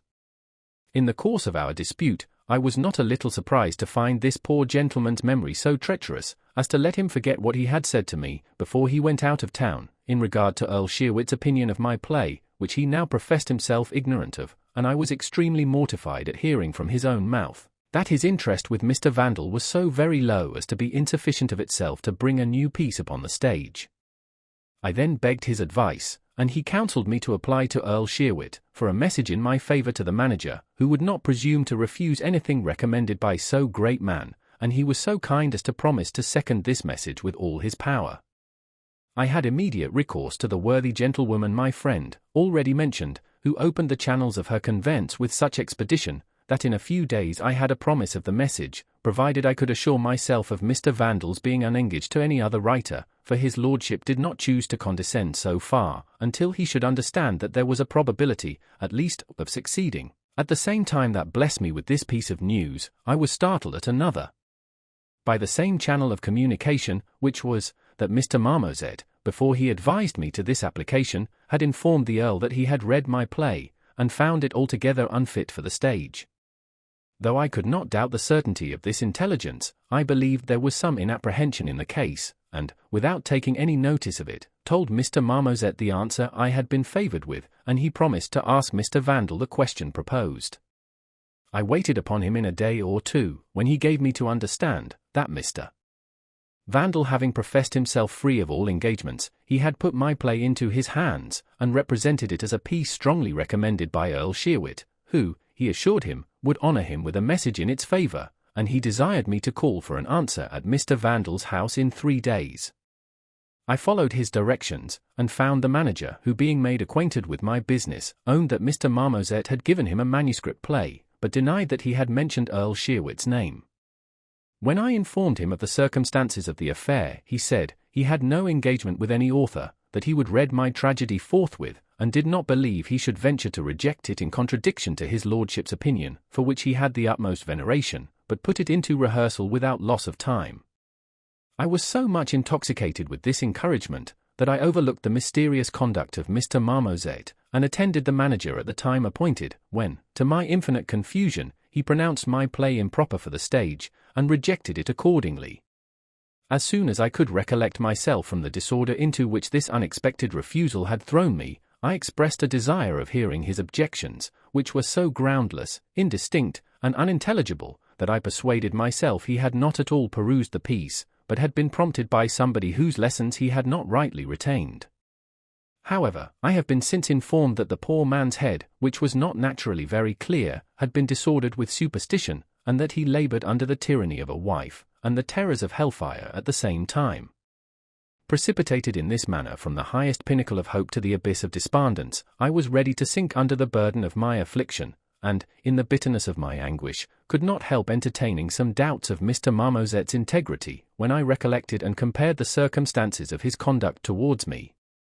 I was encouraged in this suspicion by being told that my Lord Sherwood had spoken of his character with great contempt, and, in particular, resented his insolence in opposing his own taste to that of his lordship, concerning my tragedy. While I hesitated between different opinions of the matter, that friend, who, as I told you before, was a little hot-headed, favoured me with a visit, and, having heard a circumstantial account of the whole affair, could not contain his indignation, but affirmed without ceremony that Mr. Marmozet was the sole occasion of my disappointment, that he acted from first to last with the most perfidious dissimulation, cajoling me with insinuating civilities, while he underhand employed all his art and influence to prejudice the ignorant manager against my performance, that nothing could equal his hypocrisy but his avarice, which engrossed the faculties of his soul so much, that he scrupled not to be guilty of the meanest practices to gratify that sordid appetite, that, in consequence of this disposition, he had prostituted his honour in betraying my inexperience, and in undermining the interest of another author of established reputation, who had also offered a tragedy to the stage, which he thought would interfere with the success of the comedy he had bought, and determined to bring on at all events. I was shocked at the description of such a monster, which I could not believe existed in the world, bad as it is, and argued against the asseverations of my friend, by demonstrating the bad policy of such behaviour, which could not fail of entailing infamy upon the author, and the small temptation that a man of Mr. Marmozet's figure and success could have to consult his interest in such a grovelling manner, which must create contempt and abhorrence of him in his patrons, and effectually deprive him of the countenance and protection he now enjoys in such an eminent degree. He pretended to laugh at my simplicity, and asked if I knew for which of his virtues he was so much caressed by the people of fashion. It is not, said he, for the qualities of his heart, that this little parasite is invited to the tables of dukes and lords, who hire extraordinary cooks for his entertainment. His avarice they see not, his ingratitude they feel not, his hypocrisy accommodates itself to their humours, and is of consequence pleasing, but he is chiefly courted for his buffoonery, and will be admitted into the choicest parties of quality for his talent of mimicking Punch and his wife Joan, when a poet of the most excellent genius is not able to attract the least regard. God forbid, Mr. Random, that I should credit assertions that degrade the dignity of our superiors so much, and represent the poor man as the most abject of all beings. No, I looked upon them as the hyperboles of passion, and though that comedy of which he spoke did actually appear, I dare not doubt the innocence of Mr. Marmozet, who, I am told, is as much as ever in favour with the Earl, a circumstance that, surely, could not be, unless he had vindicated his character to the satisfaction of his lordship. Pray forgive this long digression, and give me the hearing a little longer, for, thank heaven, I am now near the goal. Baffled in all my attempts, I despaired of seeing my play acted, and bethought myself of choosing some employment that might afford a sure, though mean subsistence, but my landlord, to whom I was by this time considerably indebted, and who had laid his account with having his money paid all in a heap from the profits of my third night, could not brook his disappointment, therefore made another effort in my behalf, and, by dint of interest, procured a message from a lady of fashion to Mr. Breyer, who had always professed a great veneration for her, desiring that he would set up my play forthwith, and assuring him that she and all her friends would support it in the performance. To strengthen my interest, she engaged his best actors in my cause, and, in short, exerted herself so much, that it was again received, and my hopes began to revive. But Mr. Breyer, honest man, was so much engrossed by business of vast consequence, though to appearance he had nothing at all to do, that he could not find time to read it until the season was pretty far advanced, and read it he must, for notwithstanding his having perused it before, his memory did not retain one circumstance of the matter. At length he favoured it with his attention, and having proposed certain alterations, sent his duty to the lady who patronized it, and promised, on his honour, to bring it on next winter, provided these alterations should be made, and the copy delivered to him before the end of April. With an aching heart, I submitted to these conditions, and performed them accordingly, but fortune owed me another unforeseen mortification. Mr. Marmozet, during the summer, became joint patentee with Mr. Breyer, so that when I claimed performance of articles, I was told he could do nothing without the consent of his partner, who was pre-engaged to another author. My condition was rendered desperate by the death of my good friend and landlord, whose executors obtained a judgment against my effects, which they seized, turned me out into the streets naked, friendless, and forlorn. There I was arrested at the suit of my tailor, and thrown into the prison, where I have made shift to live these 5 weeks on the bounty of my fellow prisoners, who, I hope, are not the worse for the instruction and good offices by which I manifest my gratitude, but in spite of all their charitable endeavors, my life was scarce tolerable, until your uncommon benevolence enabled me to enjoy it with comfort. Chapter 64. I am seized with a deep melancholy, and become a sloven, am relieved by my uncle. He prevails upon me to engage with his owners, as a surgeon of the ship which he commands. He makes me a considerable present, entertains Strap as his steward. I take leave of my friends, and go on board. The ship arrives in the Downs. I shall not make any reflection on this story, in the course of which the reader must perceive how egregiously the simplicity and milky disposition of this worthy man had been duped and abused by a set of scoundrels, who were so habituated to falsehood and equivocation, that I verily believed they would have found the utmost difficulty in uttering one syllable of truth, though their lives had depended upon their sincerity. Notwithstanding all I had suffered from the knavery and selfishness of mankind, I was amazed and incensed by the base indifference which suffered such uncommon merit as he possessed to languish in obscurity, and struggle with all the miseries of a loathsome gale, and should have blessed the occasion that secluded me from such a perfidious world, had not the remembrance of my amiable Narcissa preserved my attachment to a society of which she constituted a part. The picture of that lovely creature was the constant companion of my solitude. How often did I contemplate the resemblance of those enchanting features that first captivated my heart! How often did I weep over those endearing scenes which her image recalled! And how often did I curse my perfidious fate for having robbed me of the fair original! In vain did my imagination flatter me with schemes of future happiness. Surly reason always interposed, and in a moment overthrew the unsubstantial fabric, by chastising the extravagance of my hope, and representing my unhappy situation in the right point of view.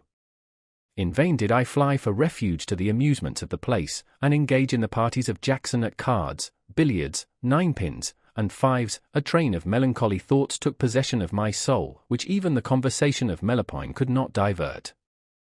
I ordered Strap to inquire every day at Banter's lodgings, in expectation of hearing again from my charmer, and my disappointment considerably augmented my chagrin. My affectionate valet was infected with my sorrow, and often sat with me whole hours without speaking, uttering sigh for sigh, and shedding tear for tear. This fellowship increased our distemper. He became incapable of business, and was discarded by his master, while I, seeing my money melt away without any certainty of deliverance, and, in short, all my hopes frustrated, grew negligent of life, lost all appetite, and degenerated into such a sloven that during the space of 3 months I was neither washed, shifted, nor shaved, so that my face, rendered meagre with abstinence, was obscured with dirt, and overshadowed with hair, and my whole appearance squalid and even frightful, when, one day, Strap brought me notice that there was a man below who wanted to speak with me. Roused at this intelligence, and in full hopes of receiving a letter from the dear object of my love, I ran downstairs with the utmost precipitation, and found to my infinite surprise my generous uncle, Mr. Bowling. Transported at the sight, I sprang forward to embrace him. Upon which he started aside with great agility, drew his hanger, and put himself upon his guard, crying, "Avast, brother, avast! She off! Yo-ho! You turnkey, why don't you keep a better lookout? Here's one of your crazy prisoners broke from his lashings, I suppose." I could not help laughing heartily at his mistake, but this I soon rectified by my voice, which he instantly recollected, and shook me by the hand with great affection, testifying his concern at seeing me in such a miserable condition.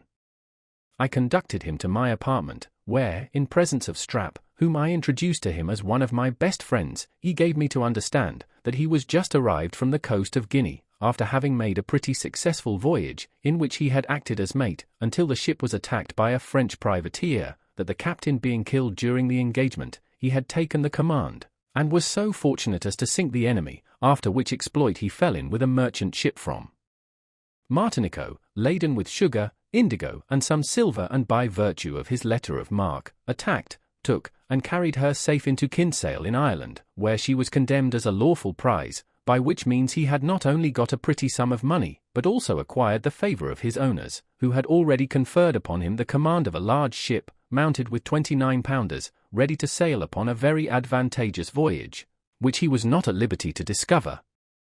And he assured me that it was with the greatest difficulty he found me, in consequence of a direction left for him at his lodgings at Wapping. I was rejoiced beyond measure at this account of his good fortune, and, at his desire, recounted all the adventures that had happened to me since we parted. When he understood the particulars of Strap's attachment to me, he squeezed his hand very cordially, and promised to make a man of him. Then, giving me 10 guineas for my present occasion, took a direction for the tailor who arrested me, and went away in order to discharge the debt, telling me at parting that he would soon fetch up all my leeway with a wet sail.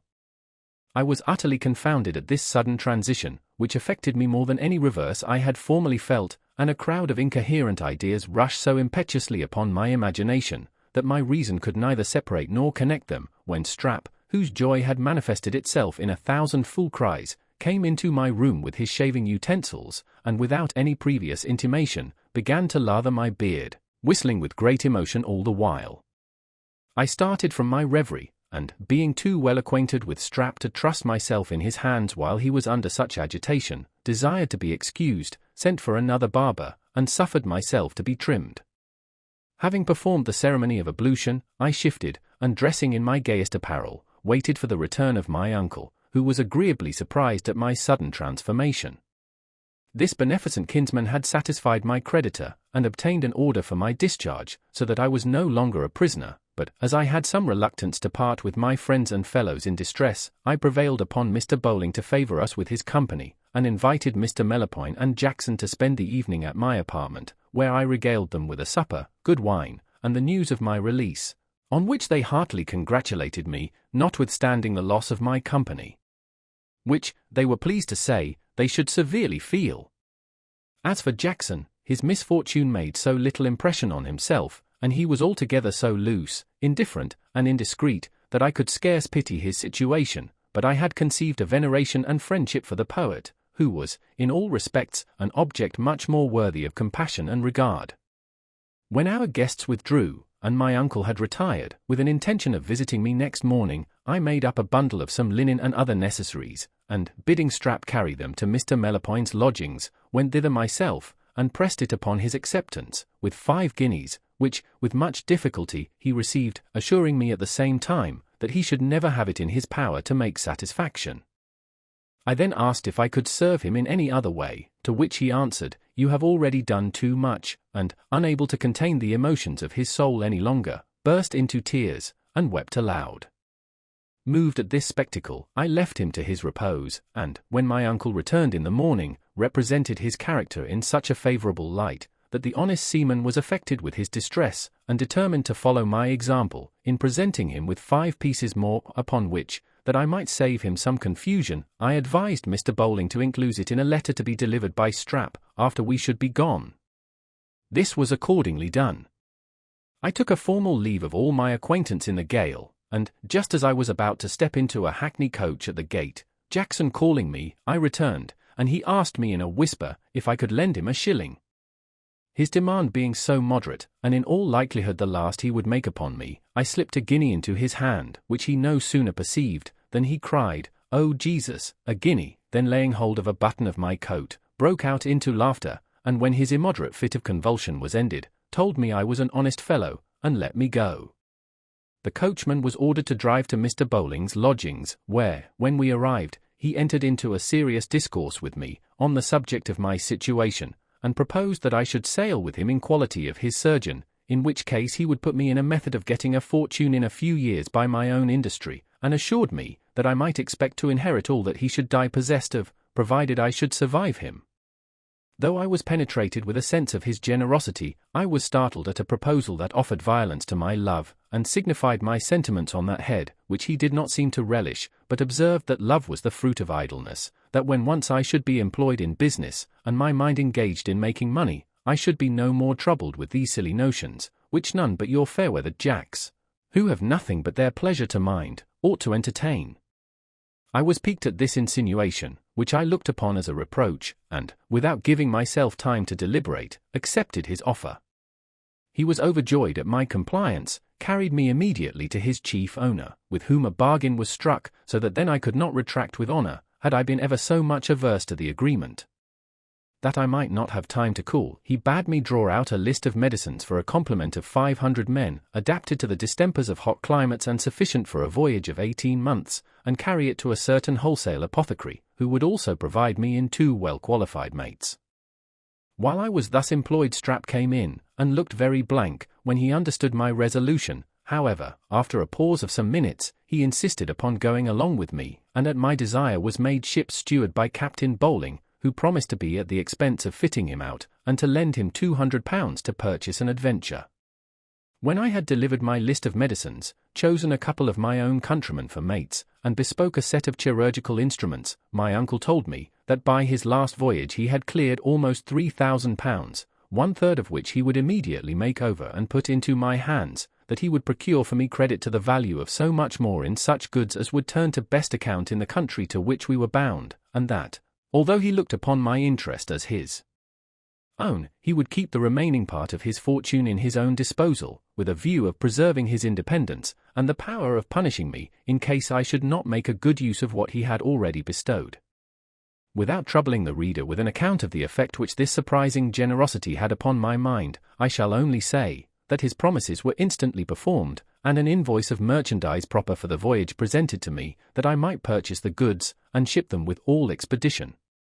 In the midst of this hurry, the remembrance of my charming Narcissa often interposed, and made me the most miserable of all mortals.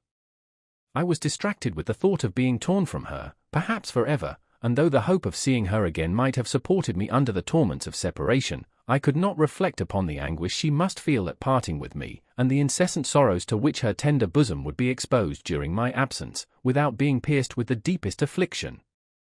As my imagination was daily and nightly upon the rack to invent some method of mitigating this cruel stroke, or at least of acquitting my love and honor in the opinion of this gentle creature, I at length stumbled upon an expedient, with which the reader will be made acquainted in due time, and, in consequence of my determination, became less uneasy and disturbed.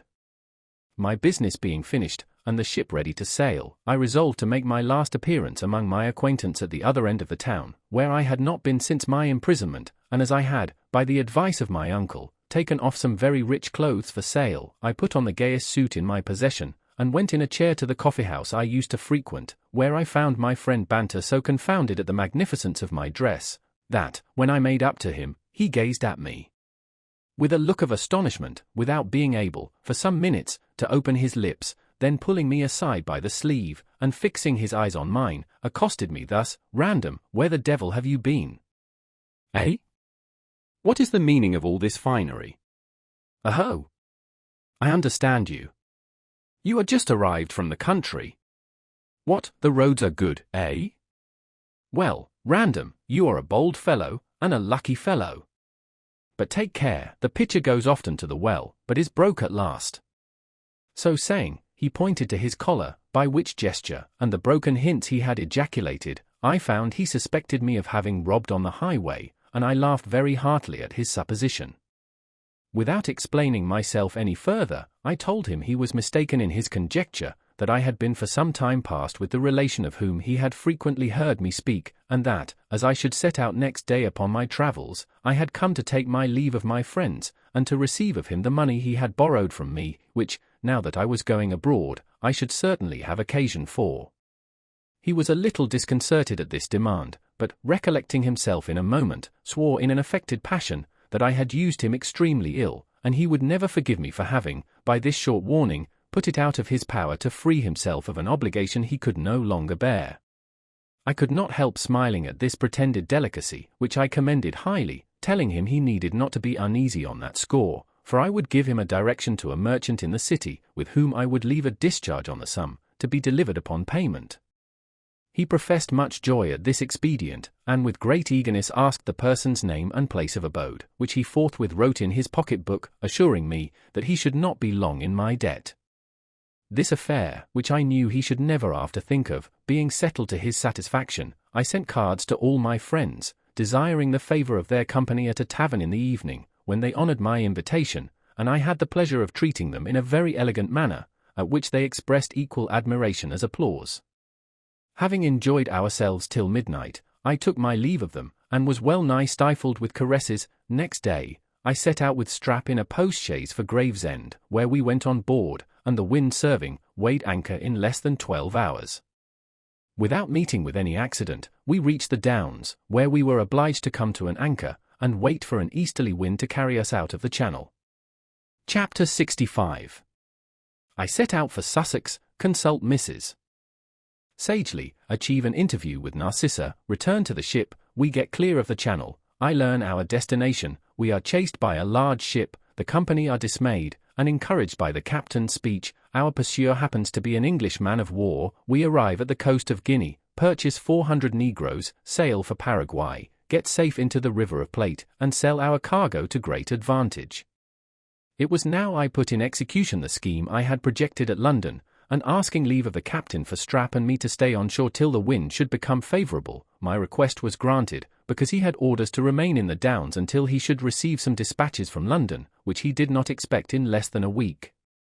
Having imparted my resolution to my trusty valet, who, though he endeavoured to dissuade me from such a rash undertaking, would not quit me in the enterprise, I hired horses, and set out immediately for that part of Sussex where my charmer was confined, which was not above 30 miles distant from Deal, where we mounted. As I was perfectly well acquainted with the extent of the squire's estate and influence, I halted within 5 miles of his house, where we remained till the twilight, at which time we set forward, and, by the favour of a dark night, reached a copse about half a mile from the village where Mrs. Sagely lived. Here we left our horses tied to a tree, and went directly to the house of my old benefactress, Strap trembling all the way, and venting ejaculatory petitions to heaven for our safety. Her habitation being quite solitary, we arrived at the door without being observed, when I ordered my companion to enter by himself, and, in case there should be company with her, deliver a letter which I had writ for that purpose, and say that a friend of hers in London, understanding that he intended to travel this road, had committed it to his care. He rapped at the door, to which the good old matron coming, told him that, being a lone woman, he must excuse her, if she did not open it, until he had declared his name and business. He answered, that his name was unknown to her, and that his business was to deliver a letter, which, to free her from all apprehension, he would convey to her through the space between the door and threshold. This he instantly performed, and she no sooner read the contents, which specified my being present, than she cried, if the person who wrote this letter be at hand, let him speak, that I may be assured by his voice whether or not I may safely admit him. I forthwith applied my mouth to the keyhole, and pronounced, Dear mother, you need not be afraid, it is I, so much indebted to your goodness, who now crave admittance. She knew my voice, and opening the door immediately, received me with a truly maternal affection, manifesting, by the tears she let fall, her concern lest I should be discovered, for she had been informed of everything that had happened between Narcissa and me from the dear captive's own mouth. When I explained the motive of my journey, which was no other than a desire of seeing the object of my love before I should quit the kingdom, that I might in person convince her of the necessity I was under to leave her, reconcile her to that event, by describing the advantages that in all probability would attend it, repeat my vows of eternal constancy, and enjoy the melancholy pleasure of a tender embrace at parting. I say, when I had thus signified my intention, Mrs. Sagely told me, that Narcissa, upon her return from Bath, had been so strictly watched that nobody but 1 or 2 of the servants devoted to her brother was admitted to her presence, that afterwards she had been a little enlarged, and was permitted to see company, during which indulgence she had been several times at the cottage, but of late she had been betrayed by one of the servants, who discovered to the squire that he had once carried a letter from her to the post-house directed to me, upon which information she was now more confined than ever, and that I could have no chance of seeing her, unless I would run the risk of getting into the garden, where she and her maid were every day allowed to take the air, and lie hid until I should have an opportunity of speaking to them, for an adventure attended with such danger, that no man in his right wits would attempt it. This enterprise, hazardous as it was, I resolved to perform, in spite of all the arguments of Mrs. Sagely, who reasoned, chid, and entreated by turns, and the tears and prayers of Strap, who conjured me on his knees, to have more regard to myself as well as to him, than to attempt my own destruction in such a precipitate manner. I was deaf to but the suggestions of my love, and ordering him to return immediately with the horses to the inn from whence we set out, and wait for my coming in that place, he at first peremptorily refused to leave me, until I persuaded him that if our horses should remain where they were till daylight, they would certainly be discovered, and the whole country alarmed. On this consideration, he took his leave in a sorrowful plight, kissed my hand, and, weeping, cried, "God knows if ever I shall see you again." My kind landlady, finding me obstinate, gave me her best advice how to behave in the execution of my project, and after having persuaded me to take a little refreshment, accommodated me with a bed, and left me to my repose. Early in the morning I arose, and armed with a couple of loaded pistols and a hanger, went to the back part of the squire's garden, climbed over the wall, and, according to Mrs. Sageless' direction, concealed myself in a thicket, hard by an alcove that terminated a walk at a good distance from the house, which, I was told, my mistress mostly frequented. Here I absconded from 5 o'clock in the morning to 6 in the evening, without seeing a human creature. At last I perceived 2 women approaching, whom, by my throbbing heart, I soon recognized to be the adorable Narcissa and Miss Williams. I felt the strongest agitation of soul at the sight, and guessing that they would repose themselves in the alcove, stepped into it unperceived, and hid upon the stone table a picture of myself in miniature, for which I had sat in London, purposing to leave it with Narcissa before I should go abroad. I exposed it in this manner, as an introduction to my own appearance, which, without some previous intimation, I was afraid might have an unlucky effect upon the delicate nerves of my fair enslaver, and then withdrew into the thicket, where I could hear their discourse, and suit myself to the circumstance of the occasion. As they advanced, I observed an air of melancholy in the countenance of Narcissa, blended with such unspeakable sweetness, that I could scarce refrain from flying into her arms, and kissing away the pearly drop that stood collected in each bewitching eye. According to my expectation, she entered the alcove, and perceiving something on the table, took it up. No sooner did she cast her eye upon the features, than, startled at the resemblance, she cried, "Good God!" and the roses instantly vanished from her cheeks. Her confidant, alarmed at this exclamation, looked at the picture, and, struck with the likeness, exclaimed, "Jesus! The very features of Mr. Random!" Narcissa, having recollected herself a little, said, "Whatever angel brought it hither as a comfort to me in my affliction, I am thankful for the benefit, and will preserve it as the dearest object of my care." So saying, she kissed it with surprising ardor, shed a flood of tears, and then deposited the lifeless image in her lovely bosom. Transported at these symptoms of her unaltered affection, I was about to throw myself at her feet, when Miss Williams, whose reflection was less engaged than that of her mistress, observed that the picture could not transport itself hither, and that she could not help thinking I was not far off. The gentle Narcissa, starting at this conjecture, answered, "Heaven forbid!" For although nothing in the universe could yield me satisfaction equal to that of his presence for one poor moment, in a proper place, I would rather forfeit his company, almost forever, than see him here, where his life would be exposed to so much danger. I could no longer restrain the impulse of my passion, but, breaking from my concealment, stood before her, when she uttered a fearful shriek, and fainted in the arms of her companion. I flew towards the treasure of my soul, clasped her in my embrace, and with the warmth of my kisses, brought her again to life. Oh, that I were endowed with the expression of a Raphael, the graces of a Guido, the magic touches of a Titian, that I might represent the fond concern, the chastened rapture and ingenuous blush, that mingled on her beauteous face, when she opened her eyes upon me, and pronounced, "O heavens! Is it you?" I am afraid I have already encroached upon the reader's patience with the particulars of this amour, of which, I own, I cannot help being impertinently circumstantial. I shall therefore omit the less material passages of this interview, during which I convinced her reason, though I could not appease the sad presages of her love, with regard to the long voyage and dangers I must undergo. When we had spent an hour, which was all she could spare from the barbarity of her brother's vigilance, in lamenting over our hard fate, and in repeating our reciprocal vows, Miss Williams reminded us of the necessity there was for our immediate parting, and, sure, lovers never parted with such sorrow and reluctance as we.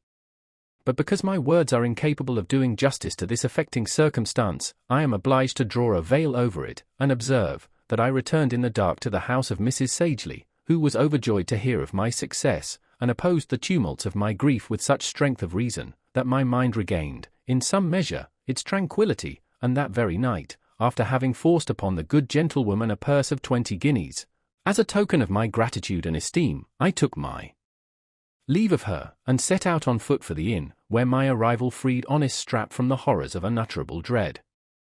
We took horse immediately, and alighted early next morning at Deal, where I found my uncle in great concern on account of my absence, because he had received his dispatches, and must have weighed with the first fair wind whether I had been on board or not. Next day, a brisk easterly gale springing up, we set sail, and in 48 hours got clear of the Channel. When we were about 200 leagues to westward of the Land's End, the captain, taking me apart into the cabin, told me that, now he was permitted by his instructions, he would disclose the intent and destination of our voyage.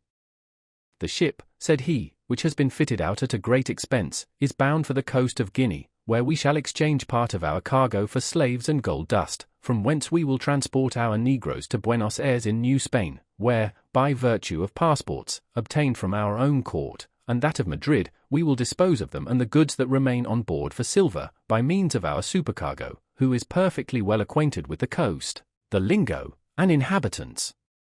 Being thus let into the secret of our expedition, I borrowed of the supercargo a Spanish grammar, dictionary, and some other books of the same language, which I studied with such application that, before we arrived in New Spain, I could maintain a conversation with him in that tongue.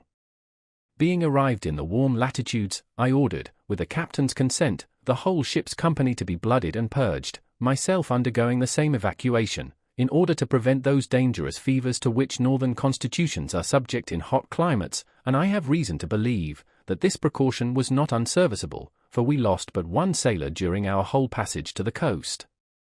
One day, when we had been about 5 weeks at sea, we descried to windward a large ship bearing down upon us with all the sail she could carry. Upon which, my uncle ordered the studding sails to be hoisted and the ship to be cleared for engaging, but, finding that, to use the seaman's phrase, we were very much wronged by the ship which had us in chase, and by this time had hoisted French colours, he commanded the studding sails to be taken in, the courses to be clowed up, the main topsail to be backed, the tompions to be taken out of the guns, and every man to repair to his quarters.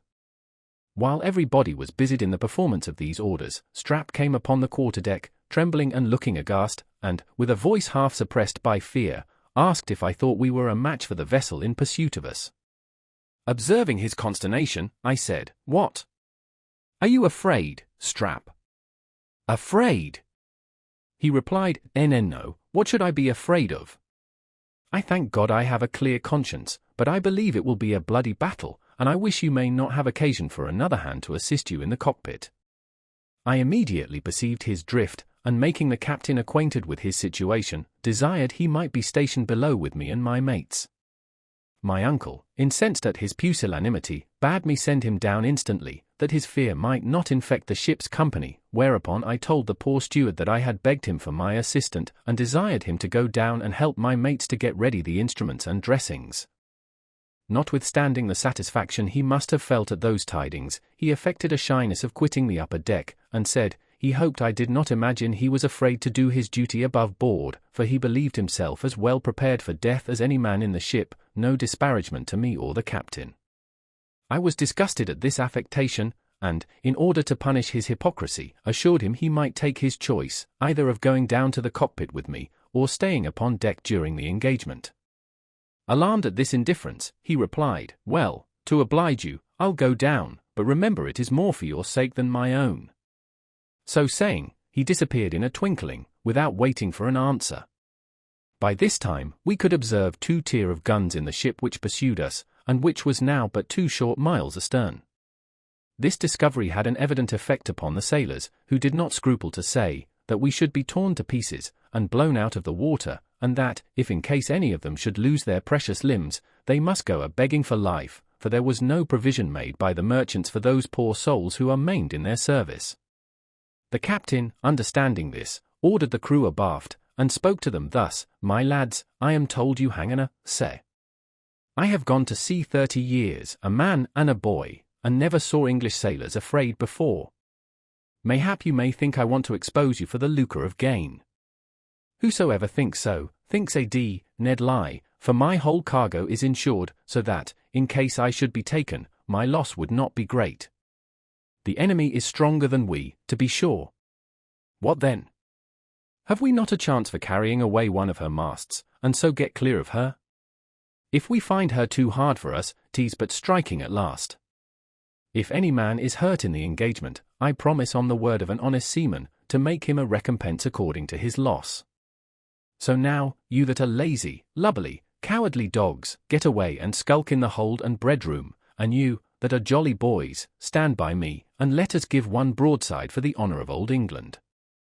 This eloquent harangue was so well adapted to the disposition of his hearers, that one and all of them, pulling off their hats, waved them over their heads, and saluted him with 3 cheers, upon which he sent his boy for 2 large case bottles of brandy. Having treated every man with a dram, they repaired to their quarters, and waited impatiently for the word of command.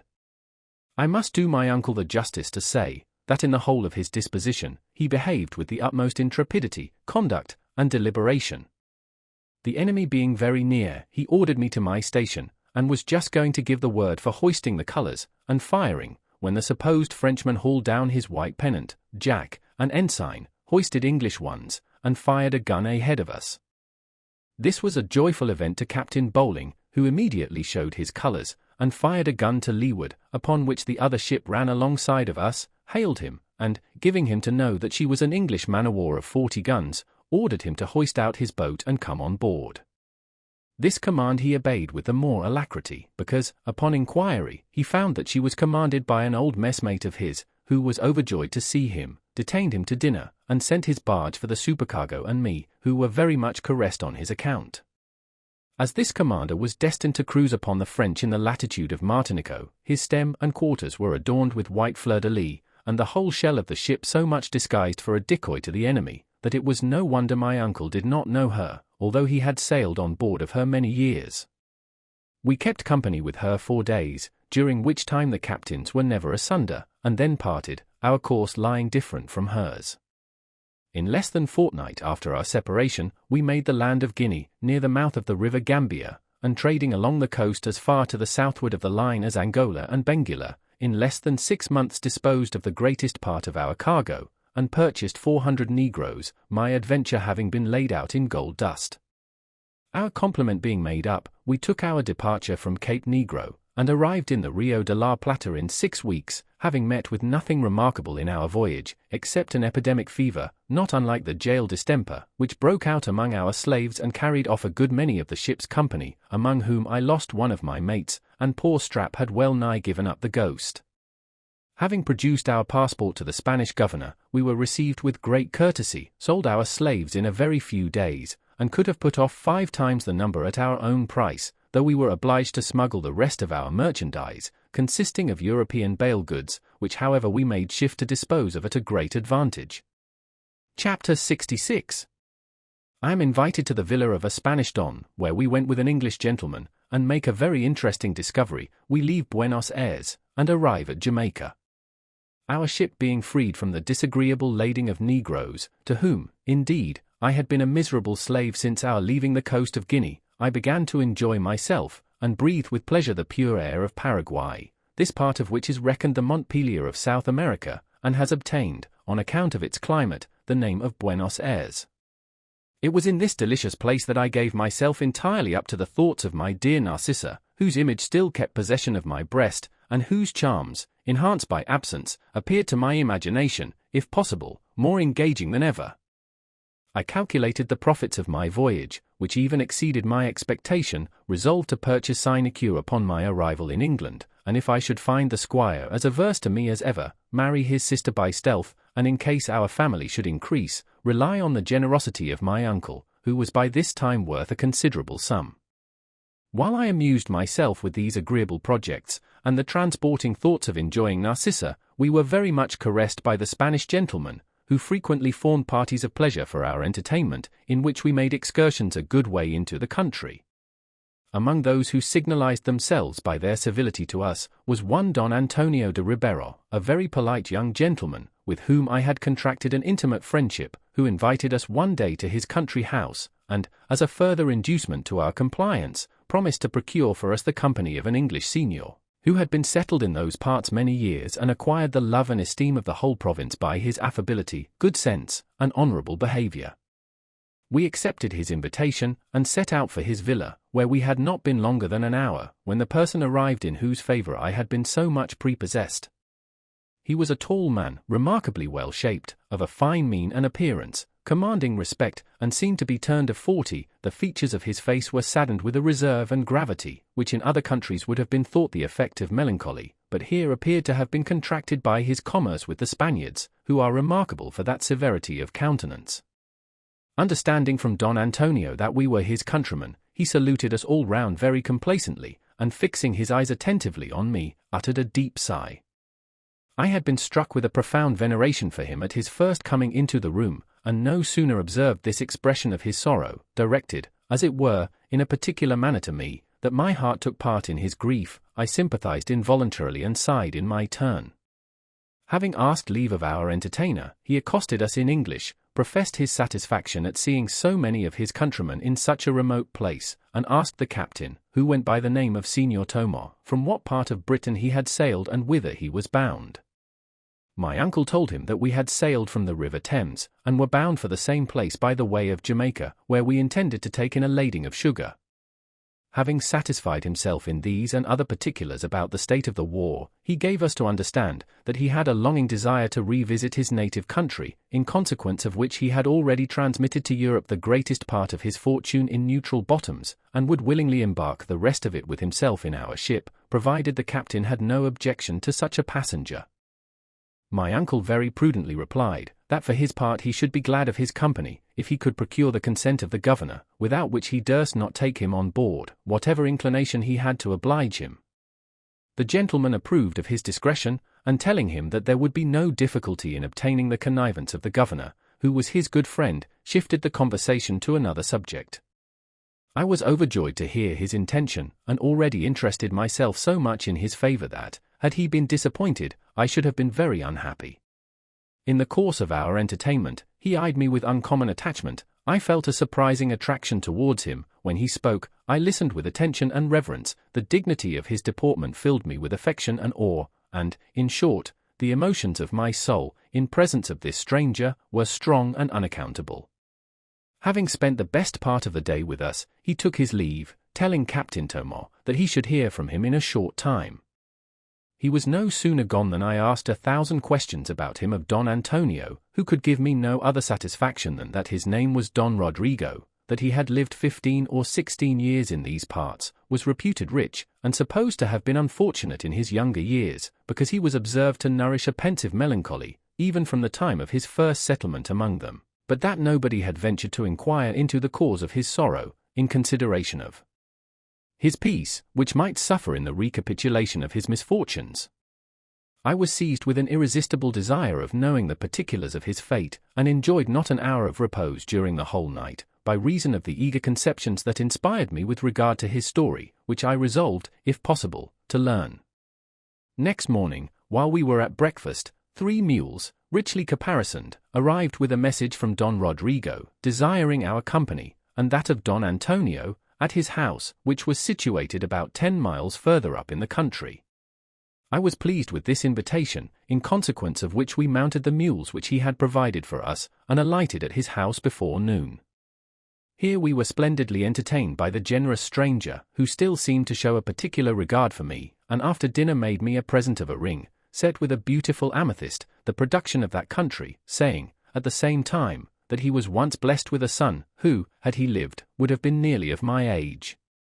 This observation, delivered with a profound sigh, made my heart throb with violence. A crowd of confused ideas rushed upon my imagination, which, while I endeavored to unravel, my uncle perceived my absence of thought, and tapping me on the shoulder, said, "Oons, are you asleep, Rory?"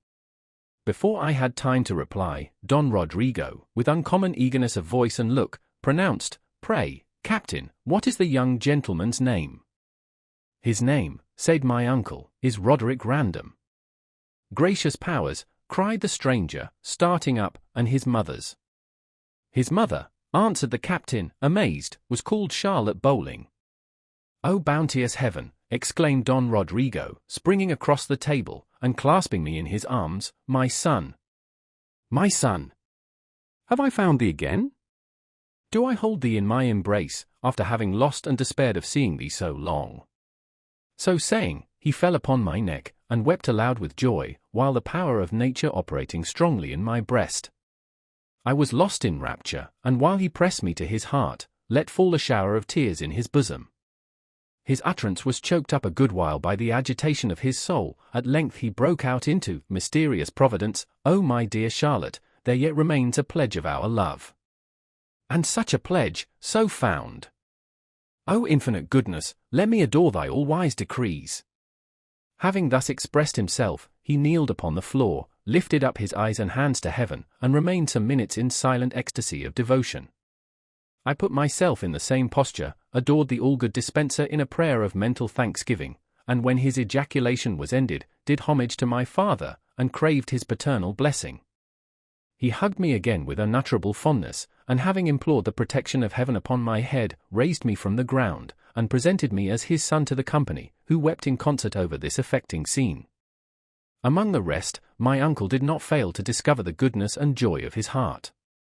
Albeit unused to the melting mood, he blubbered with great tenderness, and wringing my father's hand, cried, "Brother Random, I'm rejoiced to see you, God be praised for this happy meeting." Don Rodrigo, understanding that he was his brother-in-law, embraced him affectionately, saying, "Are you my Charlotte's brother?" "Alas!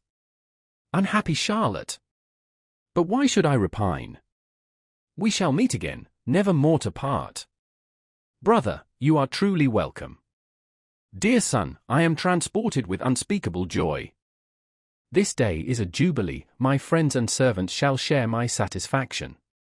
While he dispatched messengers to the gentlemen in the neighborhood, to announce this event, and gave orders for a grand entertainment, I was so much affected with the tumults of passion, which assailed me on this great, sudden, and unexpected occasion, that I fell sick, fevered, and in less than 3 hours became quite delirious, so that the preparations were countermanded, and the joy of the family converted into grief and despair.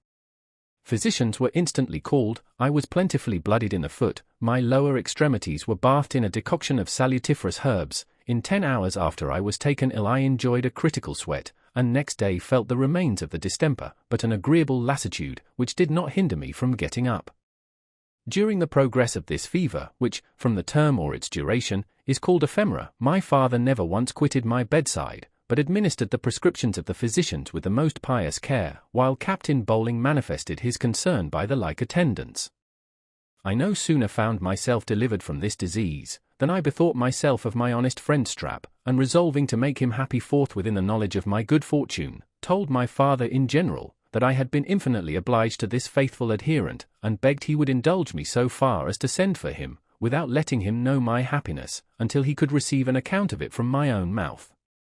My request was instantly complied with, and a messenger with a spare mule despatched to the ship, carrying orders from the captain to the mate, to send the steward by the bearer.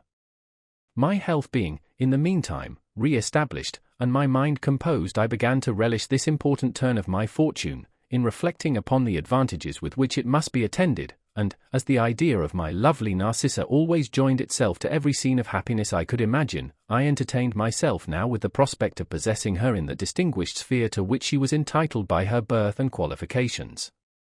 Having often mentioned her name while I was deprived of my senses, my father guessed that there was an intimate connection between us, and discovering the picture which hung in my bosom by ribbon, did not doubt that it was the resemblance of my amiable mistress.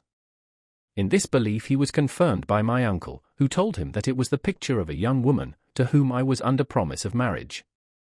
Alarmed at this piece of information, Don Rodrigo took the first opportunity of questioning me about the particulars of this affair, which when I had candidly recounted, he approved of my passion, and promised to contribute all in his power towards its success.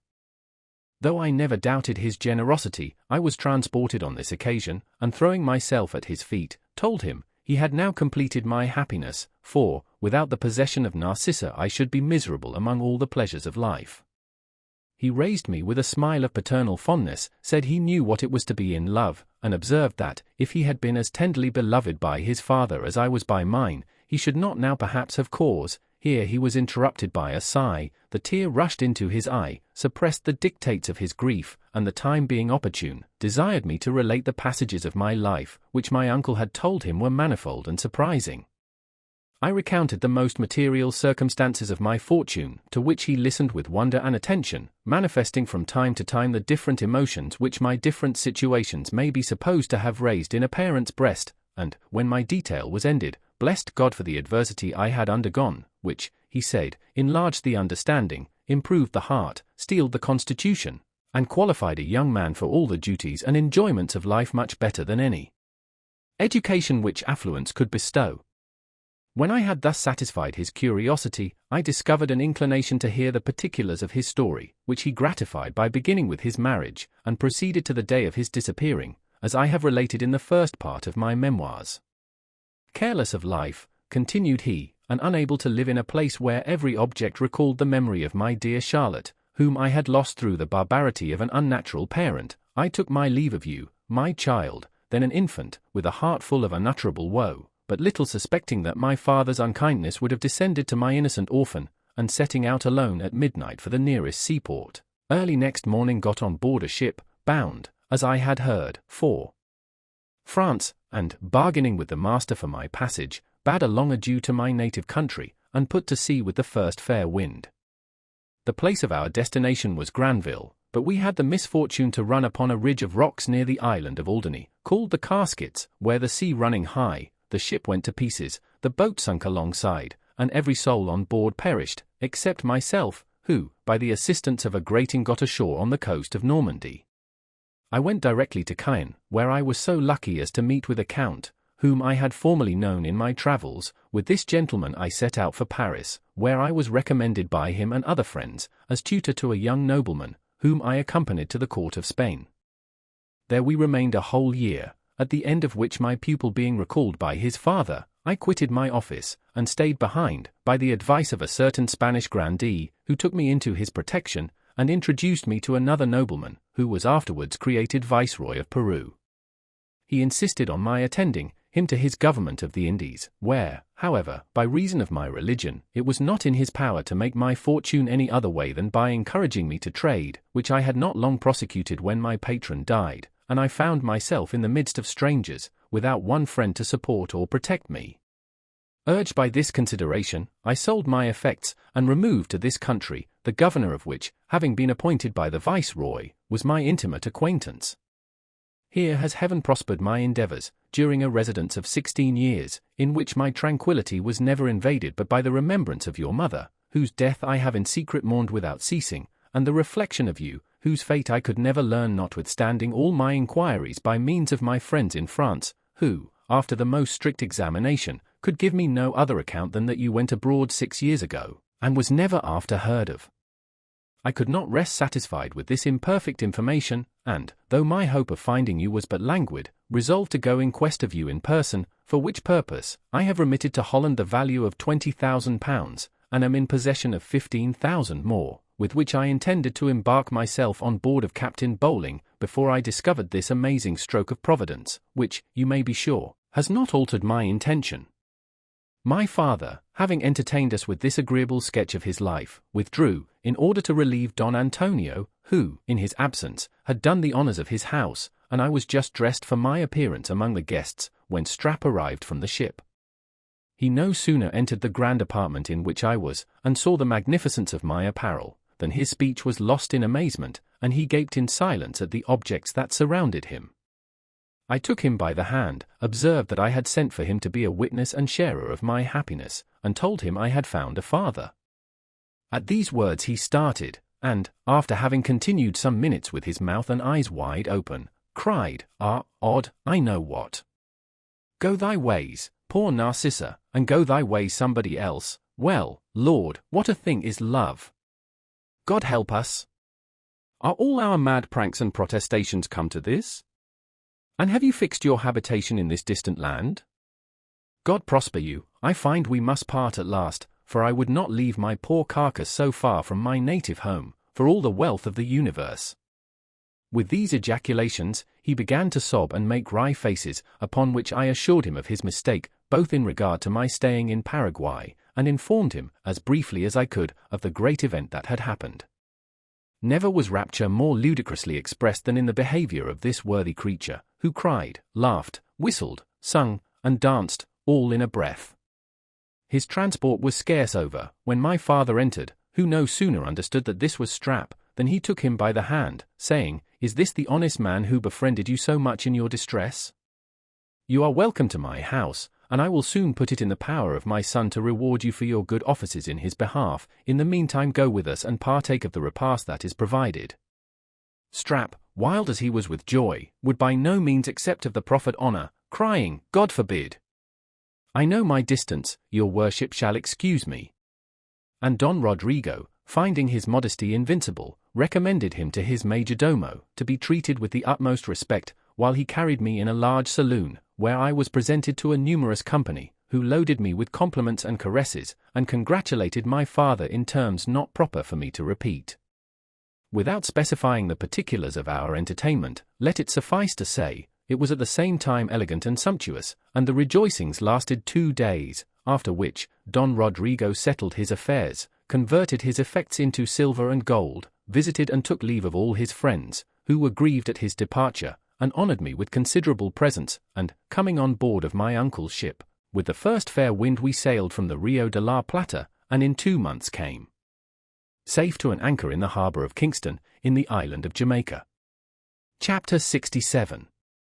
I visit my old friend Thompson. We set sail for Europe, meet with an odd adventure, arrive in England. I ride across the country from Portsmouth to Sussex, converse with Mrs. Sagely, who informs me of Narcissa's being in London. In consequence of this intelligence, I proceed to Canterbury, meet with my old friend Morgan, arrive in London, visit Narcissa, introduce my father to her. He is charmed with her good sense and beauty. We come to a determination of demanding her brother's consent to our marriage.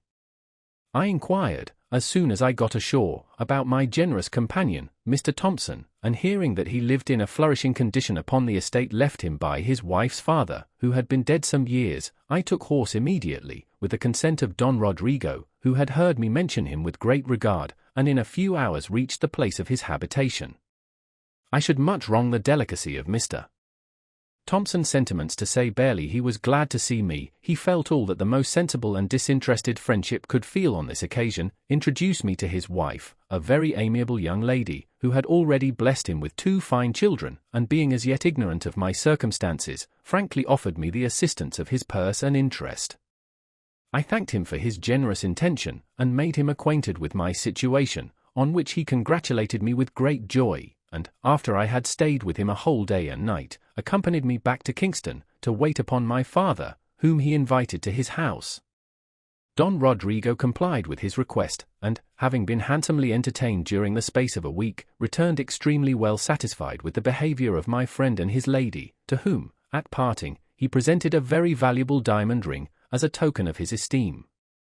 During the course of my conversation with Mr. Thompson, he gave me to understand that his old commander Captain Oakham was dead some months, and that, immediately after his death, a discovery had been made of some valuable effects that he had feloniously secreted out of a prize by the assistance of Dr. Mackshane, who was now actually in prison on that account, and, being destitute of friends, subsisted solely on the charity of my friend, whose bounty he had implored in the most abject manner. After having been the barbarous occasion of driving him to that terrible extremity on board of the Thunder, which we have formerly related. Whatsoever this wretch had been guilty of, I applauded Mr. Thompson's generosity towards him in his distress, which wrought so much upon me also, that I sent him 10 pistoles, in such a private manner that he could never know his benefactor. While my father and I were caressed among the gentlemen on shore, Captain Bowling had written to his owners, by the packet, which sailed a few days after our arrival, signifying his prosperous voyage hitherto, and desiring them to insure his ship and cargo homeward bound, after which precaution he applied himself so heartily to the task of loading his ship that, with the assistance of Mr. Thompson, she was full in less than 6 weeks.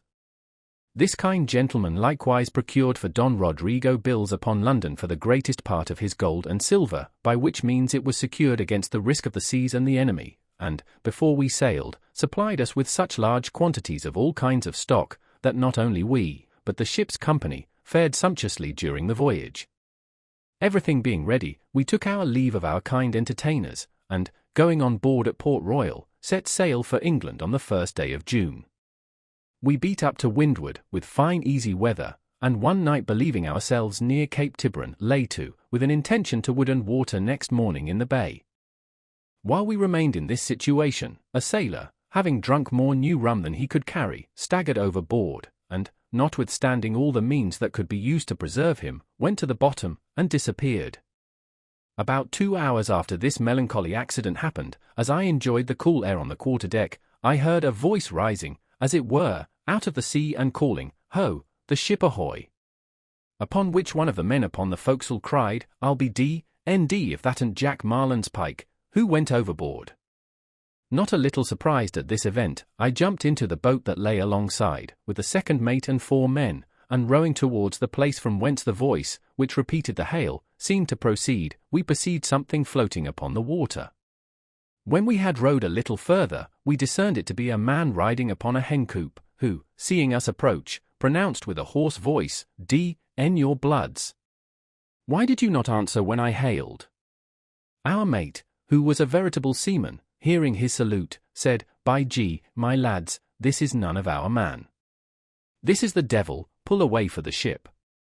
The fellows obeyed his command without question, and were already some fathoms on our return, when I insisted on their taking up the poor creature, and prevailed upon them to go back to the wreck, which when we came near the second time, and signified our intention, we received an answer of "Avast, avast, what ship, brother?" Being satisfied in this particular, he cried, "D.N. the ship, I was in hopes it had been my own, where are you bound?"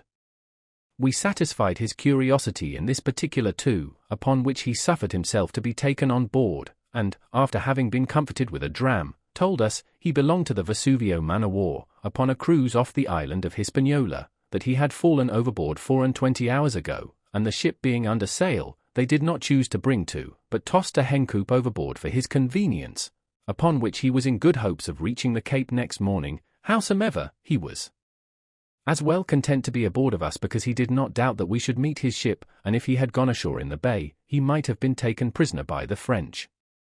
My uncle and father were very much diverted with the account of this fellow's unconcerned behavior, and in 2 days, meeting with the Vesuvio, as he expected, sent him on board of her, according to his desire.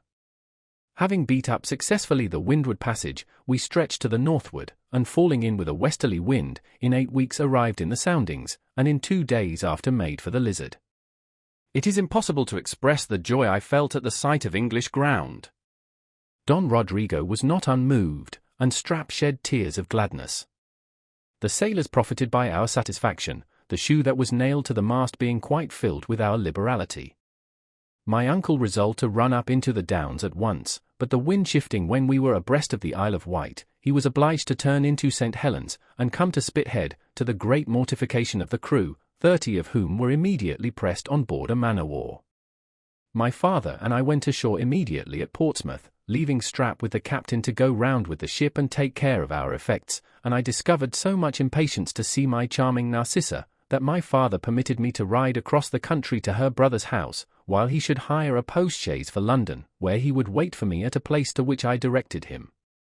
Fired with all the eagerness of passion, I took post that very night, and in the morning reached an inn about 3 miles from the squire's habitation. Here I remained till next morning, allaying the torture of my impatience with the rapturous hope of seeing that divine creature after an absence of 18 months, which, far from impairing, had raised my love to the most exalted pitch. Neither were my reflections free from apprehensions, that something intervened in spite of all my hope, and represented her as having yielded to the importunity of her brother and blessed the arms of a happy rival. My thoughts were even maddened with the fear of her death, and, when I arrived in the dark at the house of Mrs. Sagely, I had not for some time courage to desire admittance, lest my soul should be shocked with dismal tidings. At length, however, I knocked, and no sooner certified the good gentlewoman of my voice than she opened the door, and received me with the most affectionate embrace, that brought tears into her aged eyes. "For heaven's sake, dear mother," cried I, "tell me how is Narcissa? Is she the same that I left her?"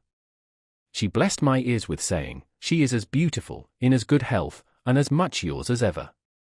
Transported at this assurance, I begged to know if I could not see her that very night, when this sage matron gave me to understand that my mistress was in London, and that things were strangely altered in the squire's house since my departure, that he had been married a whole year to Melinda, who at first found means to wean his attention so much from Narcissa, that he became quite careless of that lovely sister, comforting himself with the clause in his father's will, by which she should forfeit her fortune by marrying without his consent, that my mistress, being but indifferently treated by her sister-in-law, had made use of her freedom some months ago, and gone to town, where she was lodged with Miss Williams, in expectation of my arrival, and had been pestered with the addresses of Lord Quiverwit, who, finding her heart engaged, had fallen upon a great many shifts to persuade her that I was dead, but, finding all his artifices unsuccessful, and despairing of gaining her affection, he had consoled himself for her indifference, by marrying another lady some weeks ago, who had already left him on account of some family uneasiness. Besides this interesting information, she told me there was not a great deal of harmony between Melinda and the squire, who was so much disgusted at the number of gallants who continued to hover about her even after her marriage, that he had hurried her down into the country, much against her own inclination, where their mutual animosities had risen to such a height, that they preserved no decency before company or servants, but abused one another in the grossest terms. This good old gentlewoman, to give me a convincing proof of my dear Narcissa's unalterable love, gratified me with a sight of the last letter she had favoured her with, in which I was mentioned with so much honour, tenderness, and concern, that my soul was fired with impatience, and I determined to ride all night, that I might have it the sooner in my power to make her happy. Mrs. Sagely, perceiving my eagerness, and her maternal affection being equally divided between Narcissa and me, begged leave to remind me of the sentiments with which I went abroad, that would not permit me for any selfish gratification to prejudice the fortune of that amiable young lady, who must entirely depend upon me, after having bestowed herself in marriage. I thanked her for her kind concern, and as briefly as possible described my flourishing situation, which afforded this humane person infinite wonder and satisfaction. I told her, that now I had an opportunity to manifest my gratitude for the many obligations I owed, I would endeavour to make her old age comfortable and easy, as a step to which I proposed she should come and live with Narcissa and me. This venerable gentlewoman was so much affected with my words, that the tears ran down her ancient cheeks. She thanked heaven that I had not belied the presages she had made, on her first acquaintance with me, acknowledging my generosity, as she called it, in the most elegant and pathetic expressions, but declined my proposal, on account of her attachment to the dear melancholy cottage where she had so peacefully consumed her solitary widowhood. Finding her immovable on this subject, I insisted on her accepting a present of 30 guineas, and took my leave, resolving to accommodate her with the same sum annually, for the more comfortable support of the infirmities of old age. Having rode all night, I found myself at Canterbury in the morning, where I alighted to procure fresh horses, and, as I walked into the inn, perceived an apothecary's on the other side of the street, with the name of Morgan over the door. Alarmed at this discovery, I could not help thinking that my old messmate had settled in this place, and upon inquiry found my conjecture true, and that he was married lately to a widow in that city, by whom he had got £3,000. Rejoiced at this intelligence, I went to his shop as soon as it was open, and found my friend behind the counter, busy in preparing a clyster. I saluted him at entrance, with, "Your servant, Mr. Morgan." Upon which he looked at me, and replying, "Your most humble servant, good sir," rubbed his ingredients in the mortar without any emotion. "What," said I, "Morgan, have you forgot your old messmate?" At these words he looked up again, and starting, cried, "As cot is my, sure it cannot, yes, by my salvation, I believe it is my dear friend Mr. Rantom." He was no sooner convinced of my identity, than he threw down the pestle, overset the mortar, and jumping over the board, swept up the contents with his clothes, flew about my neck, hugged me affectionately, and daubed me all over with turpentine and the yolks of eggs which he had been mixing when I came in. Our mutual congratulations being over, he told me that he found himself a widower upon his return from the West Indies, that he had got interest to be appointed surgeon of a man-of-war, in which capacity he had served some years, until he married an apothecary's widow, with whom he now enjoyed a pretty good sum of money, peace, and quiet, and an indifferent good trade. He was very desirous of hearing my adventures, which I assured him I had not time to relate, but told him in general, my circumstances were very good, and that I hoped to see him when I should not be in such a hurry as at present. He insisted, however, on my staying breakfast, and introduced me to his wife, who seemed to be a decent sensible woman, pretty well stricken in years. In the course of our conversation, he showed the sleeve buttons I had exchanged with him at our parting in the West Indies, and was not a little proud to see that I had preserved his with the same care. When I informed him of Macshane's condition, he seemed at first to exult over his distress, but, after a little recollection, said, "Well, he has paid for his malice, I forgive him, and may cop forgive him likewise. He expressed great concern for the soul of Captain Oakham, which he believed was now gnashing its teeth, but it was some time before I could convince him of Thompson's being alive, at whose good fortune, nevertheless, he was extremely glad. Having renewed our protestations of friendship, I bade the honest Welshman and his spouse farewell, and, taking post-horses, arrived at London that same night, where I found my father in good health, to whom I imparted what I had learned of Narcissa. This indulgent parent approved of my intention of marrying her, even without fortune, provided her brother's consent could not be obtained, promised to make over to me in a few days a sufficiency to maintain her in a fashionable manner, and expressed a desire of seeing this amiable creature, who had captivated me so much. As I had not slept the night before, and was besides fatigued with my journey, I found myself under a necessity of taking some repose, and went to bed accordingly. Next morning, about 10 o'clock, took a chair, and according to Mrs. Sageless' directions, went to my charmer's lodgings, and inquired for Miss Williams. I had not waited in the parlour longer than a minute, when this young woman entered, and no sooner perceived me, than she shrieked and ran backward, but I got between her and the door, and clasping her in my arms, brought her to herself with an embrace. "Good heaven," cried she, "Mr. Random, is it you indeed? My mistress will run distracted with joy." I told her, it was from an apprehension that my sudden appearance might have had some bad effect on my dear Narcissa, that I had desired to see her first, in order to concert some method of acquainting her mistress gradually with my arrival. She approved of my conduct, and, after having yielded to the suggestions of her own friendship, in asking if my voyage had been successful, charged herself with that office, and left me glowing with desire of seeing and embracing the object of my love. In a very little time I heard somebody coming down the stairs in haste, and the voice of my angel pronounce, with an eager tone, "O heaven! Is it possible? Where is he?" How were my faculties aroused at this well-known sound? And how was my soul transported when she broke in upon my view in all the bloom of ripened beauty? Grace was in all her steps, heaven in her eye, in every gesture dignity and love. You, whose souls are susceptible of the most delicate impressions, whose tender bosoms have felt the affecting vicissitudes of love, who have suffered an absence of 18 long months from the dear object of your hope, and found at your return the melting fair as kind and constant as your heart can wish, do me justice on this occasion, and conceive what unutterable rapture possessed us both, while we flew into each other's arms. This was no time for speech. Locked in a mutual embrace, we continued some minutes in a silent trance of joy. When I thus encircled all my soul held dear, while I hung over her beauties, beheld her eye sparkle, and every feature flush with virtuous fondness, when I saw her enchanting bosom heave with undissembled rapture, and knew myself the happy cause, heavens! What was my situation? I am tempted to commit my paper to the flames, and to renounce my pen forever, because its most ardent and lucky expression so poorly describes the emotions of my soul. "O adorable Narcissa," cried I, "O miracle of beauty, love, and truth! I at last fold thee in my arms. I at last can call thee mine. No jealous brother shall thwart our happiness again. Fortune hath at length recompensed me for all my sufferings, and enabled me to do justice to my love." The dear creature smiled ineffably charmingly, and, with a look of bewitching tenderness, said, "And shall we never part again?" "Never," I replied, "thou wondrous pattern of all earthly perfection. Never, until death shall divide us. By this ambrosial kiss, 1,000 times more fragrant than the breeze that sweeps the orange grove, I never more will leave thee." As my first transport abated, my passion grew turbulent and unruly. I was giddy with standing on the brink of bliss, and all my virtue and philosophy were scarce sufficient to restrain the inordinate sallies of desire. Narcissa perceived the conflict within me, and with her usual dignity of prudence, called off my imagination from the object in view, and with eager expressions of interested curiosity, desired to know the particulars of my voyage.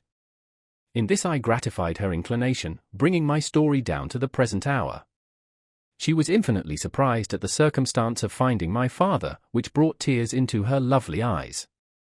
She was transported at hearing that approved of my flame, discovered a longing desire of being introduced to him, congratulated herself and me upon my good fortune, and observed that this great and unexpected stroke of fate seemed to have been brought about by the immediate direction of Providence.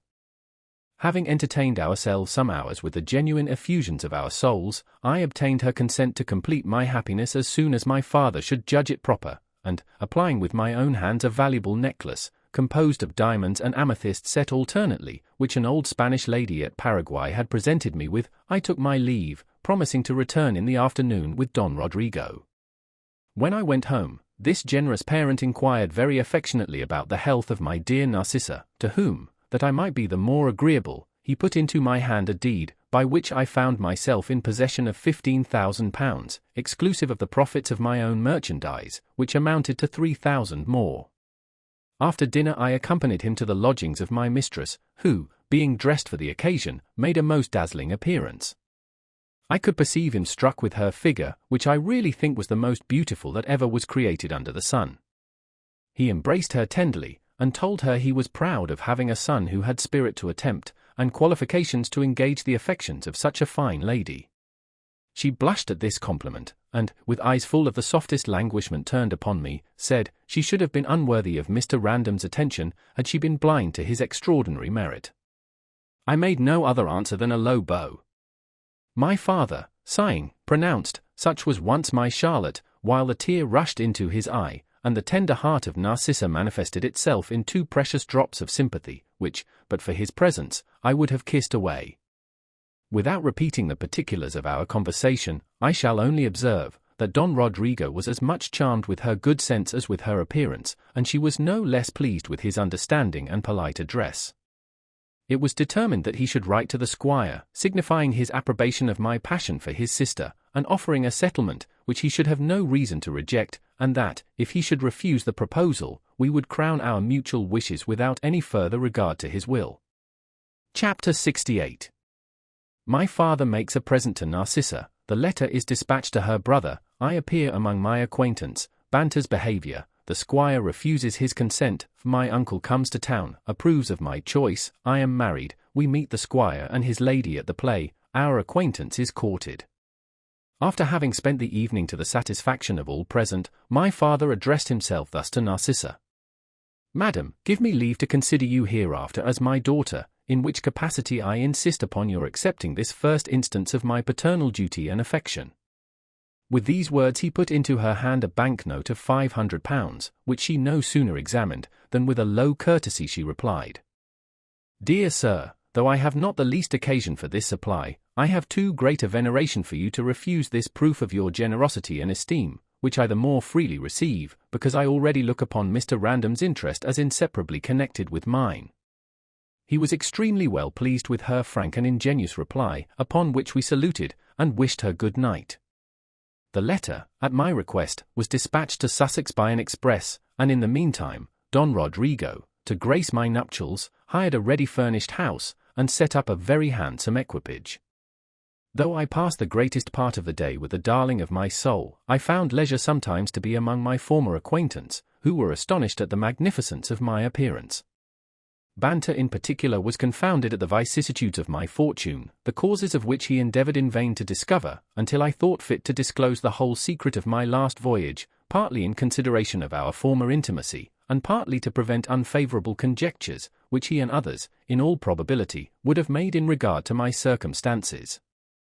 He professed great satisfaction at this piece of news, and I had no cause to believe him insincere when I considered that he would now look upon himself as acquitted of the debt he owed me, and at the same time flatter himself with the hopes of borrowing more. I carried him home to dinner with me, and my father liked his conversation so much, that, upon hearing his difficulties, he desired me to accommodate him for the present, and inquire, if he would accept of a commission in the army, towards the purchase of which he should willingly lend him money. Accordingly, I gave my friend an opportunity of being alone with me, when, as I expected, he told me that he was just on the point of being reconciled to an old rich uncle, whose heir he was, but wanted a few pieces for immediate expense, which he desired I would lend him and take my bond for the whole. His demand was limited to 10 guineas, and when I put 20 in his hand, he stared at me for some moments, then, putting it into his purse, "'Tis all one, you shall have the whole in a very short time." When I had taken his note, to save the expense of a bond, I expressed some surprise that a fellow of his spirit should loiter away his time in idleness, and asked why he did not choose to make his fortune in the army. "What," said he, "throw away money upon a subaltern's commission, and be under the command of a parcel of scoundrels, who have raised themselves above me by the most infamous practices? No, I love independency too well to sacrifice my life, health, and pleasure, for such a pitiful consideration." Finding him adverse to this way of life, I changed the subject, and returned to Don Rodrigo, who had just received the following epistle from the squire. "Sir, concerning a letter which I received, subscribed R. Random, this is the answer. As for you, I know nothing of you.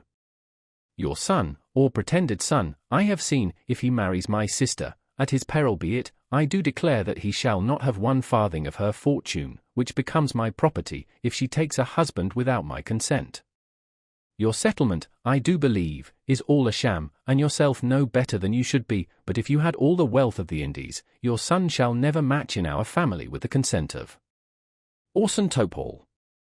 My father was not much surprised at this polite letter, after having heard the character of the author, and as for me, I was even pleased at his refusal, because I had now an opportunity of showing my disinterested love.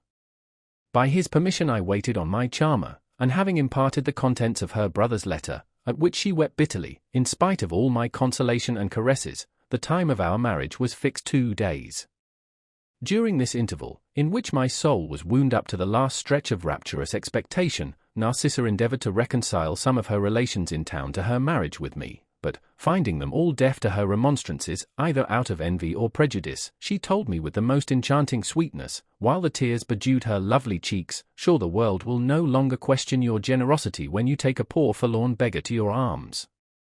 Affected with her sorrow, I pressed the fair mourner to my breast, and swore that she was more dear and welcome on that account, because she had sacrificed her friends and fortune to her love for me. My uncle, for whose character she had a great veneration, being by this time come to town, I introduced him to my bride, and, although he was not very much subject to refined sensations, he was struck dumb with admiration at her beauty. After having kissed and gazed at her for some time, he turned to me, saying, "Odds bobs, Rory! A notable prize indeed, finely built and gloriously rigged, I faith. If she ain't well manned when you take the command of her, sirrah, you deserve to go to sea in a cockle shell. No offence, I hope, niece. You must not mind what I say, being, as the saying is, a plain seafaring man, though mayhap I have as much regard for you as another." She received him with great civility, told him she had longed a great while to see a person to whom she was so much indebted for his generosity to Mr. Random, that she looked upon him as her uncle, by which name she begged leave to call him for the future, and that she was very sure he could say nothing that would give her the least offence.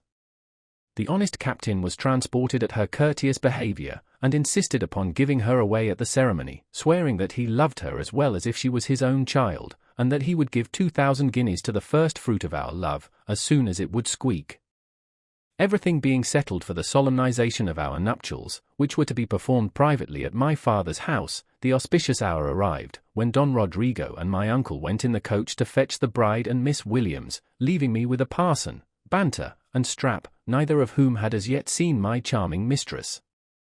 My faithful valet, who was on the rack of impatience to behold a lady of whom he had heard so much, no sooner understood that the coach was returned, than he placed himself at a window, to have a peep at her as she alighted, and, when he saw her, clapped his hands together, turned up the white of his eyes, and, with his mouth wide open, remained in a sort of ecstasy, which broke out into "Odea certi. Quales in Eurotai ripis, aut per yuga synthi exercet Dianacho ros." The doctor and Banter were surprised to hear my man speak Latin, but when my father led Narcissa into the room, the object of their admiration was soon changed, as appeared in the countenances of both. Indeed, they must have been the most insensible of all beings, could they have beheld without emotion the divine creature that approached.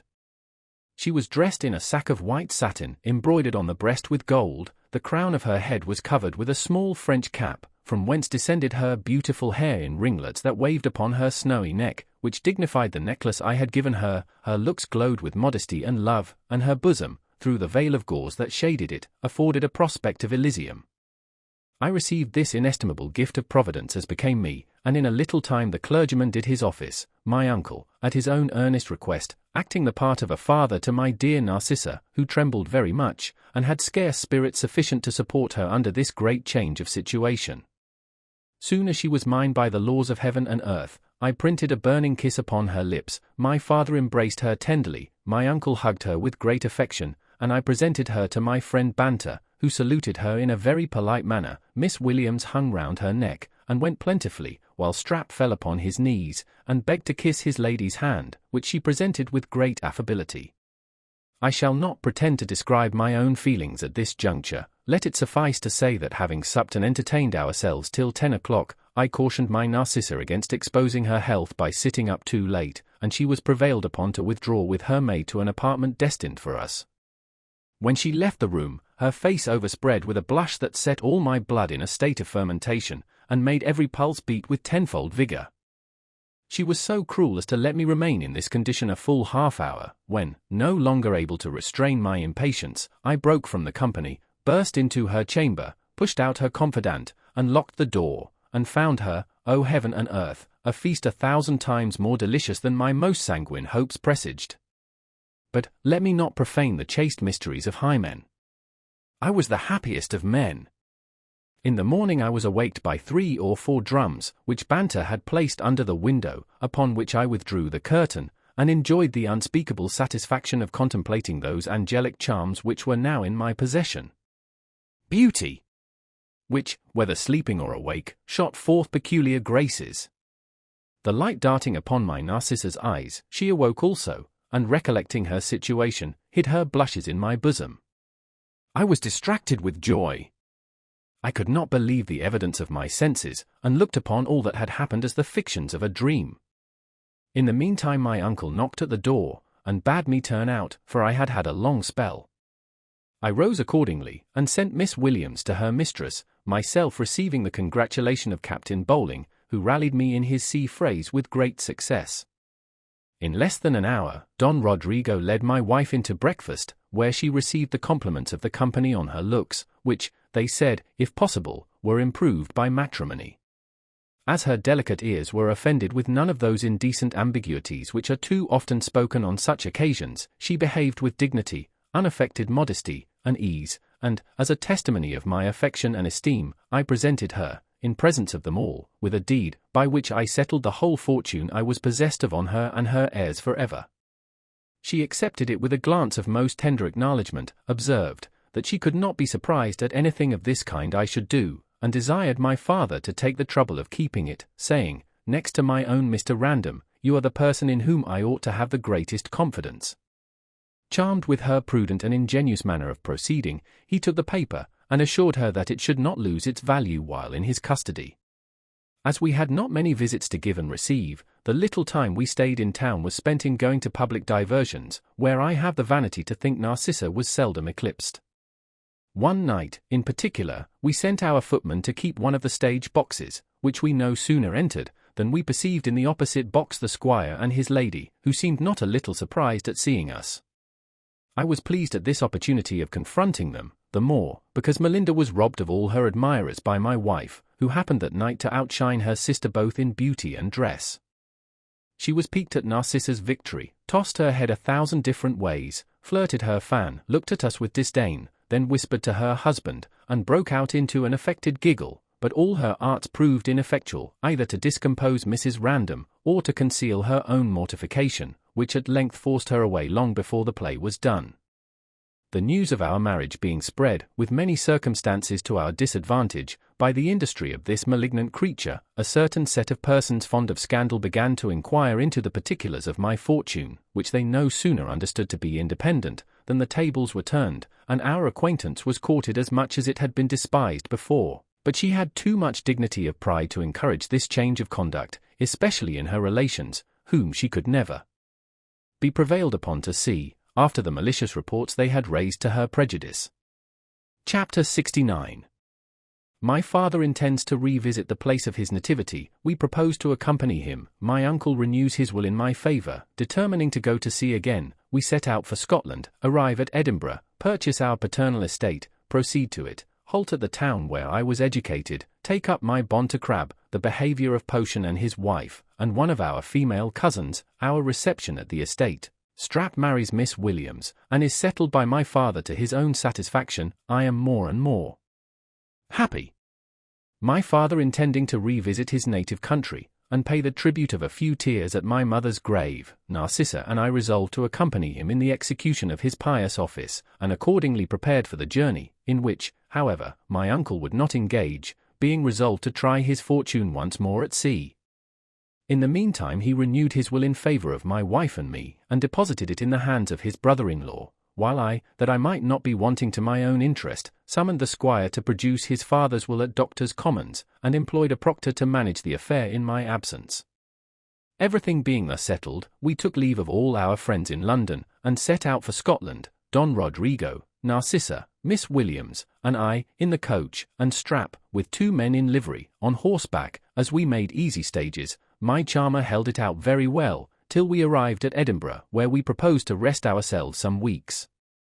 Here Don Rodrigo, having intelligence that the fox hunter had spoiled his estate, which was to be exposed to sale by public auction, he determined to make a purchase of the spot where he was born, and actually bought all the land that belonged to his father.